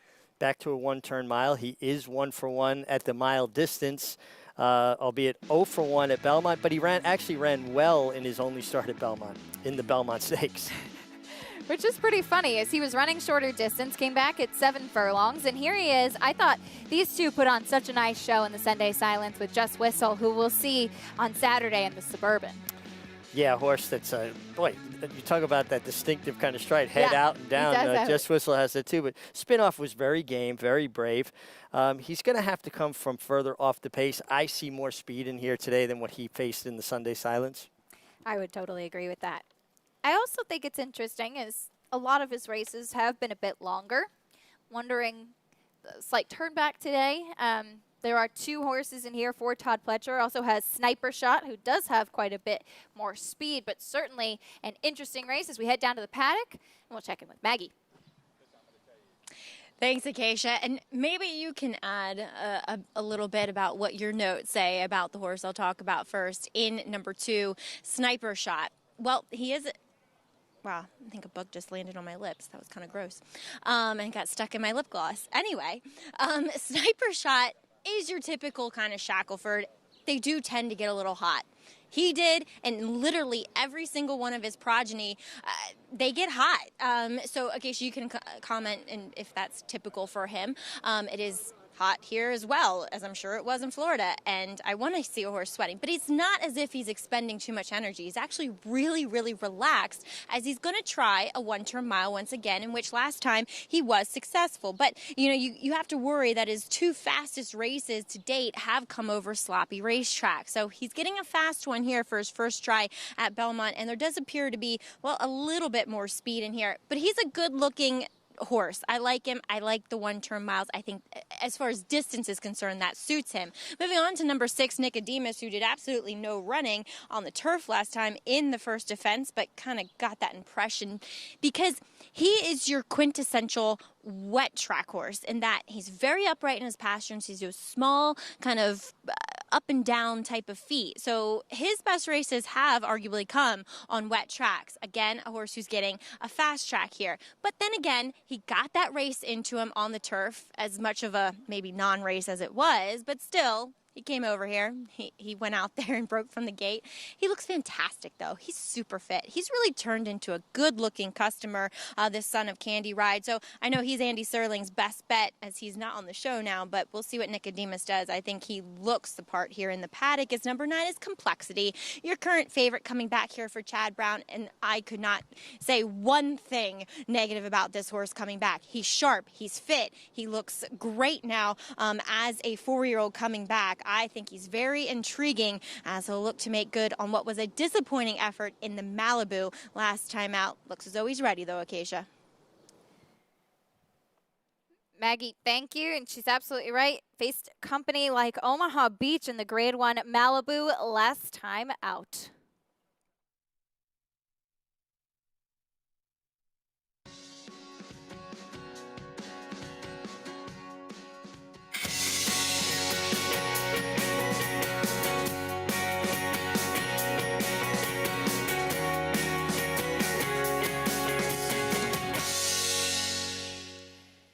You're watching America's Day at the Races. If you're joining us now on FS2, thank you and welcome. This show brought to you in part by America's Best Racing. For the love of the race, visit americasbestracing.net today. We've got a great second half of the show still to bring you. I'm Acacia Courtney, joined on set by former champion jockey Richard Migliore, Maggie Wolfenfield downstairs reporting. And Richie, great racing today, but we're always looking ahead in this sport. And on Saturday, we have the Run Happy Met Mile Day, which is a stacked card from start to finish. Terrific card. On the 4th of July, we have fireworks in store. Just a bunch of good horses, competitive races, and the Met Mile is always a race that delivers. You have horses turning back in distance, sprinters stretching out, and the 2 worlds collide. Looking forward to that, as it is, of course, a Breeders' Cup win and your in-race for the Dirt Mile as we have race 7 at Belmont coming up. We'll start our post-parade with the number 1 Discreet Lover, upset winner of the 2018 Jockey Club Gold Cup. Yeah, he's a deep closer, and I just don't think he's in the current form to have a say here. We'll see if he can reverse that today. Here's the number 2 Sniper Shot coming off of a win last out. Definitely a pace player, a horse that has speed, and an aggressive rider in Luis Saez should be up close to the pace. Here's another one for Todd Pletcher as he has a nice 1-2 punch in here, the 3 spin-off. Yeah, Todd Pletcher does such a great job, and this horse should be lurking just behind the pace. It's going to be interesting to see how he handles the 1-turn mile. Turning back in distance today as we check out the 4 No Dozing off of a bit of a layoff. Off a bit of layoff, another horse that I think does his best running when he's involved should be a pace player as well. Came off of the bench about a 11-month layoff, for Win on the turf. He's switching back to the dirt. And then he had good dirt form. Go back to his form. Look at the names the company kept. Tacitus, Vacoma, Maximum Security. Win is a major player here. Here's another one that came off the bench and ran on the grass, Nicodemus. And it kind of muddies up his form. A lot of his other races, look at his toboggan, very good. Last year he won the Westchester over this track going a mile. Certainly a player. A nose behind Mind Control in that toboggan as we look at a bit of a price backside of the moon. I think this horse is interesting. I think this is a horse that the break in racing, giving him a freshening is going to help. Backside of the Moon had very few breaks before that in his life. And we wrap up our post-parade 5-2 now on the number 9, Complexity. It makes a lot of sense. He's a horse that's shown great ability, although he's had a lot of gaps in his races. The outside post certainly is a benefit. He is a touch cool on the board for a Chad Brown runner as we bring in Jonathan Kinchin from his home in Texas. Complexity has had some questions along the way, JK. What are you doing with him in here? Yeah, I mean, look, I think there's some opportunity to try to beat him here, but I wouldn't get too carried away. I mean, he's run well fresh before. He won off of a layoff, and he won first out. Chad doesn't struggle with horses coming in off of a break. He's drawn outside. He's got back numbers as a 2-year-old that lay over this field. And, so I just feel like he's got everything going in his direction, but this isn't necessarily why they brought Complexity back and the races that they want to try to win with a horse like this. So I feel like this could be a stepping stone to something bigger, maybe down the line at Saratoga. But he is definitely live in here. But I agree with Richie. I think the 5 win, and the horse that I picked in here, I think is interesting. I'm not crazy about his running style. I don't like late running horses on the dirt. You need a lot of things to go your way when you have a horse like that. But this horse had trouble in a lot of his dirt starts. He's run into, like Richie said, a lot of really good horses in Maximum Security, Vacoma, Tacitus, Country House in the Derby where he had a trip as well. Now he's kind of getting a shorter race. They were trying to turn him into a Derby horse. He ran well on the turf. I didn't like his race last time, but he had a trip in there. He kind of missed the break and had some trouble throughout the race. Second off a layoff. I think this horse makes a ton of sense at a pretty attractive price on the board as well.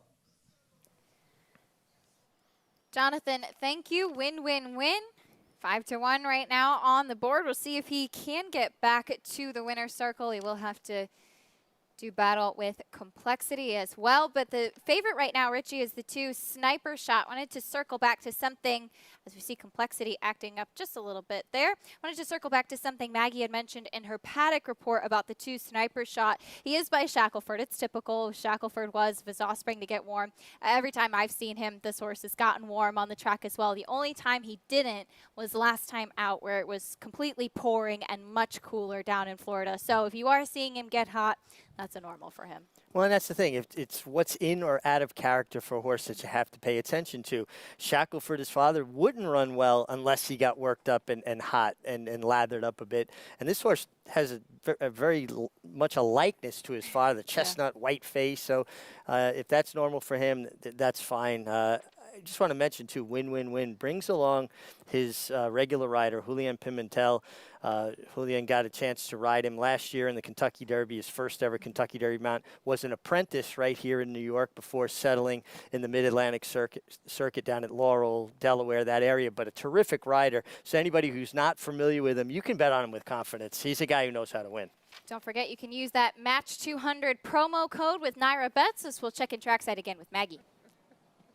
That's right, Richie. And Mike Trombetta, the trainer of Win, having a lot of success with Julian over the years as well in the Mid-Atlantic region. And Julian, well, he's giving Win quite a vigorous warm-up here over the track. Moving great, though. I mean, from all things I can see, I like the way this horse is warming up today. And 2, I was he was actually my pick going back to the first defense because I was impressed with what I'd seen from him in that Manila switching to the turf. But then again, it was one of his slower races that you could make that argument. So getting back to the dirt now with that tune-up on the turf, he could be very dangerous here. And actually, Mike Trombetta, I looked at these numbers, turf to dirt, sprint to route.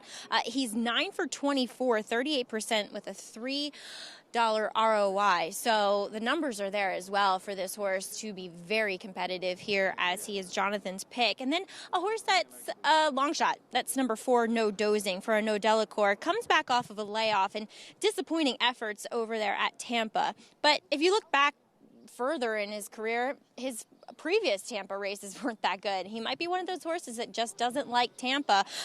I thought he looked great, and I actually like him turning back to a 1-turn mile. If anything, I would actually prefer him going 7 furlongs here, coming off the bench. But he's fit, he's sharp, he's ready to go. I thought he was a little bit interesting getting back to the New York tracks today, Acacia. Maggie, thank you. No Dozing, potentially an interesting one. And just want to let everybody know, it is Javier Castellano on the 5 win, a late jockey change there. So it will be Javier on win today. Who are you going with top pick? I am going with number 7, Backside of the Moon, old class horse trained by Bob Caceres. All right. Here's Frank Miramati, race 7 at Belmont. And they're off. Complexity gets the first call. Sniper Shot is flashing early speed. Discreet Lover along the inside is also up close. Spinoff is in 4th. Then it's Nicodemus in 5th, followed by No Dozing, now trying to move up in between horses. No Dozing is really keyed up, moving up in between rivals to go right after Sniper Shot, who has the lead.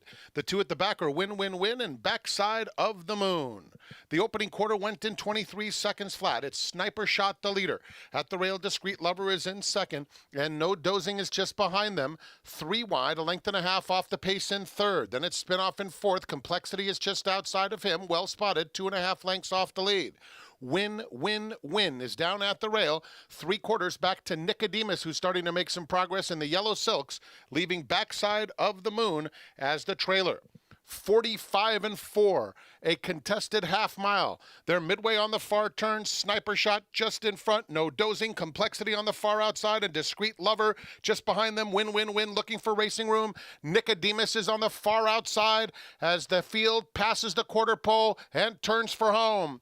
Sniper Shot, Complexity. Jose Ortiz takes a peek back, and Complexity is let loose now, and he turns it on coming to the 8th pole. Complexity opens up 3. Nicodemus on the outside. Sniper Shot, Backside of the Moon is trying to get a piece, as is Win, but it's all about Complexity, who comes back razor sharp. Complexity scores by almost 3. Win, a rallying second in front of Nicodemus and Backside of the Moon. The running time, 1:34 and 2/5 seconds. Complexity has not raced since the end of December in the Grade 1 Malibu, but he's back, and back to the winner's circle as well. Yeah, Complexity, very impressive here, and we always know he's had this kind of ability, and he had a very wide trip throughout, just waiting for Jose Ortiz to turn him loose. And you know, we've seen a lot of brilliance from horses by McLean's Music standing at Hillendale Farm, but was a brilliant racehorse himself that didn't race that many times, but hopefully this is a springboard for Complexity to get in with better company, because he certainly has the ability to compete at a high level. He was very precocious. He won the Champagne as a 2-year-old after breaking his maiden first time out at Saratoga, and was a little bit questionable after that. He's had some breaks in his races, but pretty exciting to see him win his first race back of 2020, and we'll wonder where we'll get to see him next. Win didn't break, and he ran a huge race to be second. He ran a huge race to be second, really come rallying from out of the clouds. Was second best, I think, even under the best of circumstances, but nice to see him come back with a big effort off of that turf race where he was really kind of a no-show. 9, 5, 6, 7. Unofficially at Belmont Park as Complexity gets back to the winner's circle, and that's the 30th win this meet for Irad Ortiz Jr. We've got a lot more coming up on America's Day at the races. Jose Ortiz. Irad Ortiz not back to the winner's circle just yet, but we'll keep an eye on him. And I'm stepping aside. Greg Wolf coming up on the desk to take you the rest of the way, but don't worry, Richie's staying around as well, as we've got the Mount Vernon, our feature, coming up. Yeah, looking forward to that. Hard-hitting New York bred fillies and mares. Stay with us on America's Day at the races. Got a lot more coming up, and we'll continue to preview those sensational Saturday stakes. You can catch all of that Saturday action on FS1. Stay with us here on FS2 and the Fox family of networks for the rest of the coverage on America's Day at the races.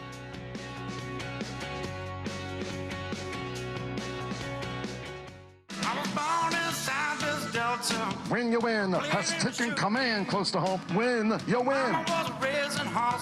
They come down to the wire, and Minute to Stardom upsets them at 20-1.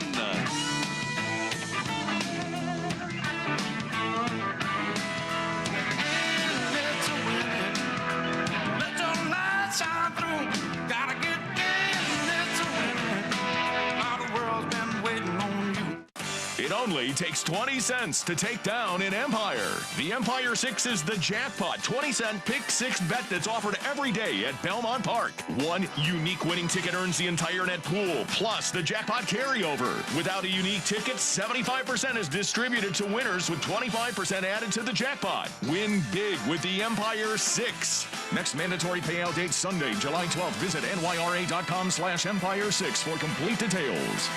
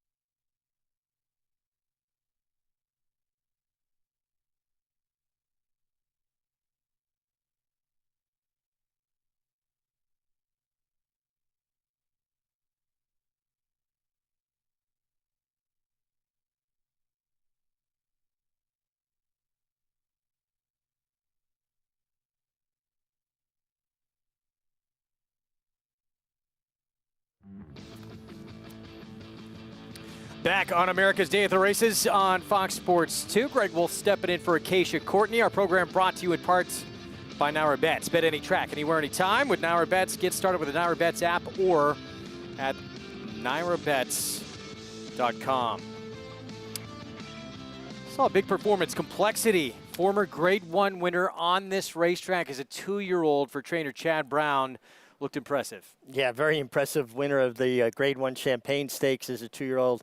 Looked great today. Just was 4 or 5 wide throughout, but looked a winner every step. And he's by McLean's Music, a horse that was brilliant himself, has been throwing brilliant horses, who stands at Hillendale Farm. And Complexity's kind of signaled he's ready for bigger and better things. $7.10 for the win with Complexity. Well, this meet, the leader pretty much all along has been Irad Ortiz Jr., but today belongs to Jose Ortiz as we send it downstairs to Maggie Wolfendale. Big brother better watch out, Greg, as Jose picking up his 4th win today here aboard Complexity. Jose reunited with a former Grade 1 winner. Talk about this comeback race for this guy, for Chad Brown. I mean, it was a fast time as well.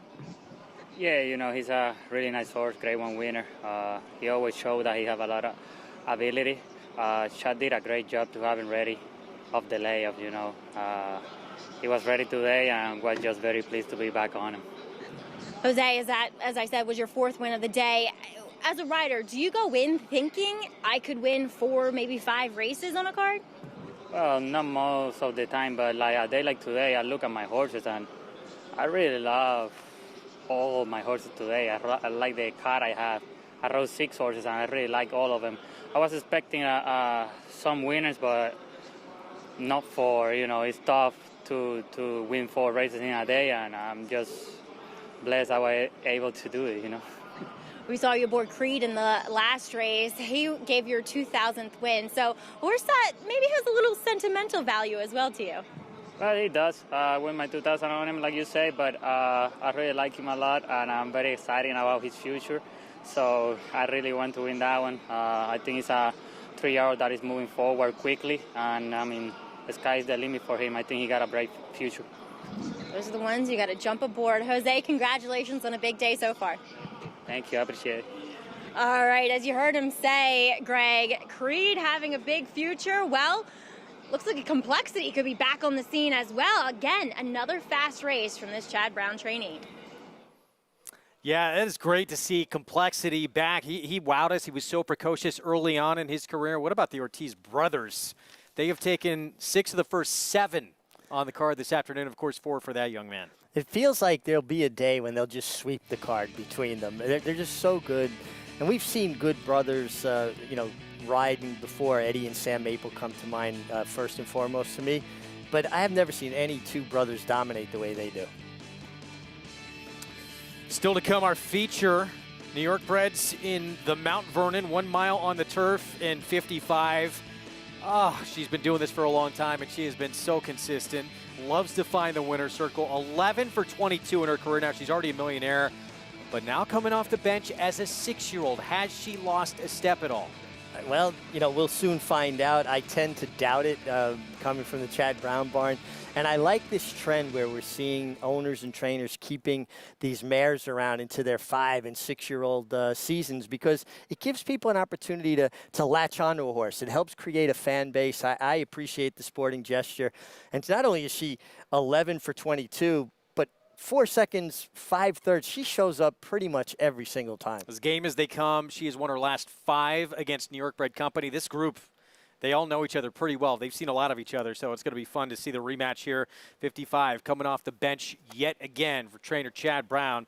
We'll get to the Mount Vernon in just a little bit. Well, during this time of need, everyone has been asked to step up and do their part. And here on the New York racing circuit, one of the perennial leading owners, Michael Dubb, has partnered with the New York Racetrack Chaplaincy to make sure that those who take care of the horses are being taken care of themselves.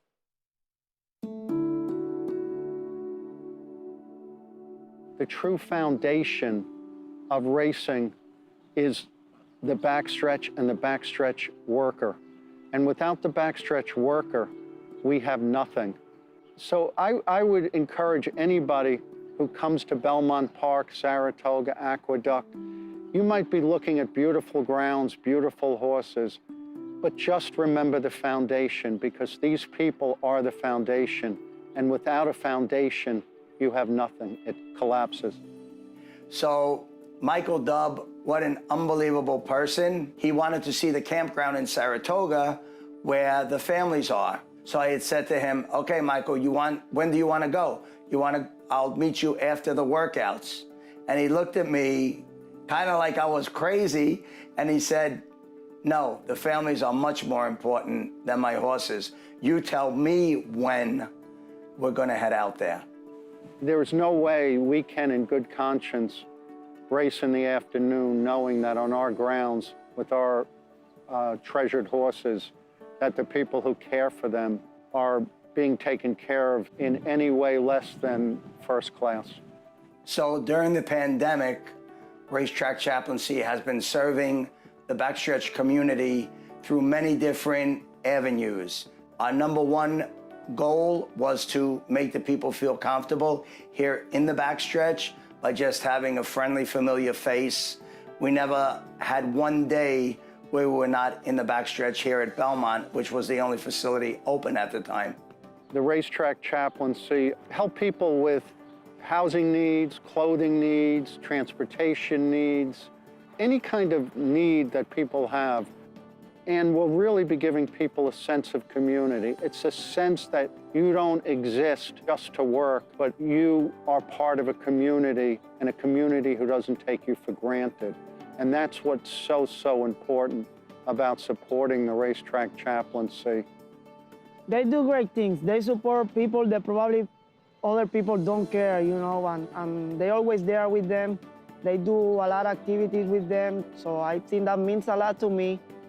Owning horses is great, but there's a greater sense of pride from taking care of the people on the backside and affecting people's lives than participating in a sport, which we all love, but you have to keep your priorities balanced.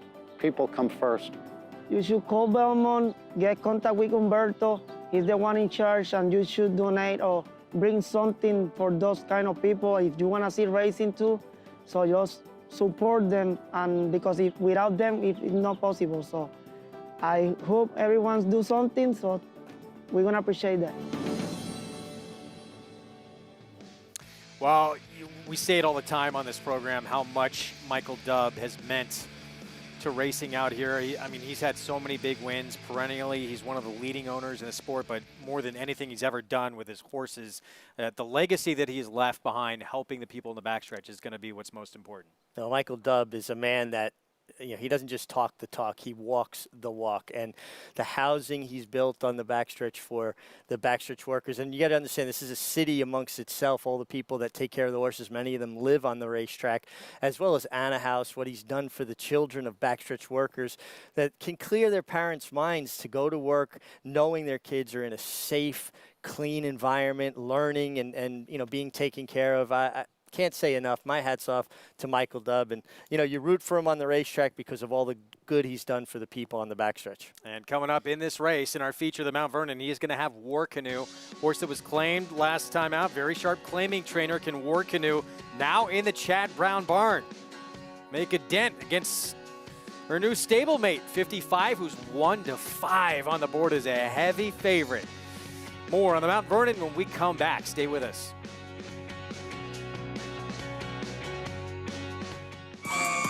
It's America's original sport, and no one covers it better than americasbestracing.net.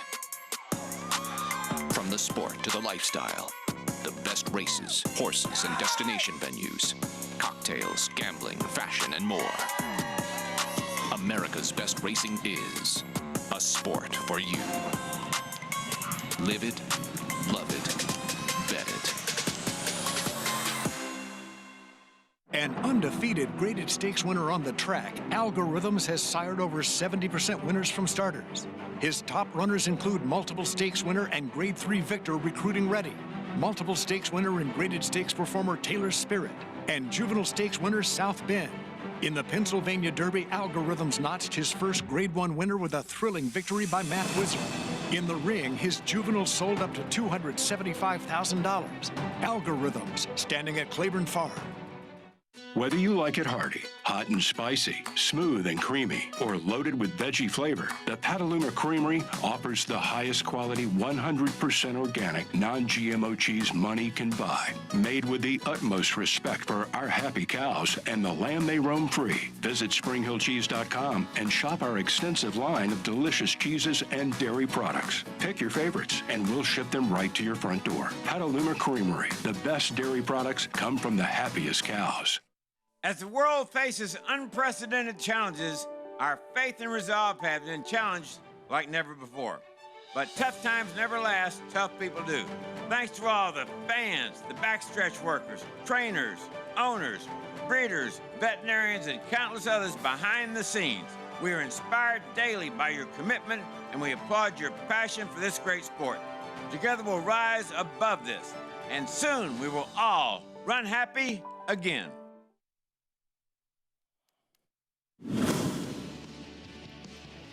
Railed and wish upon.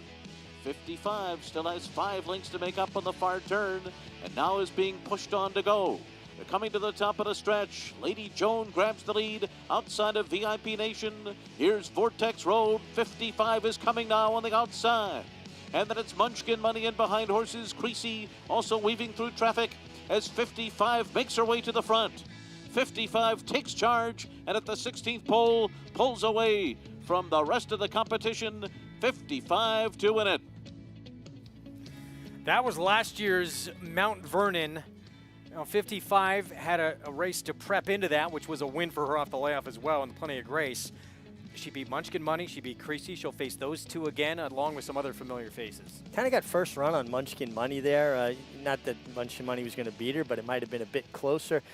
This race is just a puzzle to me because I just don't see any pace, and I'm trying to figure out who will it be that will go. Could it be the two fetching, the only filly in the race? The rest are all mares.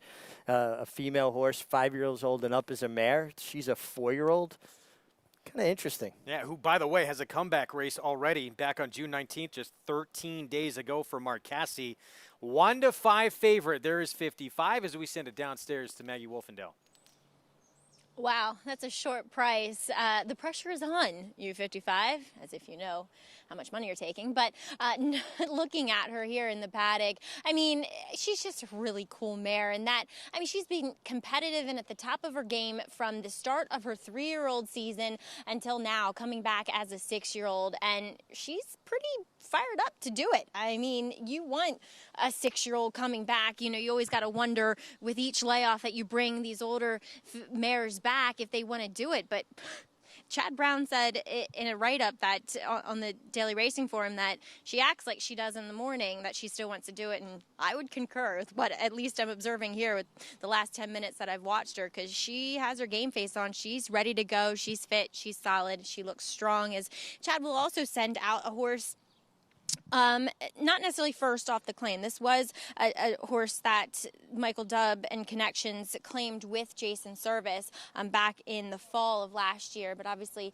now having had to move to Chad's barn. And Chad in that same article called her the cagey veteran, which I got a chuckle out of, but it's very true. I mean, she's so unassuming looking. She's very short. I mean, maybe she's 15 hands. She's stout, but she just runs. I mean, and she's run for everybody that's had her. She's done her part, and you would have to think that, if anything, she's going to run really well for Chad here as well.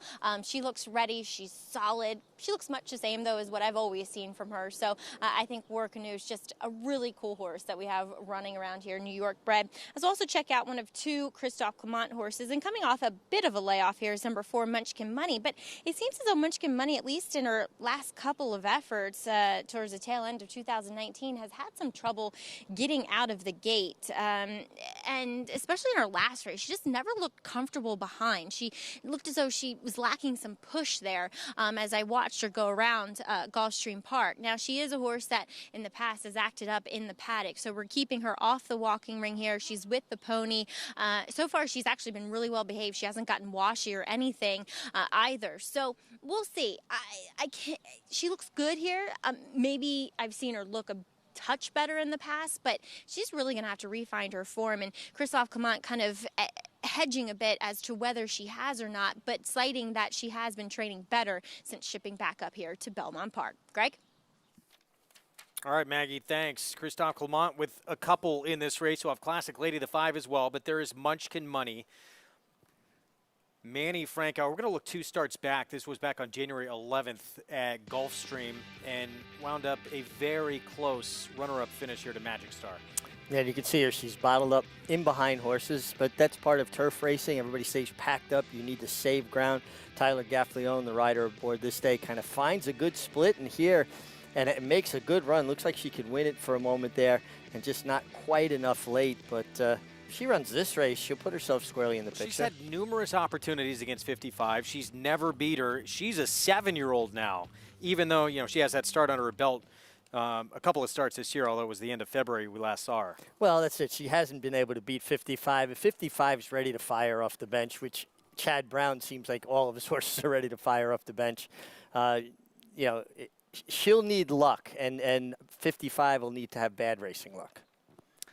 Well, she seems to make her own luck with her powerful finish in the stretch. This was at Ticonderoga. Last time we saw her, mid-October of last year at Belmont.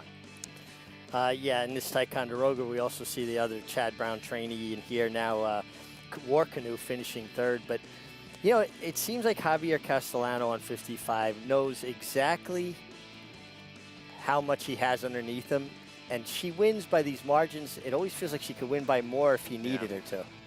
Well, this is what Chad Brown has done this year in stakes with his winners off of layoffs. Dunbar Road in the Shawnee Stakes, coming off a 203-day layoff. Well, newspaper of record. She has become the superstar that she was at 2 again as a 4-year-old after a 3-year-old campaign where he sent her back to the farm, wins the Intercontinental. Then, of course, she had the big win in the Just a Game.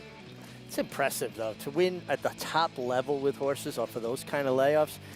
Phenomenal job. For 55, she has come off a laugh, and here she is a couple of times in her career. Once she was second beat a length to Uni, who, of course, was the champ last year. And then she was a winner in a Plenty of Grace off a similar layoff last year before she won the Mount Vernon.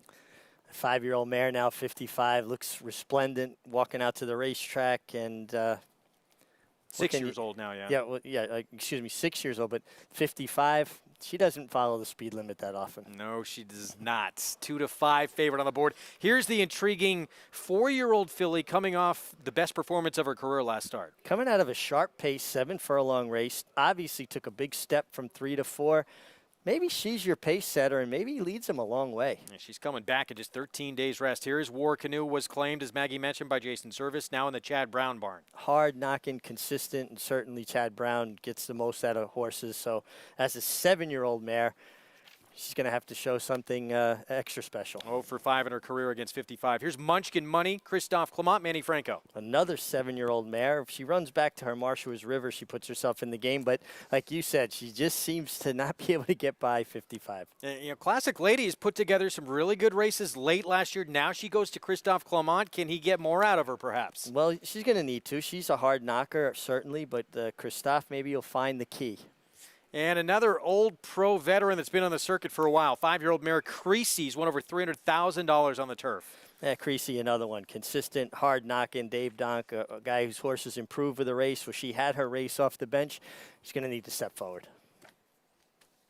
So that's the field, a field that knows each other very well. Everyone, with the exception of Fetching, has faced 55, most of them on multiple occasions. I want to remind everyone, get signed up, started, play along with Naira Bets, take advantage of a new member $200 deposit match bonus. Use that promo code MATCH200 at sign up. Bet any track, anywhere, anytime. Go to NairaBets.com to take advantage of that $200 deposit match. Jonathan Kinchin, your thoughts here on the Mount Vernon? I think 55 is going to be tough. She overcomes most obstacles. If they run in front of her, she'll close into them. If they go too slow, she'll stay close enough and close into them. She's overcome slow paces, open company. She's won like 7 times against New York breds. She's drawn the rail. She runs well fresh. Chad sends them over there fresh. I think she's the most likely winner of this race, and why I singled in the pick 5. I guess if you're looking for something a little bit interesting, you can try the 2 Fetching, coming back off of 13 days rest.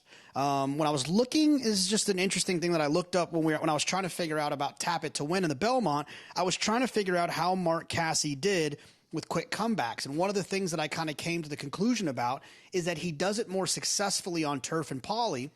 Poly being up at Woodbine, the artificial surface that these horses will run on at a couple of race tracks in North America. I just felt like those horses run better. Got Stormy being a great example, being wheeled back in 7 days to run so well last year in the 4-star Dave. So I think Fetching's interesting from a pace perspective, and also doing something that Mark Casse does so well, wheeling back in shorter than normal rest. Yeah, 14-1 right now on Fetching. We talked about this race. Interesting from the standpoint there is 0 pace in this race, and that could mean that someone is out in front that maybe usually likes to have a target to go after. Well, someone's going to have to be in front in a race where there's no confirmed front runner. So someone's going to be doing something different than they have done in the past. Sometimes a horse decides they like it, and their confidence blows up. And if they've gone slow enough, maybe they get to steal it. Junior Alvarado's been riding the turf very, very well. This horse is coming out of a sharp pace race. She ran the best race of her life off the layoff last time as a 4-year-old. So she took that step from 3 to 4. We talk about that proverbial step they have to take.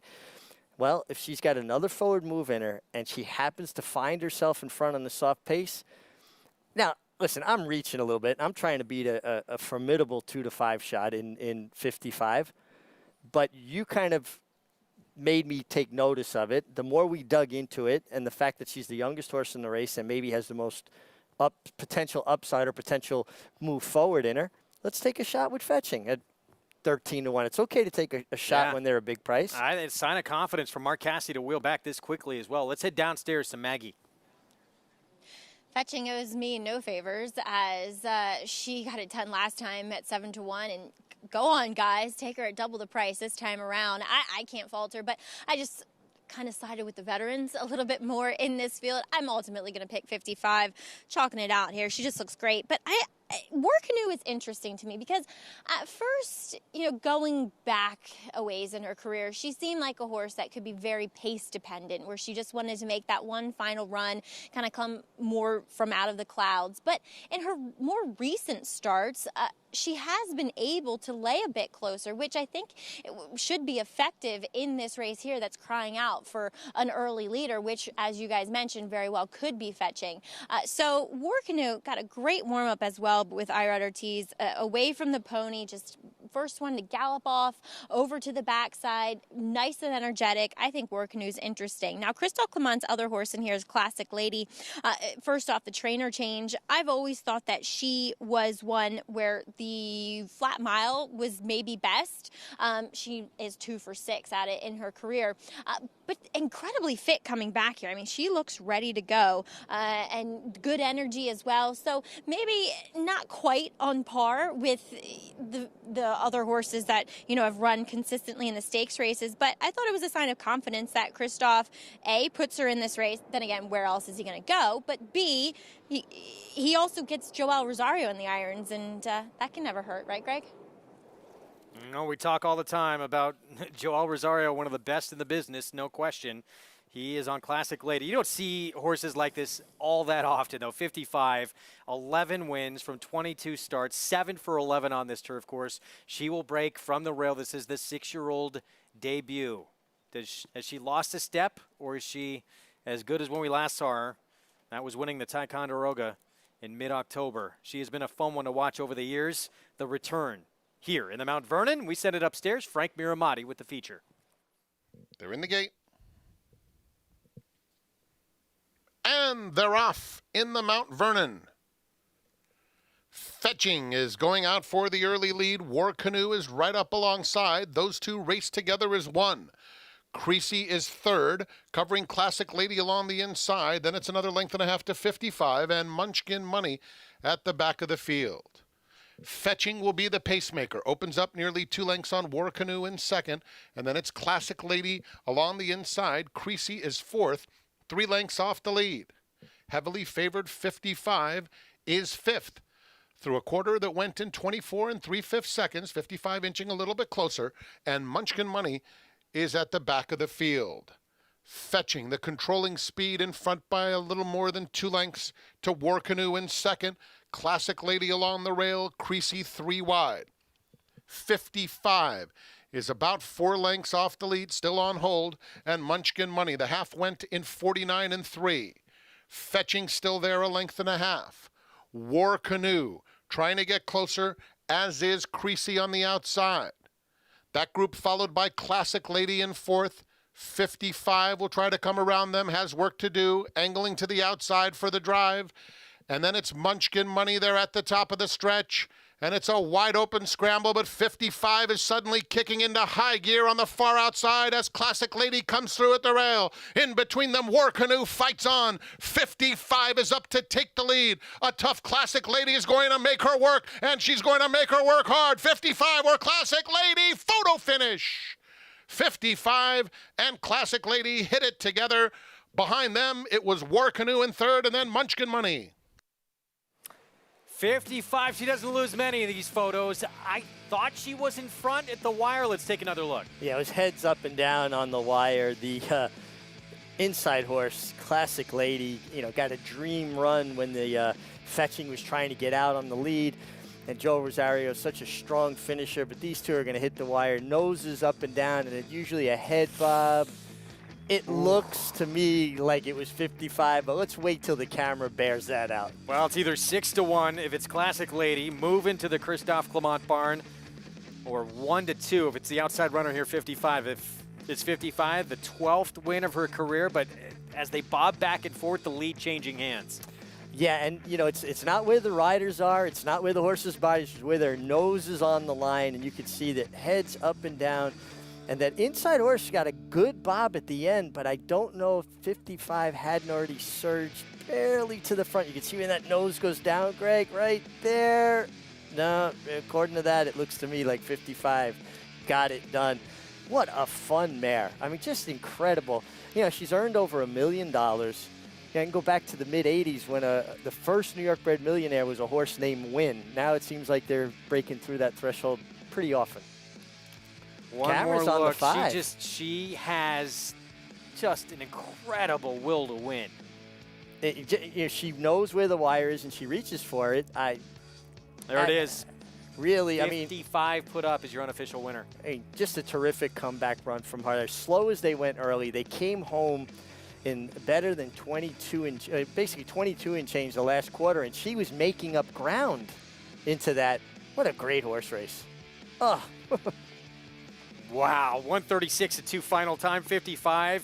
6-year-old debut off the bench. Now 2 for 3 off the layoff for trainer Chad Brown in her career. And Javier Castellano, as you mentioned, fits her like a glove as you take a look at the photo finish. So much confidence in her turn of foot, her ability to get there. And now Chad Brown improving his record with layoffs of over 180 days to 5 from 19 in stake races. Pretty impressive stats. Incredible. He continues to just amaze us. Let's go back to fetching the 4-year-old filly who was on the front end, and here Junior Alvarado trying to steal this race. What was going on here with the two? Yeah, you could look at Junior Alvarado's position of his legs, his heels, and his left rein. He's got his left rein up and off of her neck.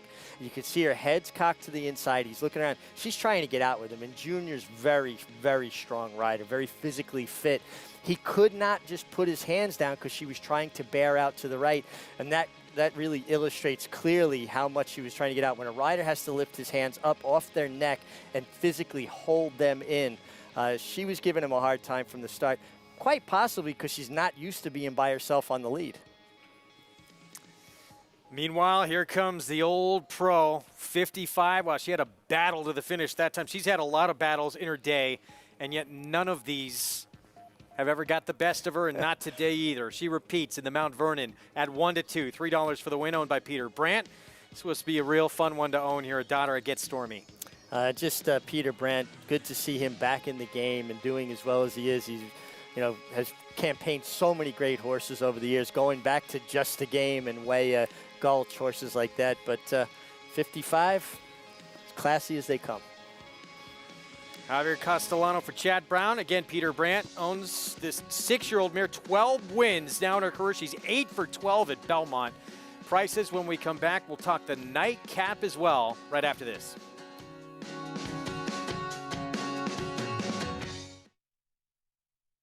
The Fasig-Tipton July Horses and Racing Age Sale. Since the inaugural sale in 2013, this sale has produced over 80 stakes winners, nearly 8,000 starts, 28% stakes horses, and over $43 million in earnings. Recent graded stakes winning graduates include Fat Man, Marzo, and War Story. The nation's #1 Horses of Racing Age Sale. Monday, July 13th in Lexington, Kentucky. It's happening. Do you want to bet the next race and don't have a TVG account? Get the TVG mobile app and sign up. It's fun, easy, and it's TVG. I'll show you how it works. You have a jockey that rides a horse. When you bet the horse that wins, you win money too. With the TVG app, select your horse, bet type, and wager amount. Place your bet and watch the race live. Download the app and sign up now, or go to TVG.com. Get double your first deposit up to $100. TVG, your best bet.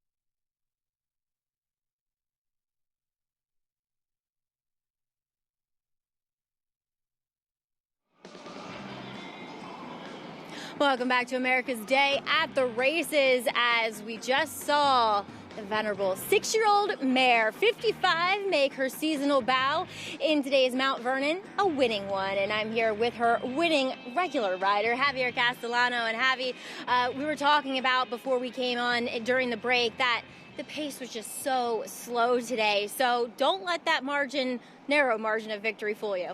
No, not at all, Maggie. The way he developed the race, I'm kind of a little tender disadvantage for my horse, but the way he did it today is amazing. He's such a great horse.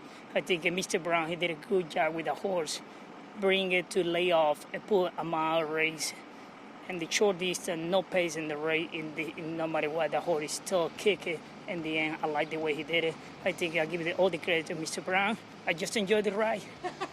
As you have several times aboard her, but you're also going to be likely enjoying a ride on Saturday in the Grade 1 Run Happy Met Mile, and Vekoma coming back off of an impressive victory in the Carter. Talk about the Carter. I didn't get to catch up with you. I talked to George after that race, but wow, that was impressive, Javi.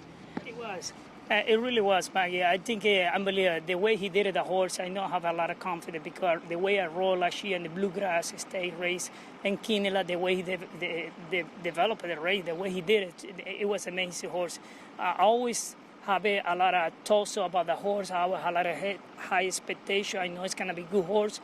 Unfortunately, last year it was going to lead a premature horse. I started developing a little bit, and I think he's turned around in the right place in the right time, and you see how they performed. He did it last time. He was an amazing horse, and I'm looking forward for Saturday in the mid-mile, one of the biggest races in the country. They're all looking for that race.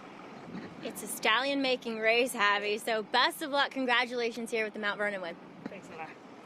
All right, well, he's winning stakes already, Greg. We'll see how it carries into this Saturday, one of the big card, that Met Mile. I can't wait. Run Happy Met Mile, that is, Greg. Yeah, nothing like a little momentum heading into a big weekend. And Vekoma, the big question for Vekoma, who was just sensational in the Run Happy Carter, can he be as effective on a fast main track? Obviously, it was a sloppy track that afternoon. Yeah, and, we questioned going into the last race if he would be as good on a sloppy track. He obviously enjoyed it very much. He's a quality horse, and he's shown that he's a quality horse. I think he's going to have to face a little more pace pressure, and it's going to be interesting to kind of see what kind of trip he works out. But certainly off his last effort, he's going to be tough. He's so much fun to watch. Another horse that just always shows up. It almost looks like he's going to trip over himself the way that he runs. He's got that paddling action. Late pick 5, follow along. Been pretty formful to this point. 1-2 favorite 55. That trend continues. We'll see what happens here in the nightcap. 1 to go on this Thursday afternoon. It's a 1 1/8 mile on the inner turf. New York Bred's $40,000 maiden claiming event. And Her Ways, second time out, ran very impressive first time out. Tough to win at a 1/16 in your debut. Yeah, and she kind of middle moved a bit in that race. Slow pace race last fall at Aqueduct. Gets Joel Rosario today. All right, we'll talk more about this field in the nightcap when we return, when we take a break as well. We'll get a ride through Epsom Downs with one of 5 of English Racing's classics coming up over the weekend. 1 mile, 4 furlongs, and 10 yards. We'll take you through it with John Reed when we come back.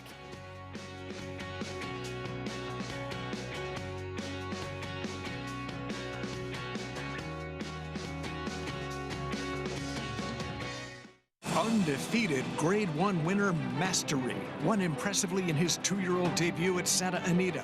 From there, he captured the Grade 3 Bob Hope Stakes and completed his juvenile campaign with a dominant performance in the Grade 1 Los Alamitos Futurity. At 3, the top-rated son of Candy Ride sizzled in the San Felipe. Now, his much-anticipated first crop are bringing top dollar in the sales ring. Mastery, standing at Claiborne Farm. We're still up at the break of dawn, committed more than ever to the health and safety of all our athletes. And with many of our other favorite sports on hold, we're still offering the most thrilling, heart-pounding action in all the land. And that, America, is something you can bet on. Go to americasbestracing.net/strong to get in on the action today.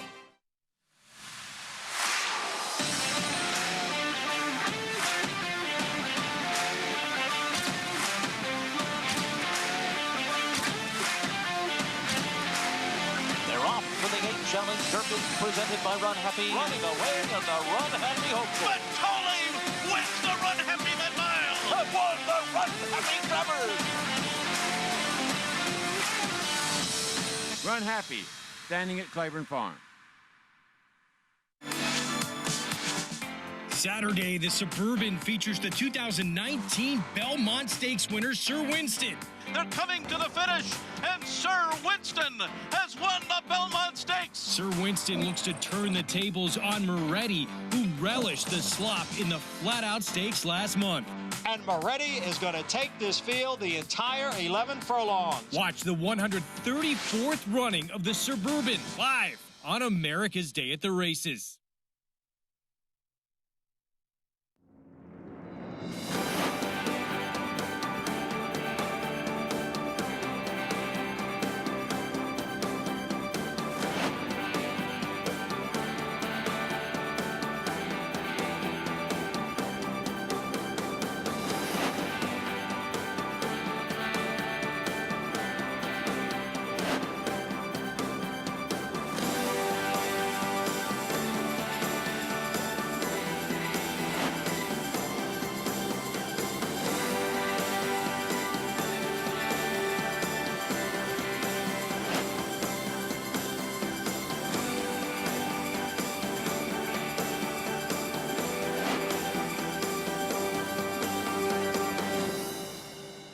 It is one of the great prizes in European racing, one of the 5 English classics.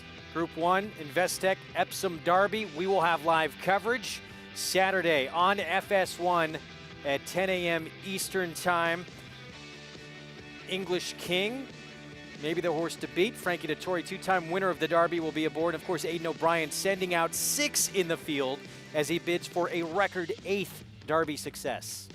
And certainly coming in loaded, has several runners to choose from. It's about who stays the trip. It's a demanding mile and a half. It's usually a fastly run race early, so it's a true test of stamina. And very unique course that obviously we don't show a lot, so we have to get to learn a little bit of the ins and outs of it. Former jockey John Reed, he captured 48 international Group 1 wins in the course of his career. No question at the top of that list was that victory on Dr. Devious in the 1992 Epsom Derby. He takes us on a trip over one mile, 4 furlongs, and 10 yards, the trip that we will see Saturday in the Investec Epsom Derby. Hi, I'm John Reed. Come and ride the Epsom Derby with me.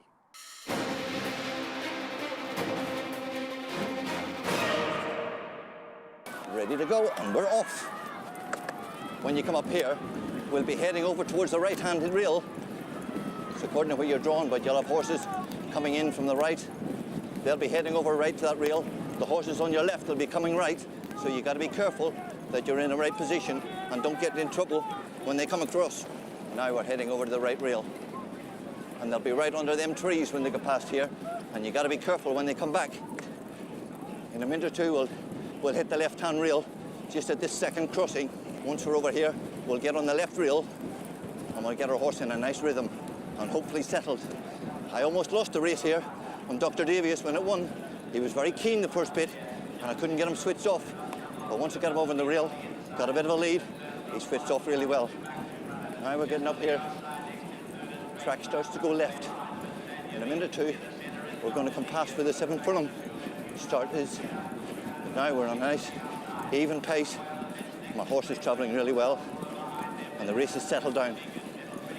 When we turn around the bend here, start down the hill, you'll have a few of the horses up front getting tired. They'll start to come back. There's a place here you've got to be looking for a little way out. You don't want to be stuck in the fence when them horses are coming back. Otherwise, you'd be in big trouble. Now we're going past the 6th pole. Many a time when Lester was riding here, he'd get right out wide so he'd get a clean run. He would swoop around the outside and be dropped back in by the time he got to Tottenham Corner in a nice position. Some horses don't travel well down here, usually when they're off the battle and they're getting a bit tired. Now we're heading downhill towards Tottenham Corner. We're really starting to stretch on now. The good ones will still be travelling. A lot of them will be coming back fast. You need to get out, get away from them. Here we are, just getting into the straight. We're around Tottenham Corner. We've got 3.5 furlongs to run and we'll be moving up pace. And here we go. The track runs quite valiantly left here. It's got a real gradient on it. When the horses get tired a minute, they'll start to run downhill. So you've got to be careful. If you're on the outside, you may want to switch the stick from your right hand to your left hand to keep them from rolling in. Here we are, past the 2. The race is going to be flat out now. There's all to play for. There's not a lot you can do now. You just hope you're on the right horse. Here we go, 4.5 to go. We've just got that little bit of uphill to get up. Everything to play for now. 3/4 furlong to go. I can see the winning post, but can we get there? Have we got enough stamina? Have we saved enough? Let's hope so. The crowd's yelling. We're nearly there. 3 hours to go. And there's the winning post. Yes. It's the greatest feeling in the world. St. Jovine second, and then Silver was third, and was around 4, and then Twist and Turn around 4. Well, that was a crowning achievement of John Reed's career, Dr. Devious, in that 1992 Epsom Derby. But a lot of in and outs that you really need to know this course intimately to have a great chance to win. And just a terrific piece that he put together there, really explaining it from the back of a horse. I'm very impressed he was able to keep himself so still. But his explanation of the ins and outs of that course, I think, were spot on. And you could still feel his enthusiasm, almost reliving that moment of winning the Derby there. That was cool. Kind of got my juices flowing. You want to get back in the saddle, don't you? Yeah, I'd like to just do that to do a piece like that. we need to get you on one of those for sure. 16 horse field will line up, and there's a second chance cash back that we have for you on the Investec Epsom Derby. Bet $10 to win. $10 back if your horse does not win the race. Visit NYRABets.com for all the details on second chance cash back. Well, Maggie, 16 horse field going to line up on Saturday, but it is English King who's the one to beat as Frankie Dettori looks for a third Derby victory. That's right, Greg. And full disclosure, my husband is best friends with the trainer of English King in Ed Walker, who this is his first Derby starter. And to have the favorite, well, I'm sure Ed is not sleeping whatsoever as he impressively won his 2020 comeback race in the Lingfield Derby Trial. He sat behind what was Fast Fractions, but this horse is handy enough where if it does happen to be a slower type of pace, I don't think it's going to put him in a make him have a disadvantage here. He was impressive. I mean, Tom Marquand, who was aboard this day, and I was a little remiss to see Tom off, but picking up Frankie Dettori as this owner, Bjorn Nielsen, has had a lot of success with Frankie. Wouldn't leave him sitting in the weighing room. Think of Stradivarius. But anyways, Tom was just so confident with his ride with this horse coming back, and a very elegant and classically built horse, son of Camelot. So he has the pedigree, the stamina, and the right race and win coming in to take on this Epsom Investec Derby. So looking forward to covering that Saturday morning, and wishing our good friend Ed Walker the best of luck with his first Derby starter in English King. Well, on to more pressing matters, I suppose, as of now, and that is today's last race, a maiden claimer for the New York breds, 40,000, mile and 1/8 on the turf course. We'll check in with the one coming back off of a layoff for only her second start, and that's number 2, Her Ways.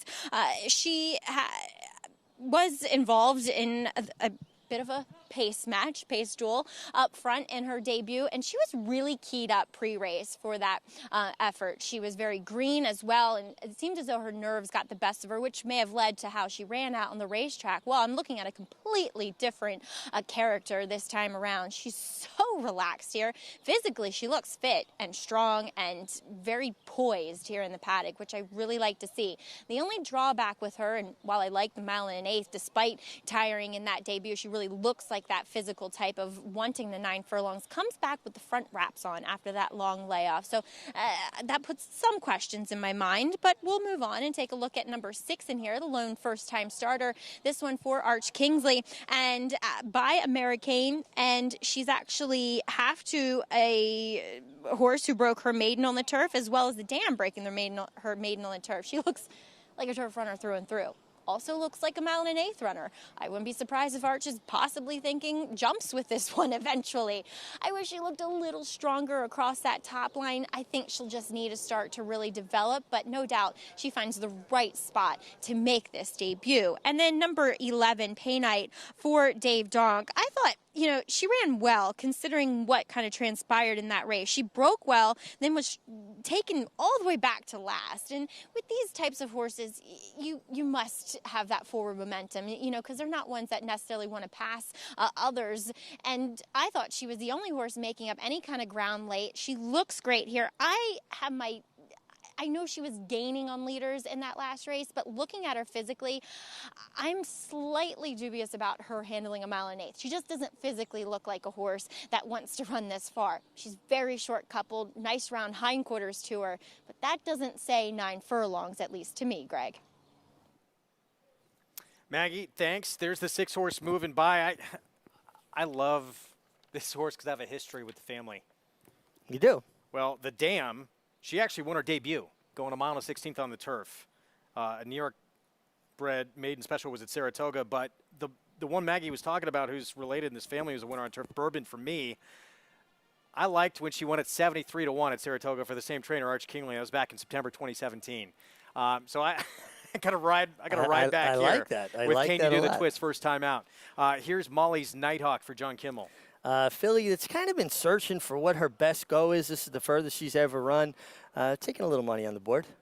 Here's the favorite, Her Ways. Jonathan Kinchin loves this filly today, start number 2. She looked really good first time out. Had Rosario I should say, takes over today. Yeah, and she was part of the pace. There's not a tremendous amount of pace. I see one horse that's kind of speedy. She should get a good trip.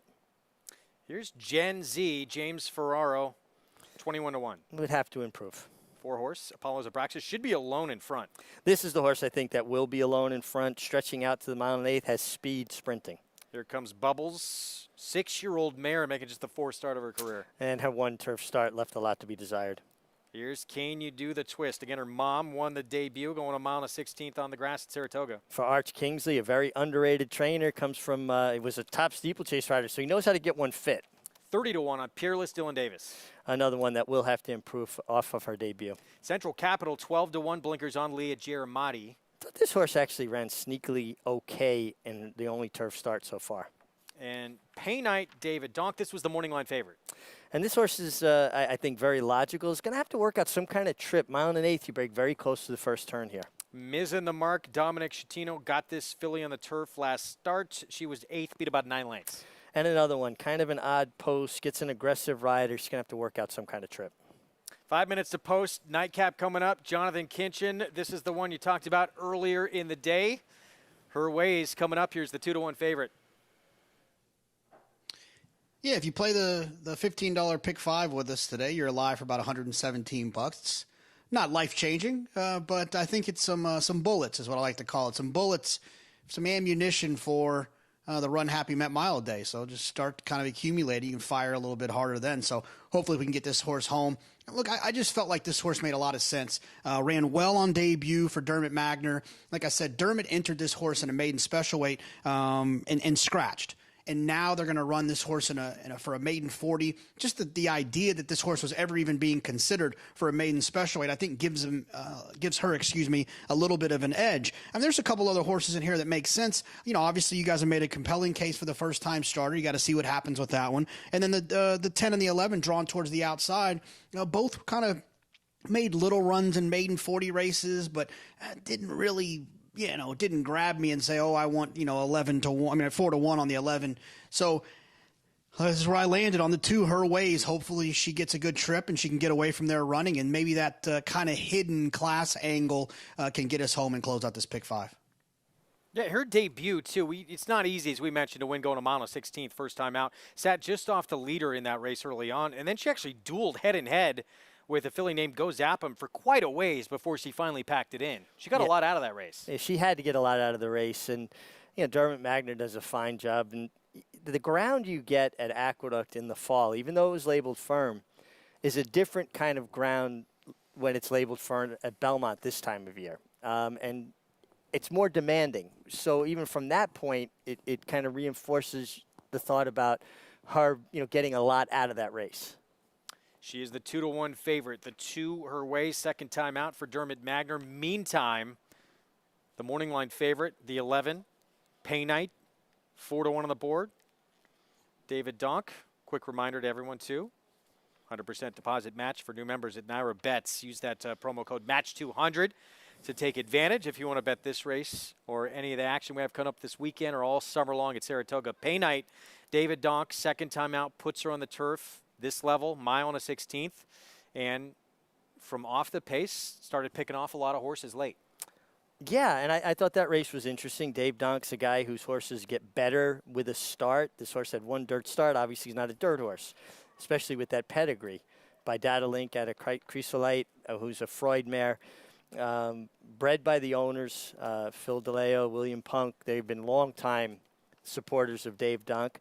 And I just think if this horse can, natural progression, natural improvement, a little concerned with Maggie's take on her physicality, but I didn't want to piggyback Jonathan here with the 2 because I liked her.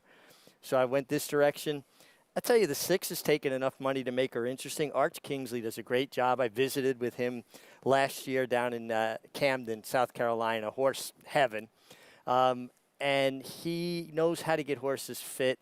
Gets Junior Alvarado again, who I think's been riding the turf. Lights out. This horse would not surprise me. Yeah, it was another one out of Bourbon Twist. Bourbon, for me, as mentioned, 73-1, who won on the turf for Arch Kingsley back in September 2017. 8-1 right now on this first-timer. Can you do the twist as we send it downstairs to Maggie? Can you do the twist? Actually, I just caught up with her trainer, Arch Kingsley, and I said, Arch, what do you think? And he said exactly what I said about her in the paddock. He said, I think there's jumps in her future, so therefore it's the right distance to debut her at, going this mile and an eighth. And he had high hopes. I mean, he brought up, obviously, the sister Bourbon for me, winning as well. So, she's well spotted, but Arch did say that maybe jumps are definitely in her future. So I don't know how fast she is from there, but warmed up nicely and has been a professional at least throughout. And Arch is sporting a really nice tan, having been down in Camden, South Carolina for the winter. I'm a little jealous down here, Greg. Looking pretty good right there. So, yeah, known for the jumps, and maybe this one, that eventually that will happen, but we'll see. At a mile and an eighth, certainly you would think is going to be probably fit enough first time out. Absolutely. And Arch is a great guy, and to see the way he works with his horses down there, and he actually has a beautiful older log home, and then he's got another like guest house log home that's all open air. It's a pretty neat setup he has there, and you could ride to different gallops through the woods. It's really genuinely horse heaven, and he's a terrific host. 8-5 favorite, moving in the gate right there, her ways. Dermot Magner, second time out. It's going to be interesting to see where Rosario places her in this race as well. I think she'll be forwardly placed. I think the clear-cut pacemaker is the 4 Apollo's Abraxas, so he's going to have his eyes on her. And if that horse could lead him a long ways, it's good to have a target, kind of keep their mind occupied. It's time for the nightcap here at Belmont. The 2 her ways, the favorite, best bet for Jonathan Kinchin. We set it upstairs. Frank Miramati with the call. Thank you, Greg. We have one more left to load, and that is Mizzen the Mark, who walks up and in. They're in the gate. And they're off. Mizzen the Mark broke outward. It's a fast beginning for Pay Night, who is sprinting out to battle for the lead. Central Capital is up close too, and Apollo Zabraxis is quicker than both, and Apollo Zabraxis will set the tempo. Molly's Nighthawk along the inside is a joint second, racing on the inside of Central Capital, and Gen Z in the orange colors is in between those two, about 2 lengths off the lead. Molly's Nighthawk a little bit rank going into the turn. In the meantime, Pay Night goes 4 wide to be a part of the battle for second, just in front of Peerless. Down on the inside, Mizzen the Mark has gotten into a better position, about 4 lengths off the lead. 2 lengths clear of Can You Do the Twist. Here Comes Bubbles is second to last, and Her Ways is at the back of the field. Apollo Zabraxis is the leader, racing down the backstretch in front now by about 1.5 lengths. Central Capital and Gen Z are right together, second and third. Then it's Molly's Nighthawk. Peerless, Red Silks racing in between horses. Pay Night in the clear has about 3 lengths to make up. That group is followed by Mizzen the Mark. Can You Do the Twist is next. It's another 5 lengths back to Here Comes Bubbles, and Her Ways is asked to pick it up from behind. The half went in 50 seconds flat Apollo's Abraxas has been the controlling speed, maintains a 1-length lead. Painite on the far outside. In between horses, Central Capital is in the mix as well. As the field straightens up for home, it is Apollo's Abraxas leading it by 2.5 lengths. Can You Do the Twist is now finishing strongly into second. Behind them, Mizzen the Mark is trying to get into third, a 16th to go. Apollo's Abraxas, lead of 2.5 lengths. Can You Do the Twist? His second time is running out, and Apollo's Abraxas takes him all the way and scores by 2.5 lengths. Can You Do the Twist was second. Photo for third, Mizzen the Mark, and Molly's Nighthawk. Apollo's Abraxas, Eric Cancel got to the front and just kept on going, but a big effort first time out in a runner-up finish for Can You Do the Twist? Huge effort, no pace on whatsoever, 1/2 Apollo's Abraxas having everything her own way on the front end. And the 6, Can You Do the Twist, circled up around the field. Looked like she was just going to blow by the whole field. Big move. Tough to sustain that big move, but ran giant for trainer Arch Kinsley. Congratulations to Kim Ladati, the trainer of Apollo's Abraxas, getting the money with her Heart and Fire Racing. Apollo's Abraxas on the front end all the way and gets the job done here. Wow, her ways surprisingly was incredibly far back early on in this race. Yeah, you know, we watched the race live, and I'd love to see the break again at some point because it looked like she broke with the field. I'm not quite sure if she got shuffled back or not. So one thing about turf racing, you got to go back and watch these races several times because there's usually a lot of trips in turf races. 5-2 though on the filly that most knew would be in front. Let's keep our eyes on the 2 here, her ways, and see what happened with Joel Rosario. Blue colors here. Looks like she's leaning slightly, but does she move with the field? She did break a step slow and got squeezed a little bit, so kind of set up for her to get a bad trip. And usually at this level, it's hard for horses to overcome. That's why you got to give Can You Do the Twist even more credit, because she broke slow as well and was able to make that big, wide, sweeping run. Keep an eye on her going forward. Arch probably prefer to win in Saratoga anyway. Apollo's Abraxas, Kim Ladati, Eric Cancel, Heart and Fire Racing, and a filly by Big Brown with the win. 5-2 on your winner. 4, 6, 12, and 1 here in the nightcap. We're going to step aside for a timeout. When we return, Run Happy Met Mile. It is a loaded group. Vacoma, sensational. The Run Happy Carter. Can he back it up on Saturday? He'll be tackling last year's Travers winner, Code of Honor.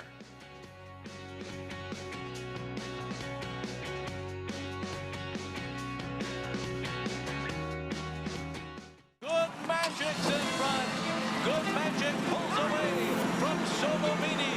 Good Magic's gonna win his first race, and he's gonna do it in the Breeders' Cup Juvenile. Good Magic to the front of the field in the Toyota Bluegrass to win it. The champ is back. Good Magic in a good-looking performance. Cruises home in the BetFair.com Haskell Invitational. Good Magic's in front. No sport in the world brings the wins home like racing. It's one-of-a-kind, high-speed, high-stakes action, and Naira Bets takes you there. Place your bets and watch the races live from anywhere. With Naira Bets, make easy, secure deposits and promotions every day to earn reward points or cash. Download the Naira Bets app or visit NairaBets.com. New members, sign up now for a $200 deposit match with promo code MATCH200.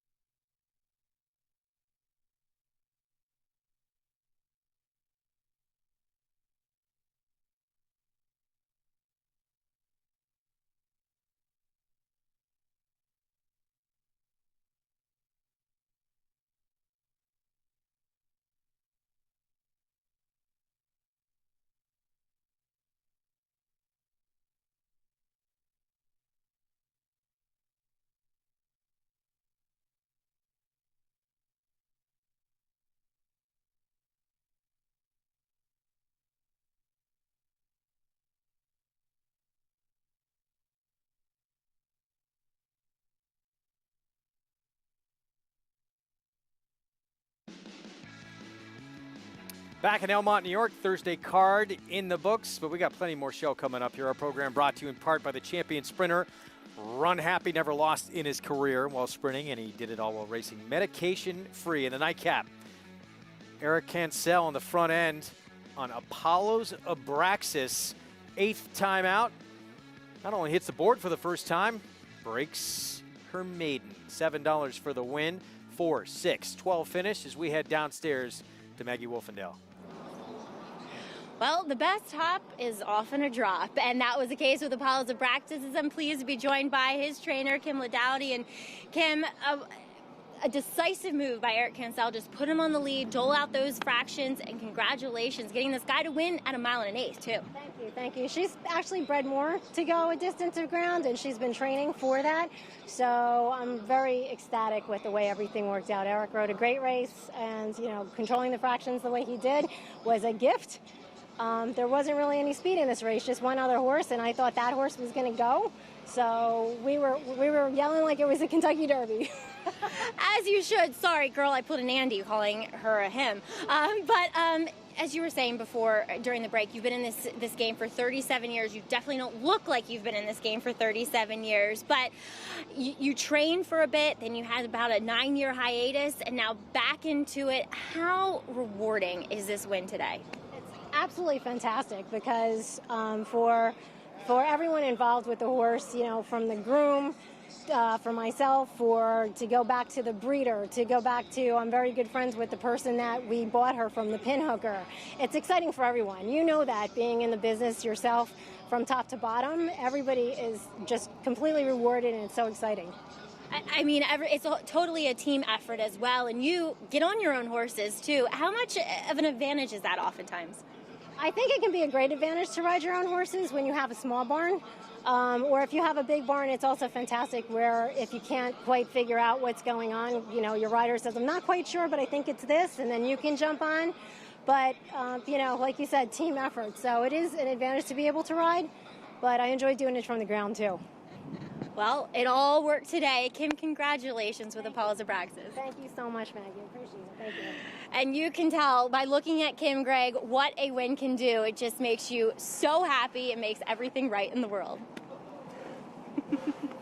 I can see that smile through the mask. Well done. Nice training job, and to get this one to win impressively here in the nightcap. What a moment. And it does not matter what kind of race it is, being in that winner's circle, getting your picture taken on this circuit, it's special. Yeah, winning is euphoric, and we saw that euphoria evidence there. That was great. Apollo's Abraxas in the nightcap. Take a look at the payout in the late pick 5. 5-2 here in the finale, so biggest price, 3-1. A pretty good payout for not very bad at all. formful pick 5. Take a look at the showdown standings. Again, it's a free-to-enter handicapping contest. No excuse not to play. It happens every day at Belmont Park, and you're competing for real prizes. Today's winner, Sport of Kings, creating a $158 bankroll. Congratulations. Go to NYRA.com/showdown to get involved on the Belmont Showdown each and every day on our program. Well, big weekend ahead. We've been talking about it all day long. This race last year had so much hype because it was absolutely stacked with talent, and it is stacked again this year.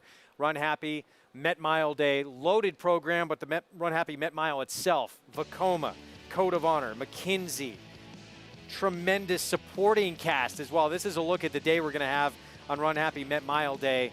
It will be sensational. We hope you join us on Saturday afternoon. But let's talk about the big one. It's the ABR Race of the Week. And Vacoma, Bluegrass winner from last year, really the only poor race he's run in his career was in the Kentucky Derby. Comes back as a 4-year-old. He wins the Sir Shackleton, and then he just romps in the Run Happy Carter. He probably didn't want the 1.25 miles of the Kentucky Derby anyway, but obviously he came out of the race with something amiss because we didn't see him again until March of his 4-year-old year.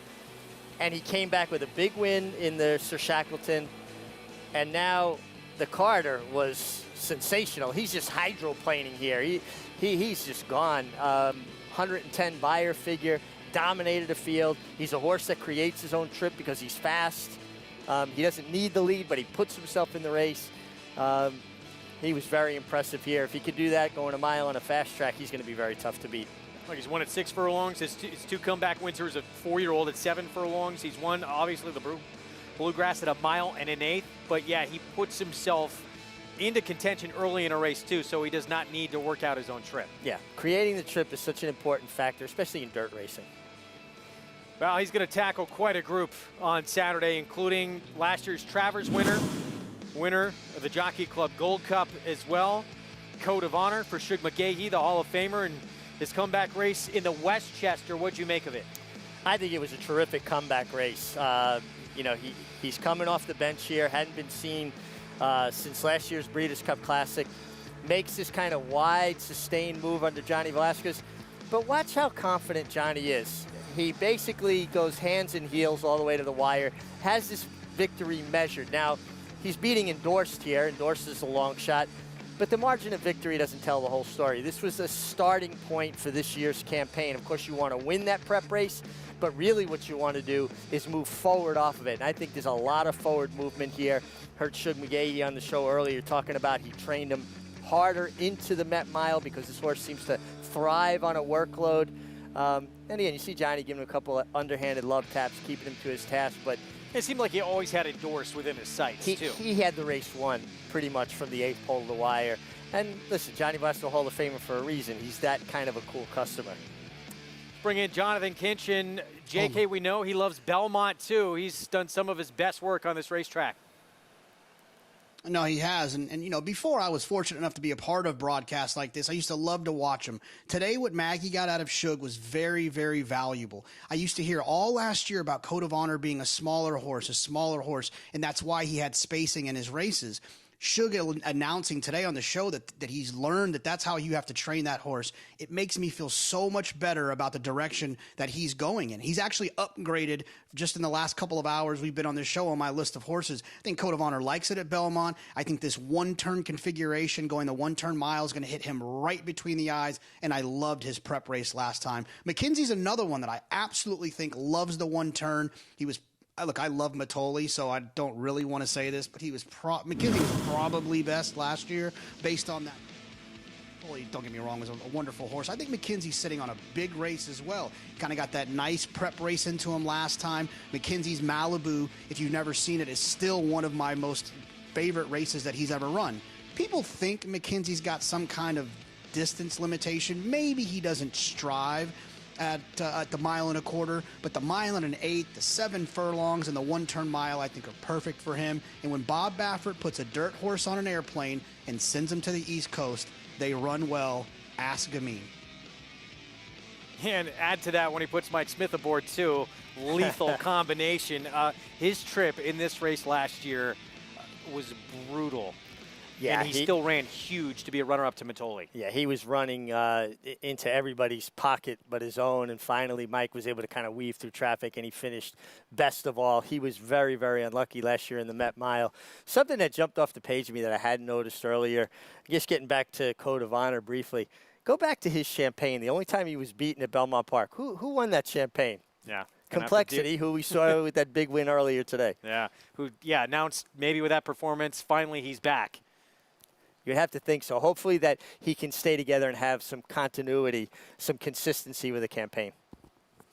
Grade 1 Run Happy Met Mile, one of the more anticipated races of this Belmont calendar. NYRA Bet's offering you 5-to-1 win odds on any horse in the field. If your first win bet hits and the odds are lower than 5-to-1, you're in the difference, as if your bet was 5-to-1. Visit NYRABets.com for details on the 5-to-1 guaranteed odds promotion. How about that? Getting 5-to-1 on any of those horses, Vacoma, Code of Honor, or McKenzie. Not bad. Oof. Not just the Run Happy Met Mile. Manhattan follows it. Race 10 on the program. 1.25 miles on the inner turf at Chad Brown yet again with not 1, not 2, but 3 chances to win this race. Yeah, instilled regard, gets a good inside post, 1.25 miles. You don't have to go looking for the hedge. You're already there, and he's going to be coming from off the pace, so he'll have some cover. And he's a horse that's got a turn of foot. We talk about it all the time. These horses with acceleration make such a big difference in turf racing. That's your best turf horses. kind of shied away from the whip here in the stretch. Irad was getting all over him. How do you feel about this horse at this distance?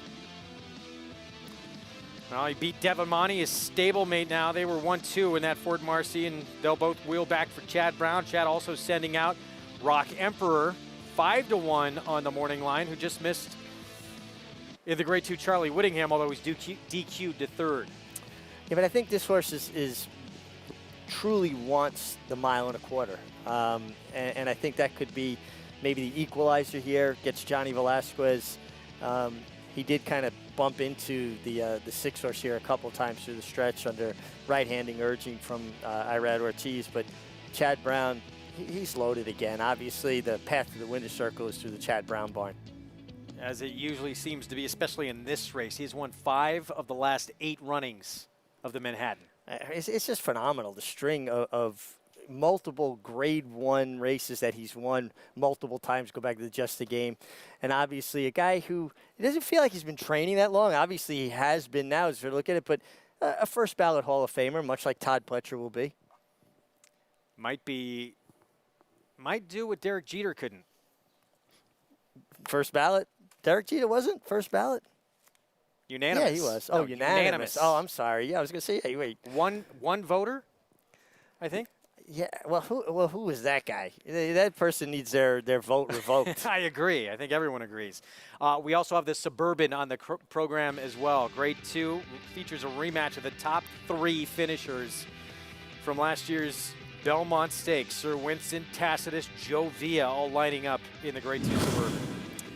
Interesting race, and the Belmont Stakes is the rematch from last year. They're coming back as 4-year-olds, a 1/4 mile shorter. Sir Winston got an absolutely incredible trip and ride from Joel Rosario. Kind of hit every gap as it appeared, and it made all the difference. Just a tremendous ride. Tacitus had to come around horses, which he's not quite as handy as Sir Winston, so it kind of made a big difference there. But they're not that far apart ability-wise, these two horses. What about Moretti, who just beat Sir Winston handily last time out? Obviously, that was a starting point, maybe somewhat for Sir Winston, just his second start back as a 4-year-old. It was a sloppy racetrack. It was a 1 3/8 as well. I have my doubts. I mean, and this is all due respect to Moretti. He got a very soft pace. He got to control things on and off track. He's going to have company on the front end. He won't be on the lead. He'll be following horses. And not that he can't win that way, but he had so much his own way last time that I just have a hard time seeing him beat Sir Winston again with this scenario. I think this is going to be a different kind of test for him. Plus, he gets an outside draw going 1 1/4 at Belmont. We actually break on the turn. Outside draws are at a disadvantage. Yeah, so much talk about Tacitus for so much race after race after race. We'll see if this is the day, this Saturday, where he can break through. He hasn't won since the Wood Memorial back in his 3-year-old campaign. Well, I think he gets a great inside draw because you break it on the turn. And Johnny Velasquez, and they had blinkers, and Johnny rode him for the first time last time. That might have been Johnny's suggestion. Maybe that's the key. Not far off from that to come. Opening day at Saratoga, July the 16th. We hope you join us all summer long on America's Day at the Races upstate. What a performance. Complexity back for Chad Brown. He looked impressive in his victory off the bench.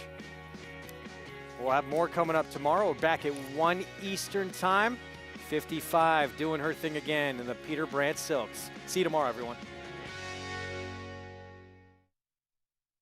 If your run-happy 2-year-old wins a maiden special weight at Belmont Summer Meet, Saratoga, Del Mar, or Kentucky Downs, you shall receive a $100,000 bonus. Remember, win an extra $100,000 in 2020 when your run-happy 2-year-old wins a maiden special weight at Belmont Summer Meet, Saratoga, Del Mar, or Kentucky Downs. Be happy and run happy. Do you want to bet the next race and don't have a TVG account? Get the TVG mobile app and sign up. It's fun, easy, and it's TVG. I'll show you how it works. You have a jockey that rides a horse. When you bet the horse that wins, you win money too. With the TVG app, select your horse, bet type, and wager amount. Place your bet and watch the race live. Download the app and sign up now, or go to TVG.com. Get double your first deposit up to $100. TVG, your best bet. Since 1913, the Petaluma Creamery has believed that the best dairy products come from happy cows. It's why owner Larry Peter insists that every cow we milk is born and raised naturally to produce the finest non-GMO 100% organic cheese and butter for your family. Shop our delicious line of Spring Hill cheeses. Pick your favorites, and we'll ship them right to your front door. Visit SpringHillCheese.com today and start serving your family the highest quality cheeses available. Petaluma Creamery, the best dairy comes from the happiest cows. Racetrack Television Network brings you every race, from every track, on every screen, every day. With monthly packages starting as low as $5, RTN gives you great value and access to more live HD streaming and race replays than anyone. Visit RTN.tv today to sign up and watch on almost any device, including Roku and Amazon Fire. Use promo code TRYRTN for a 5-day free trial.